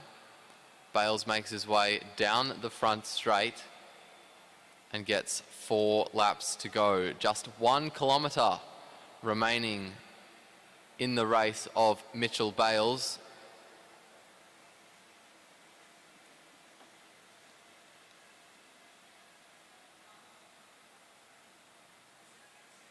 Three laps to go for Bales.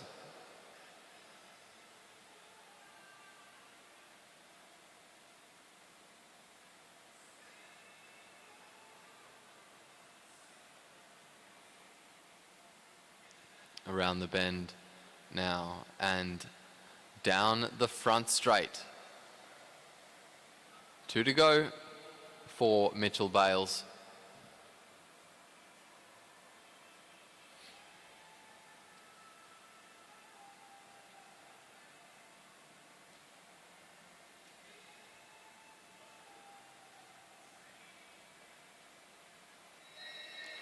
The bell rings for Mitchell Bales. 1 lap to go for the South Australian. Down the back straight he goes now. Half a lap remaining in the race for Mitchell Bales. He now makes his way out of the bend into the finishing straight, and he will cross the line with a time of 4 minutes and 16.847 seconds.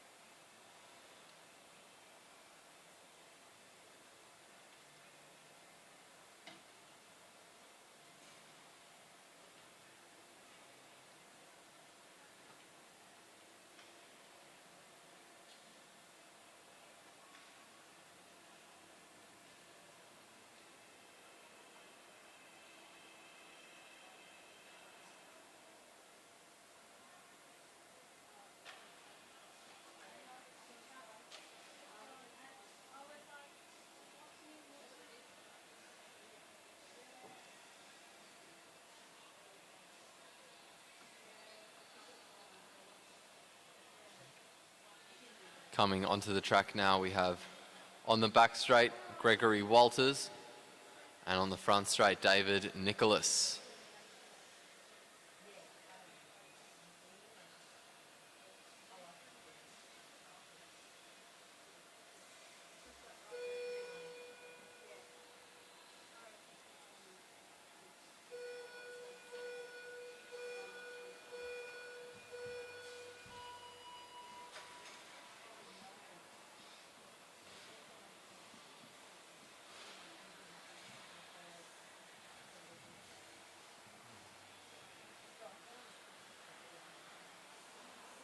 After the first half lap, they're pretty close together.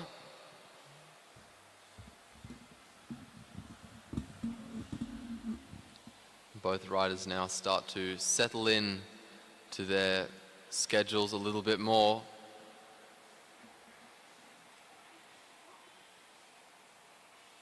Both riders going very quickly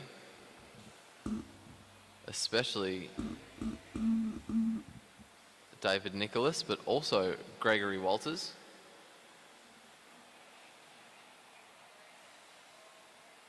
Down the front straight comes Nicholas. Down the back straight goes Walters. Nicholas splitting first, Walters splitting third.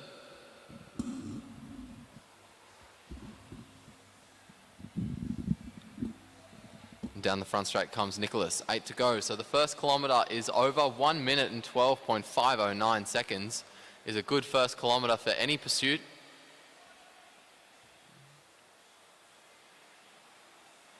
$1:15 for Greg Walters on the back straight is pretty good as well.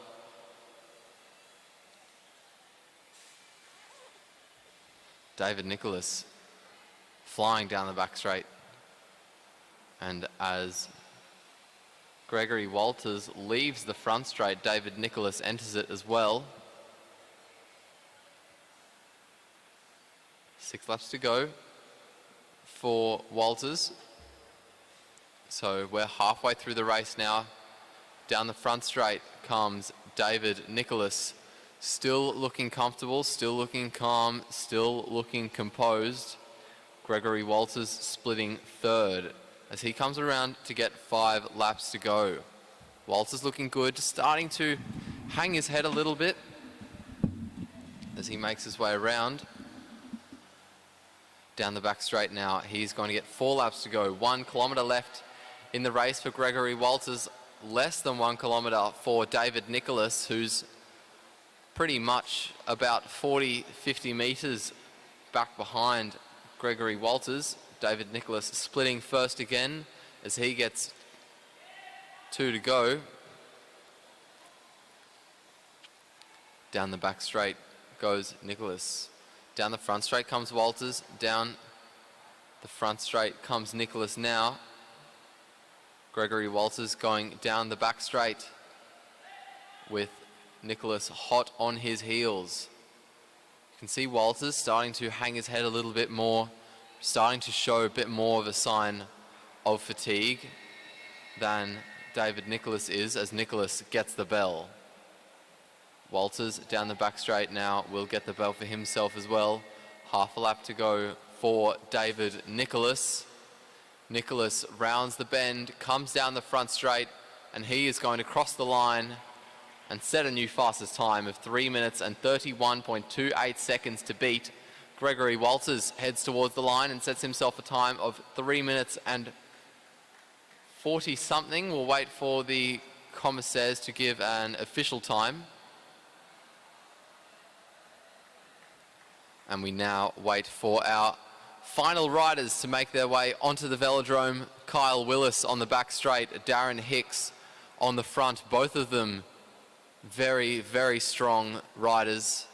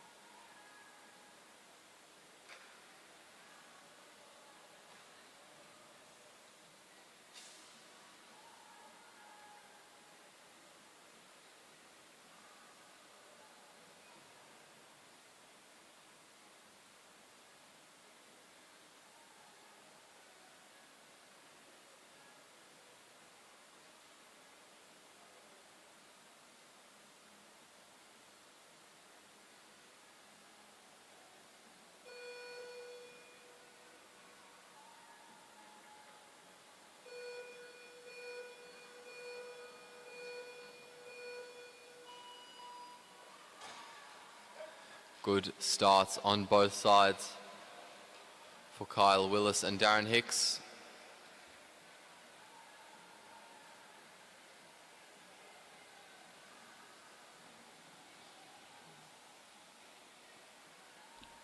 Kyle Willis tucked into his bars already.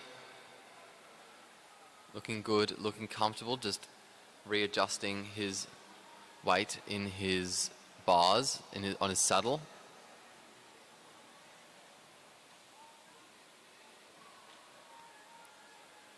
Darren Hicks now in his bars as well, getting himself up to speed. He makes his way down the front straight. 10 laps to go. Down the front straight now comes Willis.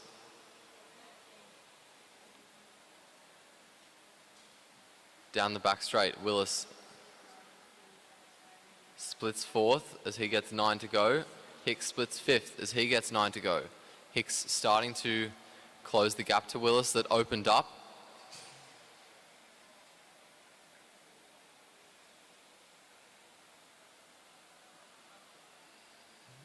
Eight laps remaining for both riders, so the first kilometre is done.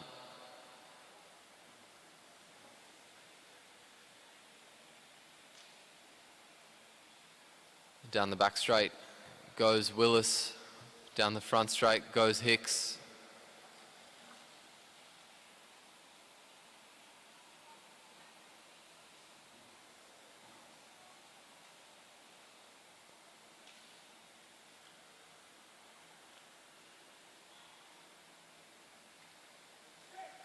Hicks looking quick and looking comfortable as he comes through to get 6 laps to go. Kyle Willis also looking pretty strong as he rounds the bend and now makes his way down the back straight to get 5 laps to go. 5 to go for Darren Hicks as well. Willis and Hicks still in 4th and 5th respectively. We'll see how that changes as we continue. Willis now making his way down the back straight to embark on his last kilometre. Last K for Darren Hicks as well, and the gap between the two riders only just over half a second now. Hicks with a good chance of catching up that gap that exists, and in fact that gap is now 0.02 of a second with the next lap. And I think Darren Hicks, after the next half lap, has just pulled ahead of Willis. We'll see what the timing sheet says. Kyle Willis splitting 5th. Darren Hicks splitting 4th with 2 to go.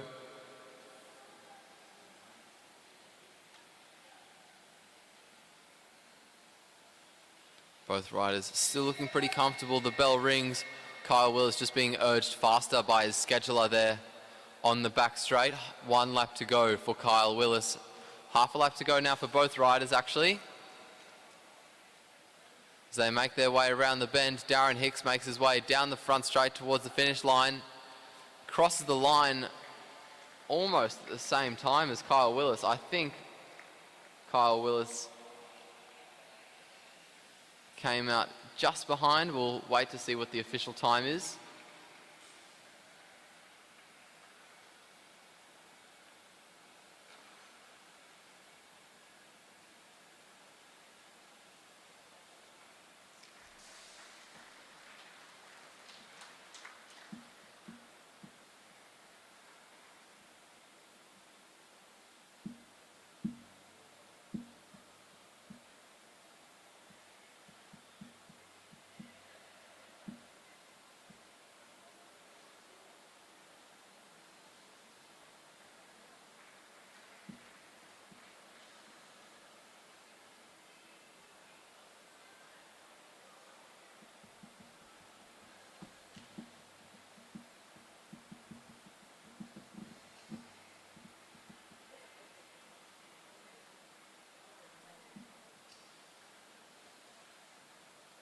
We now go to the second round of the quarterfinals in the elite men and women's sprint.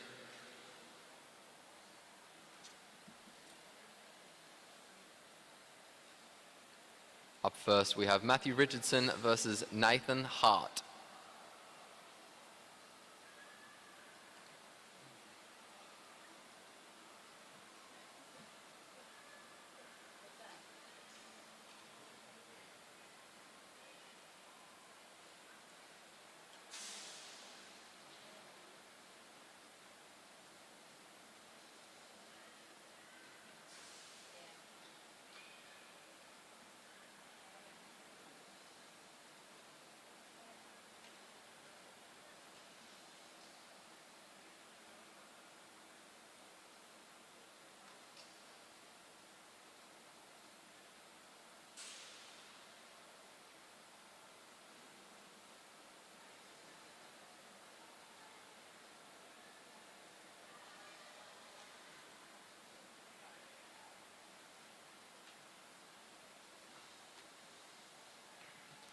Hart this time on the inside of Richardson. Richardson with one win over Nathan Hart.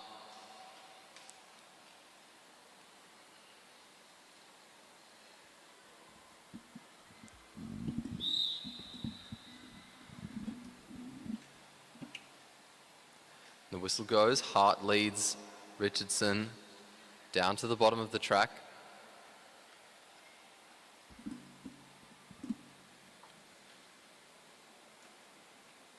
Hart just in the lead, keeping an eye on Richardson behind.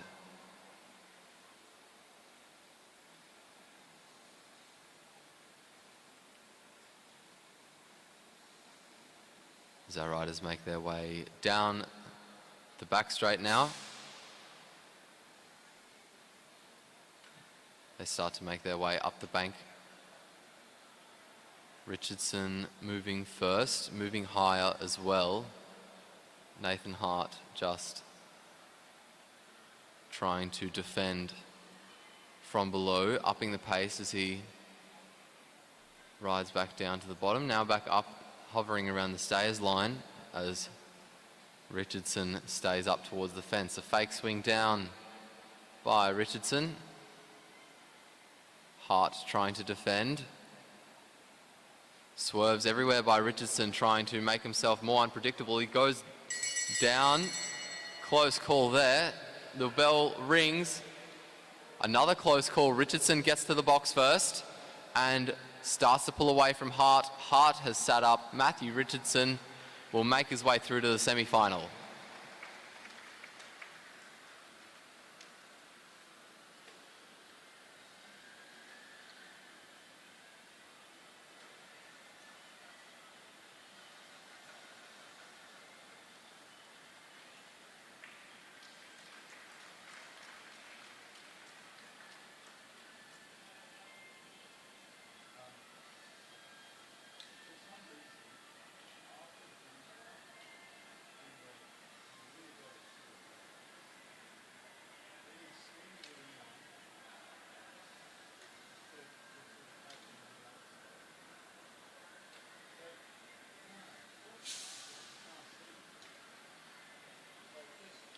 Next to get on the track, we have Lee Hoffman and Ryan Elliott. Hoffman one up on Elliott.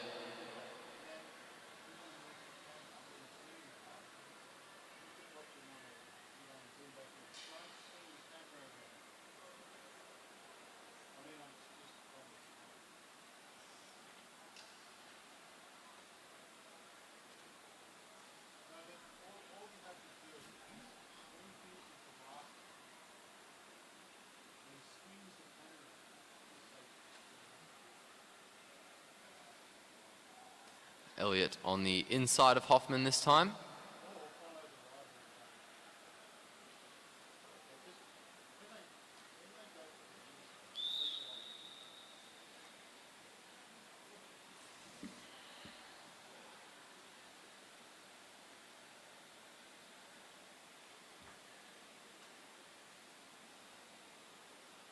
Elliott leads Hoffman around the duckboard.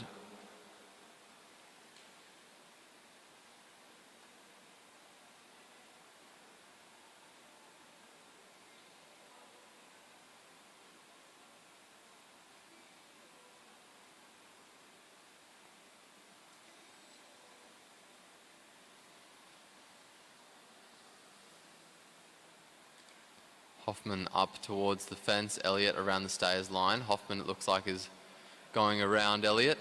He's going to take the lead.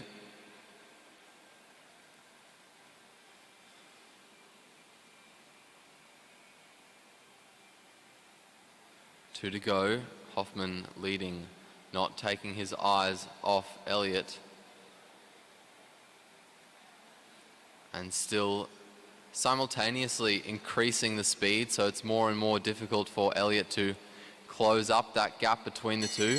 A fake move down by Elliott as the bell rings. He moves back up, tries to use the banking to the best of his ability, and he's doing so very, very well again down the back straight. He tries to come over the top. Hoffman keeps him back though, around the bend, down the front straight. Hoffman will hold on, and Lee Hoffman will get himself through to the semi-final.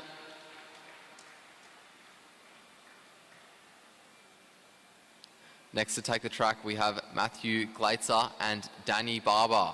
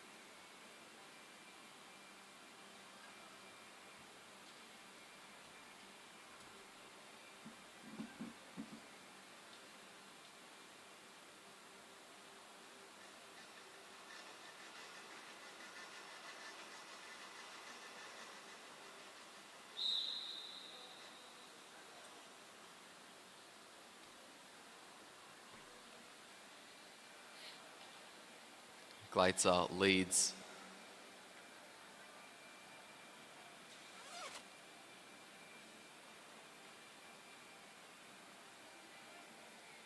Barber following behind.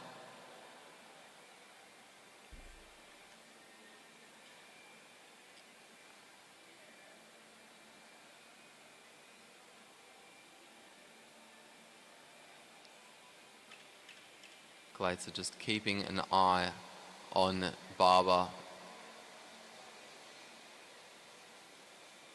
As both riders make their way around. Picking up a lot of speed now.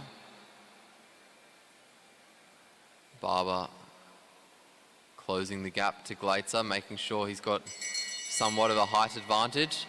The bell rings, Gleitzer swings up. Barber follows below, and a gap starts to open up. Down the back straight they go. Barber struggling to follow the wheel of Gleitzer as Gleitzer pulls forwards. And Matt Gleitzer will get himself through to the semi-final.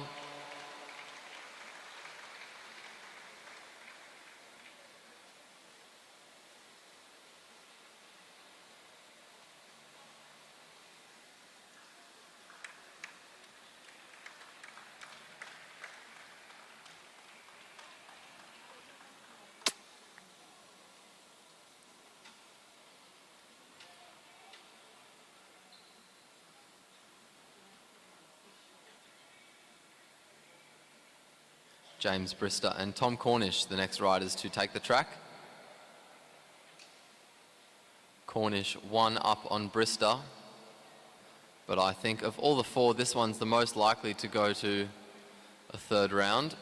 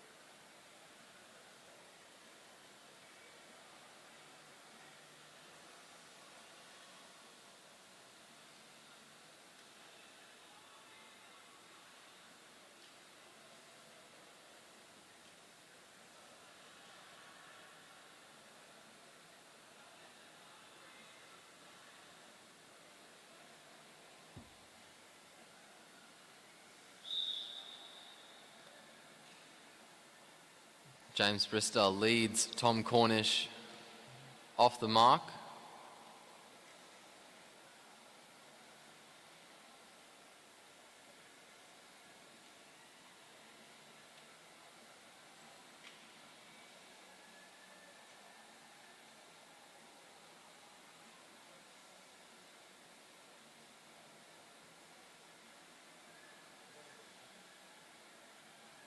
Down the back straight they go.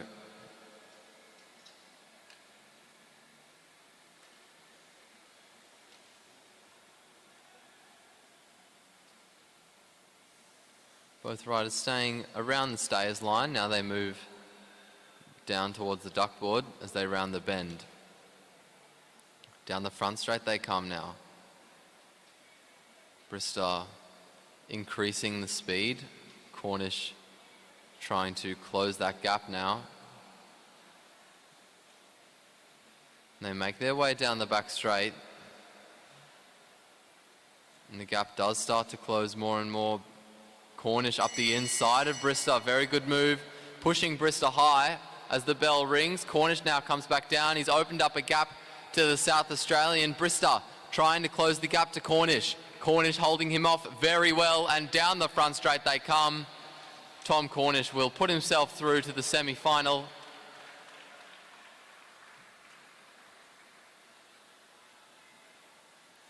And we wait now for Elise Andrews and Kalinda Robinson to take the track.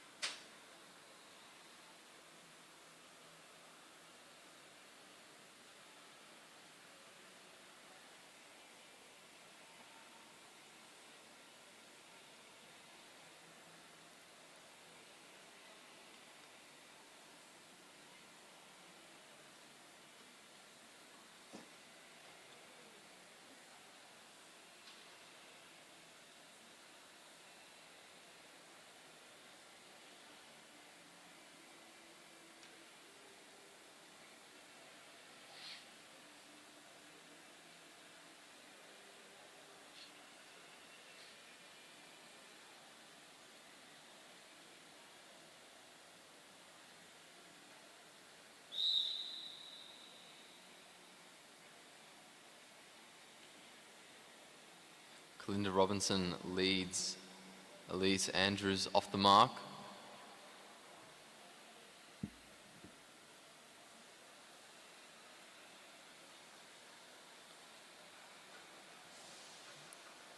Robinson keeping an eye on Andrews as they head down the back straight.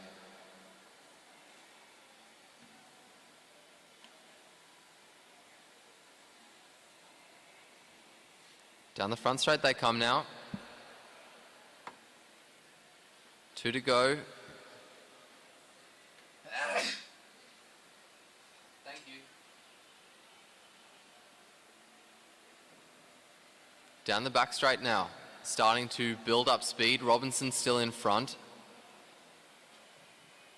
Andrews moving up high. The bell rings. And Andrews starts to make her way forwards around Robinson. Robinson fighting hard as they enter the bend. She starts to slightly come forwards. Andrews, though, too far ahead. And Elise Andrews puts herself through to the semi-final.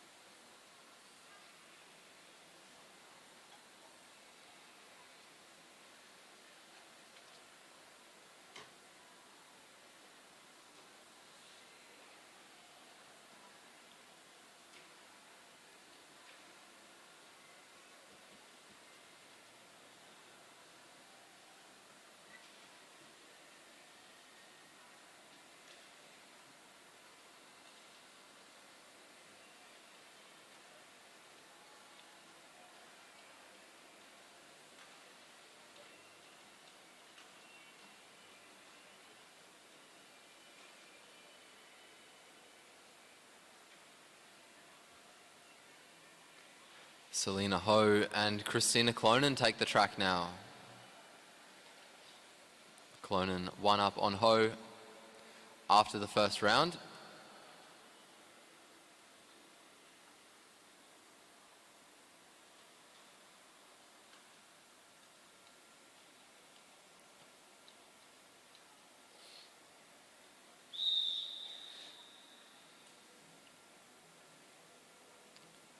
Selena Ho leads Christina Clonan down to the bottom of the track.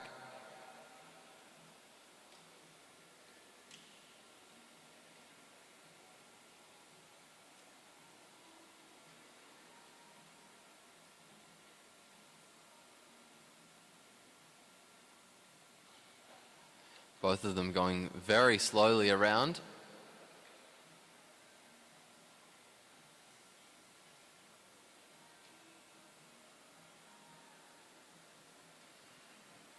As they enter the back straight, they move up towards the fence.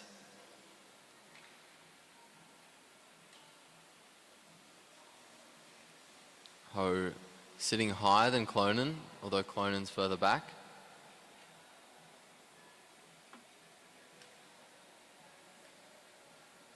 Down the front straight they come. A look down, a move down by Ho, a look over her shoulder as Clonan starts to wind it up from behind.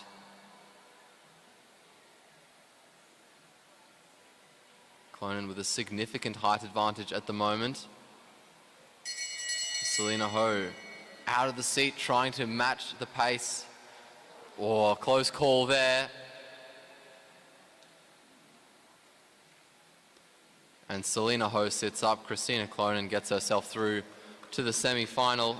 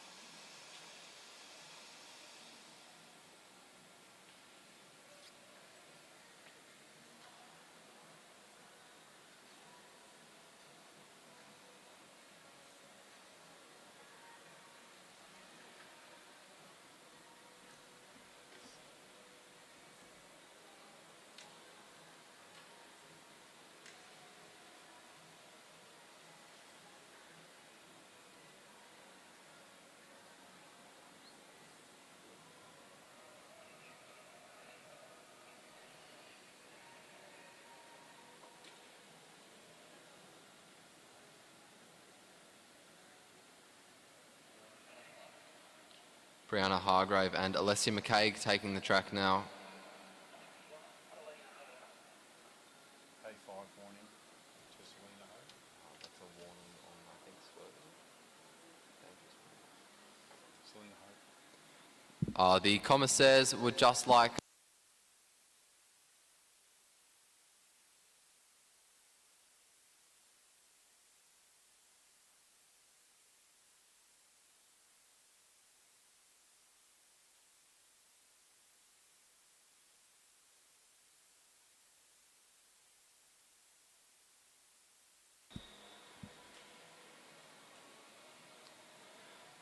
Brianna Hargrave leads Alessia McCaig off the mark.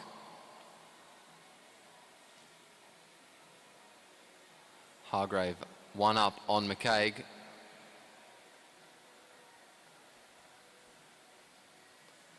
Both riders heading down the back straight now, moving up towards the fence.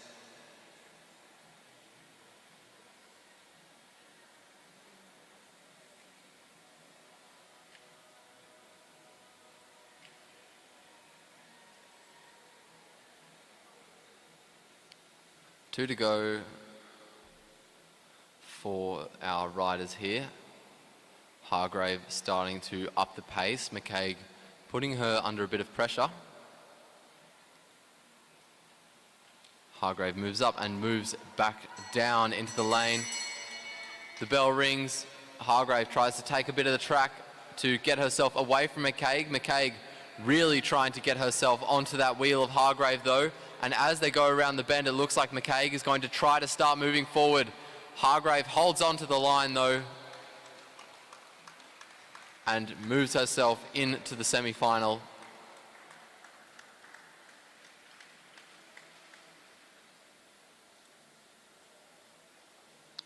Up next we have Olivia King versus Sophie Watts.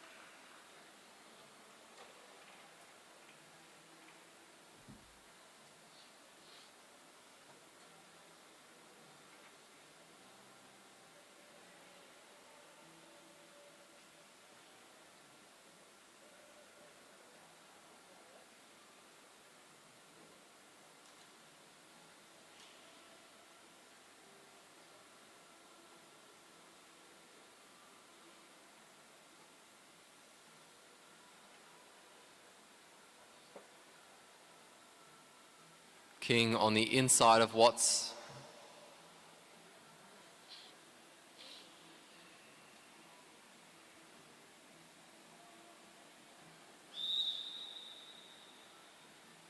And King leads Watts to the bottom of the track as the whistle goes.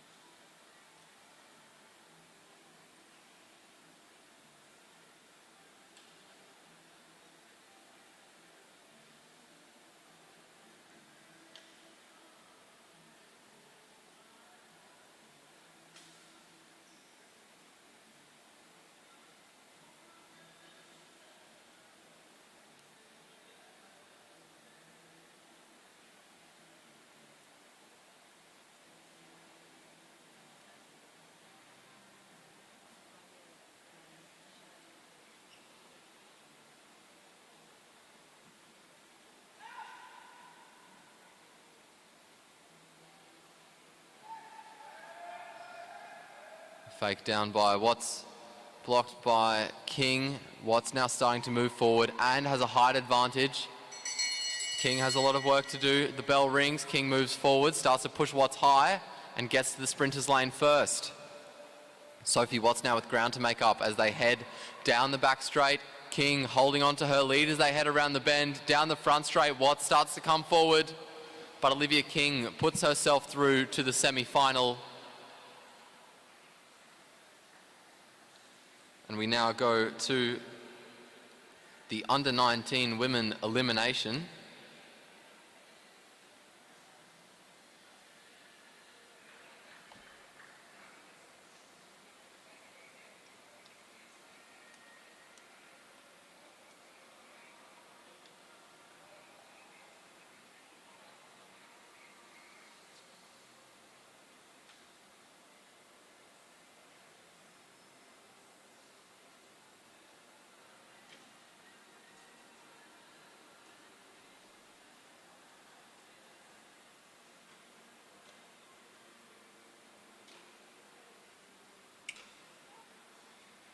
We are incredibly ahead.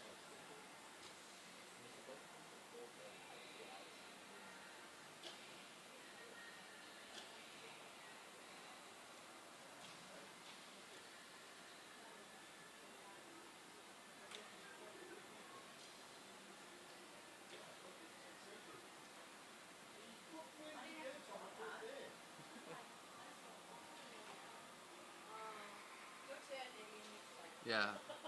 You should see, we've got a hidden whiteboard somewhere. Yeah. Brainstorming before you arrive.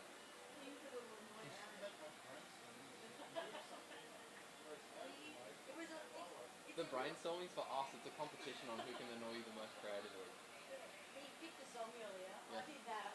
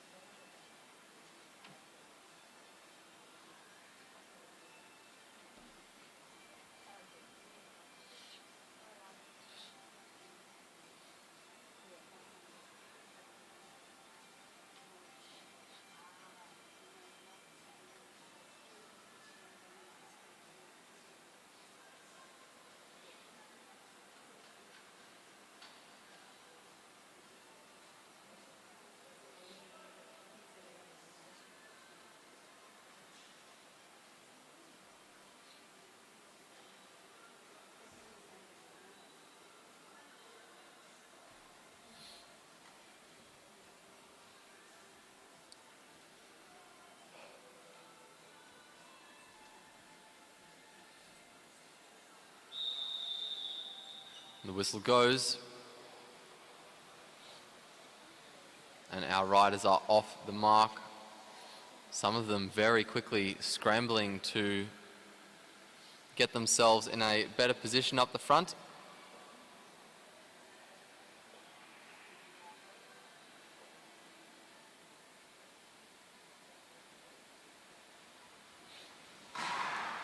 The gun goes to start the race. Down the back straight they go now.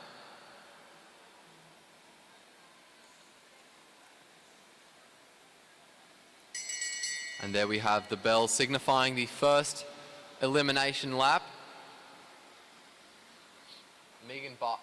Megan Barker from New Zealand at the back there with a bit of work to do. Oh, shit.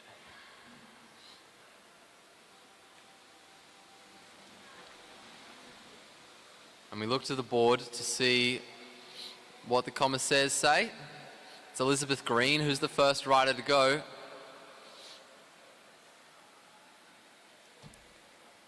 Around the bend come the peloton. And the bell rings another time. This time the rider in danger is Alana Hribar. Hribar now moving herself forwards up around the outside. You can see the riders 6 abreast.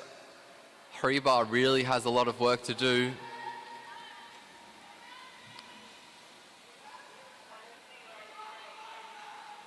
And it's Lucy Hall who's the next rider to be eliminated.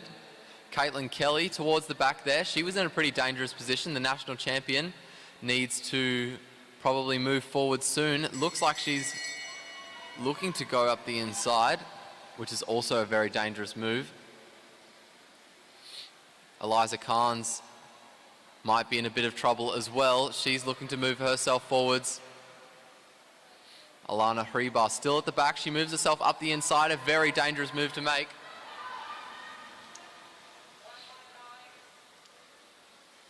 Sorry, I've got a bloody nose. Would you mind taking it? Thank you, sorry. Next eliminated rider is Alana Worrell.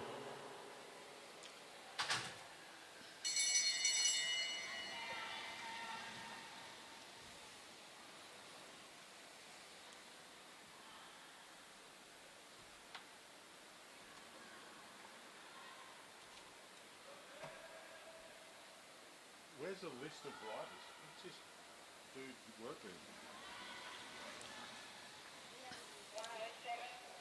Next rider to be eliminated is rider 107, Alana Hribar.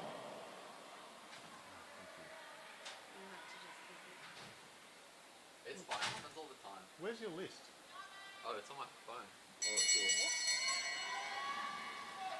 The bell rings again, and it's I just learned 118 it is not on there. quickly. They're not even. Yes, it Megan Baker towards the back there in a little, looking a little exposed as they come round turn 4. This is an elimination lap. And it is in fact rider 118. Megan Baker.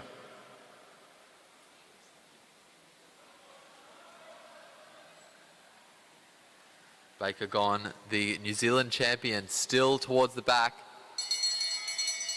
In a pretty dangerous position. The bell rings again. Eliza Carnes still on the inside, at risk of getting boxed in. She's pretty far forwards, but there are a lot of riders who are able to move up. Around come the riders. Down the front straight they go. And it is Eliza Carnes who's the next to go.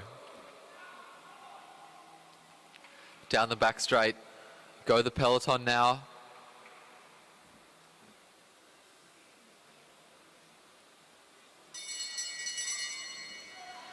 And the bell rings again.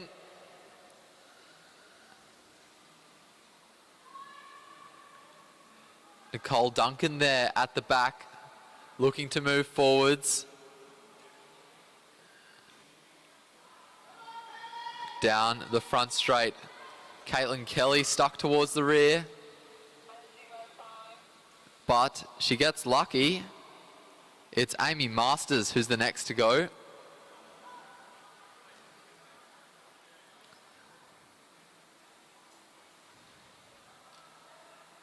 9 riders left. The bell rings. Molly Hayes starting to move forwards. Caitlin Kelly still stuck at the rear. Around and down the front straight they come. And the next rider to go will be Lilith Jones. Molly Hayes trying to take the lead of the race off Belinda Bailey, I think. Down the front straight they come. The bell rings. Kira Will is the rider leading at the moment.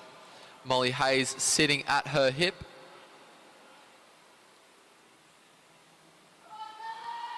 Sally Carter just boxed in there. Carter's going to have to make a move soon. She's okay at the moment, but that might turn into a risky position. Molly Hayes is the next rider to go.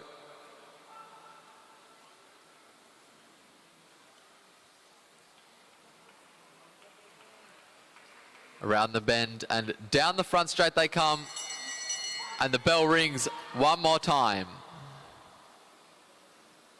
At the back there, Nicole Duncan looks like she's in a pretty risky place. Again, Caitlin Kelly in quite a lot of danger. Around they come, down the front straight.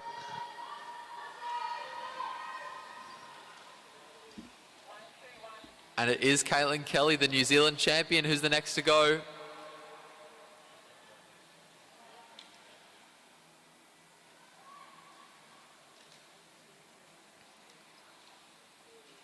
Down the front straight go the riders.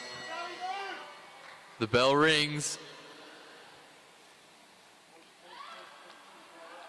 Lauren Bates trying to move forwards.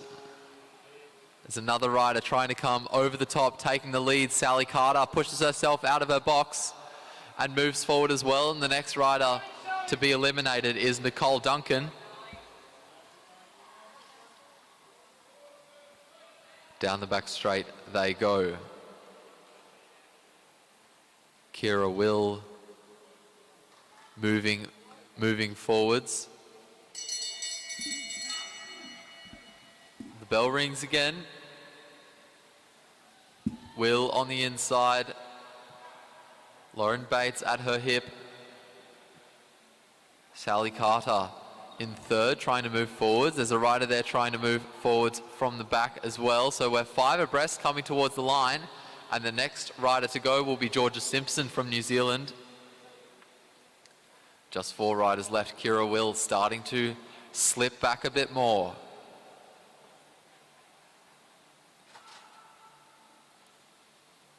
Down the front straight we come. The bell rings and everyone is out of the seat trying to improve their position.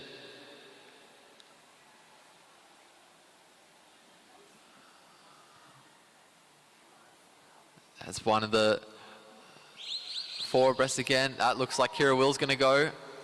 Boxed in, didn't have anywhere to go. Belinda Bailey at the back there has been riding towards the back for the majority of this race.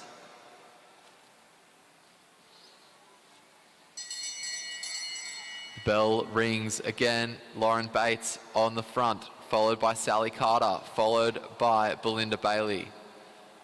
Carter out of the seat, over the top. Moving forwards, putting pressure on Lauren Bates. Bates holding her ground. It's going to be very close. But it is Lauren Bates who's the next to go.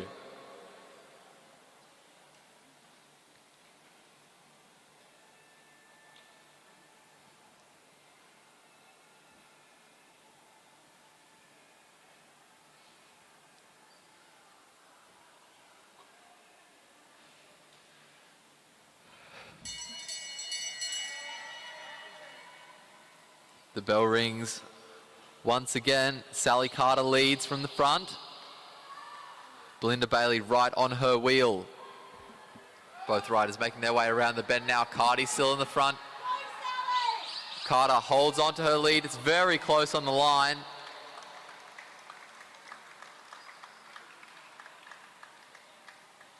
We'll wait to see what the comps have to say.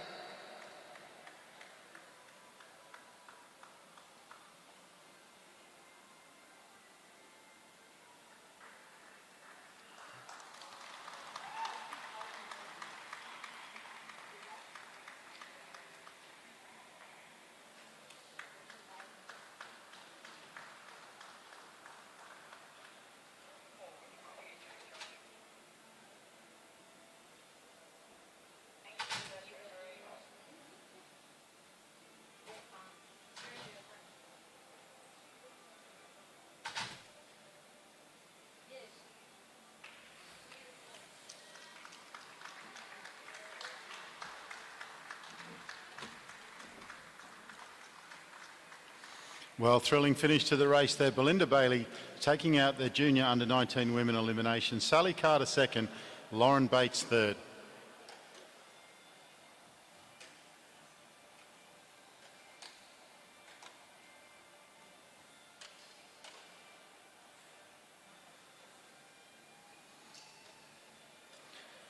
It's a 9-minute 37 race, average of 56 kilometres an hour. Very quick. Up next, the junior 19 men. Don't forget the gear shop is up on the concourse. If you want to go up and have a look at some of their track wares, they're the number one track bike shop in southeast Queensland, if not Queensland. Go up and have a chat to Matt.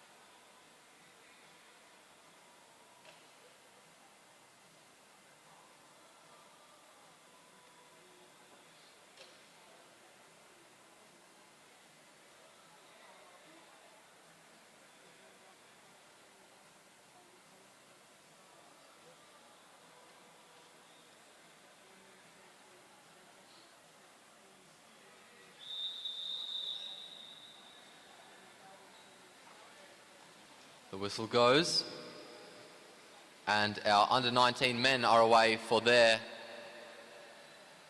an elimination race. And it is very aggressive, very quickly. A lot of riders trying to move forwards and get themselves away from the back.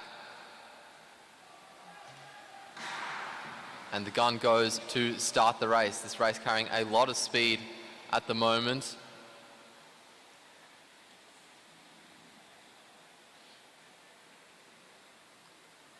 Train making its way forwards at the head. It's Sebastian Collins from Australia. The bell rings. The first elimination lap is going to take place.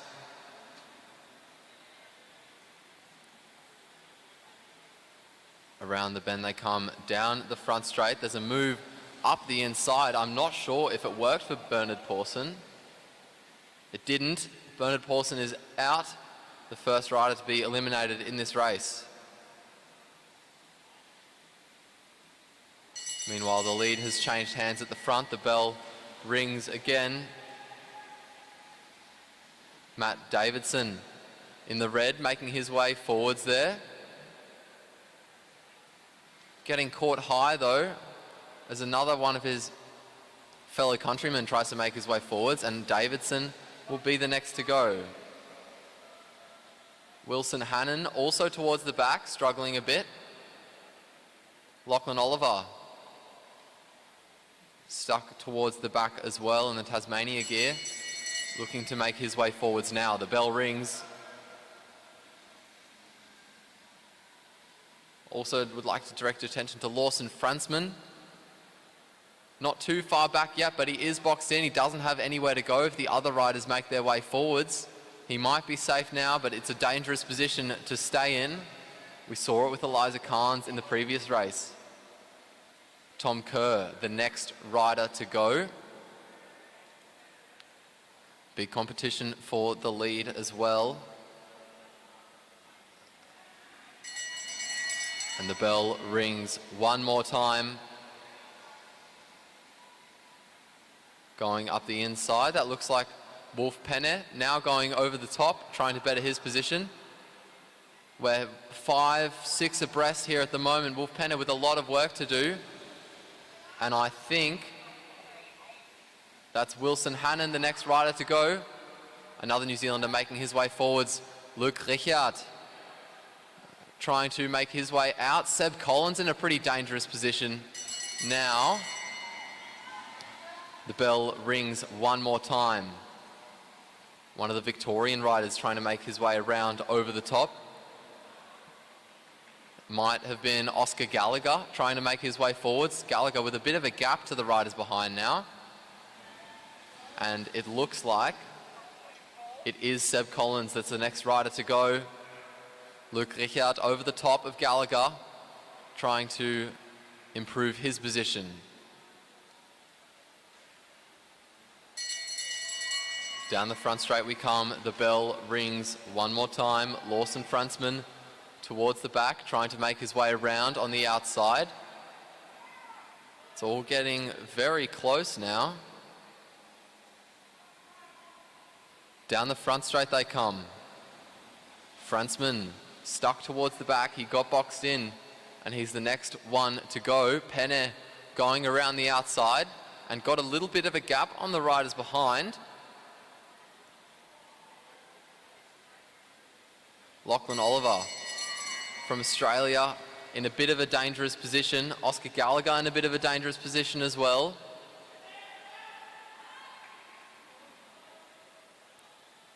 As we make our way around and down the front straight, Wolf Penne looks like he's going to get caught soon. And Lachlan Oliver is the next rider to go.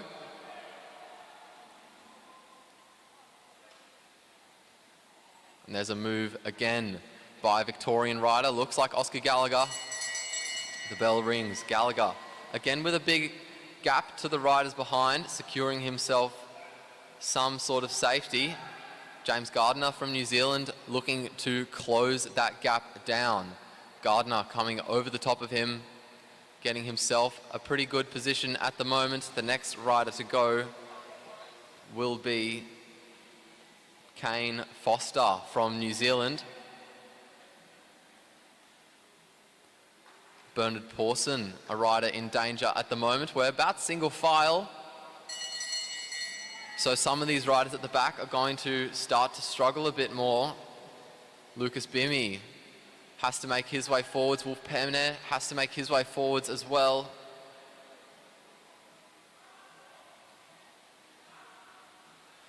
Down the front straight they come. Penne tries to make his way forwards up the inside, and it works for him because Lucas Bimmy is the next to go. Gardner leads, Penne on his wheel, followed by Gallagher, followed by Richard.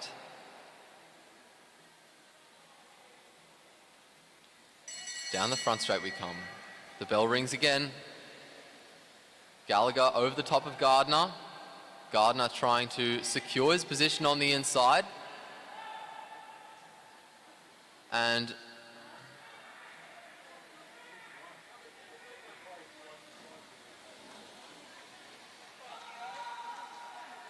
Wolf Penne, the next rider to be eliminated. Austin Norwell at the front, I think.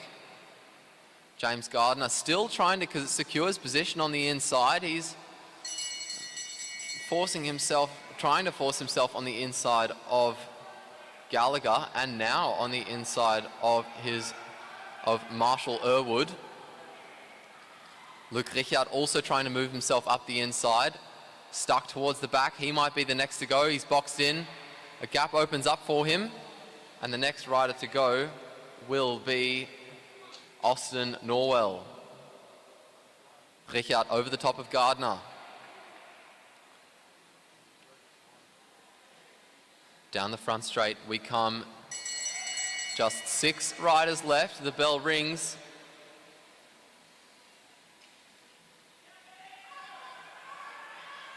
And there's a move from, I think, Bernard Pawson from New Zealand. We're 4 abreast down the front straight. It's going to be difficult for some of those riders at the back to better their position. But it looks like Luke Richard will be the next to go, who was actually leading into that sprint. Gardner on the front, looking over his shoulder, keeping an eye on the riders behind.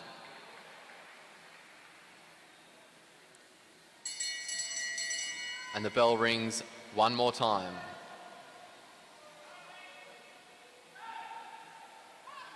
Bit of a gap between Magnus Jameson and Marshall Irwood there that opened up. That's a lot of work that they have to do to close it down as well. Sam Gallagher moving forwards. And Maury Morrison is the next to go. Maury Morrison, sorry. Gallagher towards the back.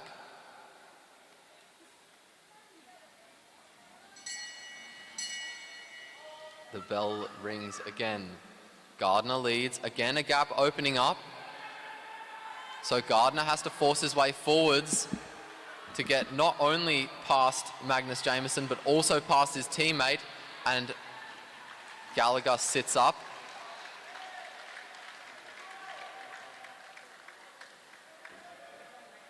Three New Zealanders remain. Gardner on the front, followed by Irwood, followed by Jameson. The bell rings.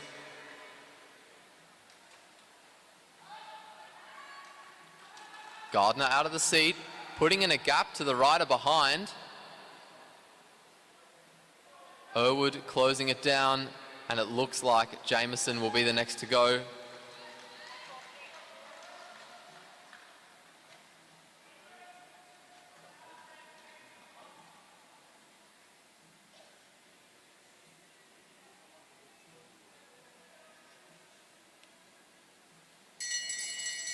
The bell rings. Gardner out of the seat. Irwood trying to come forwards. Irwood over the top of Gardner, and Gardner sits up. He's going to let him have it.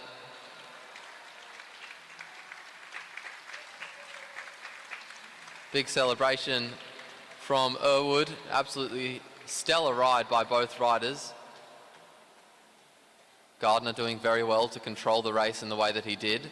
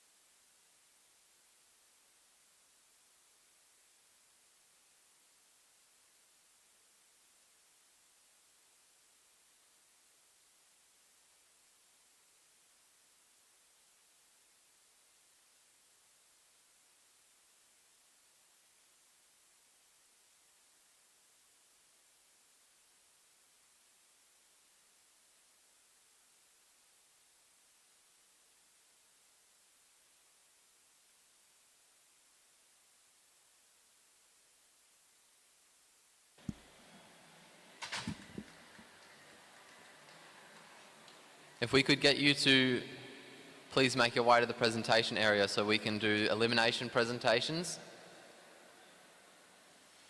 that would be very good. Thank you.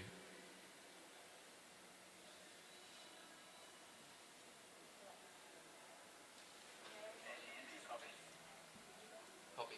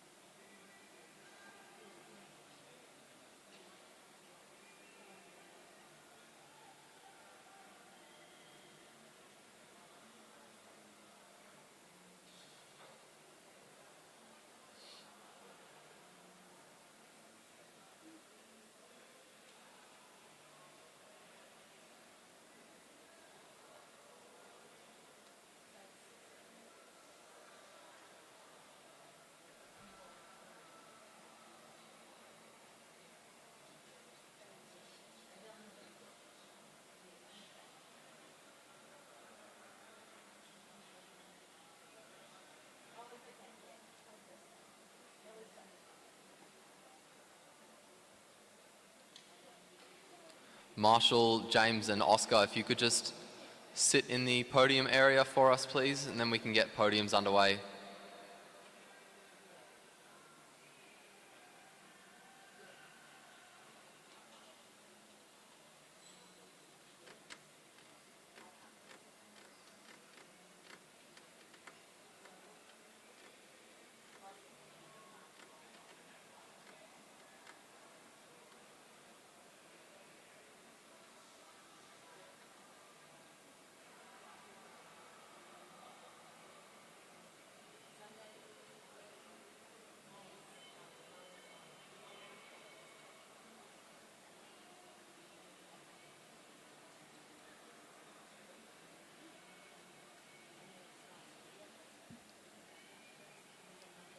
Okay, we'll get started with the presentations for the under-19 women's elimination.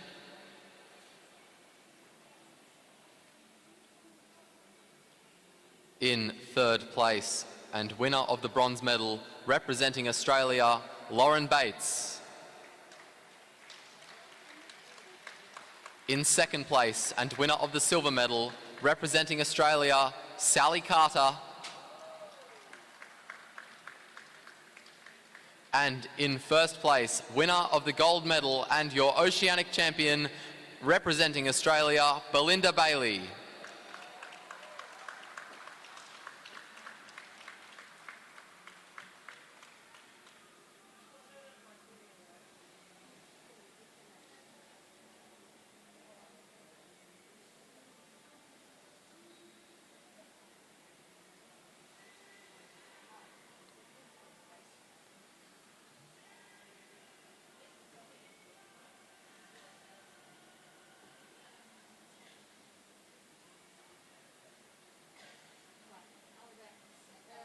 So 6 o'clock it starts. Moving on to the under-19 men elimination presentations.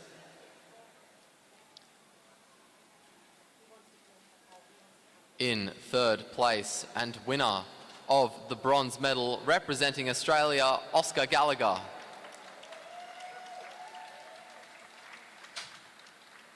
In second place, winner of the silver medal, representing New Zealand, James Gardner. And in first place, winner of the gold medal and your Oceanic champion, representing New Zealand, Marshall Irwood.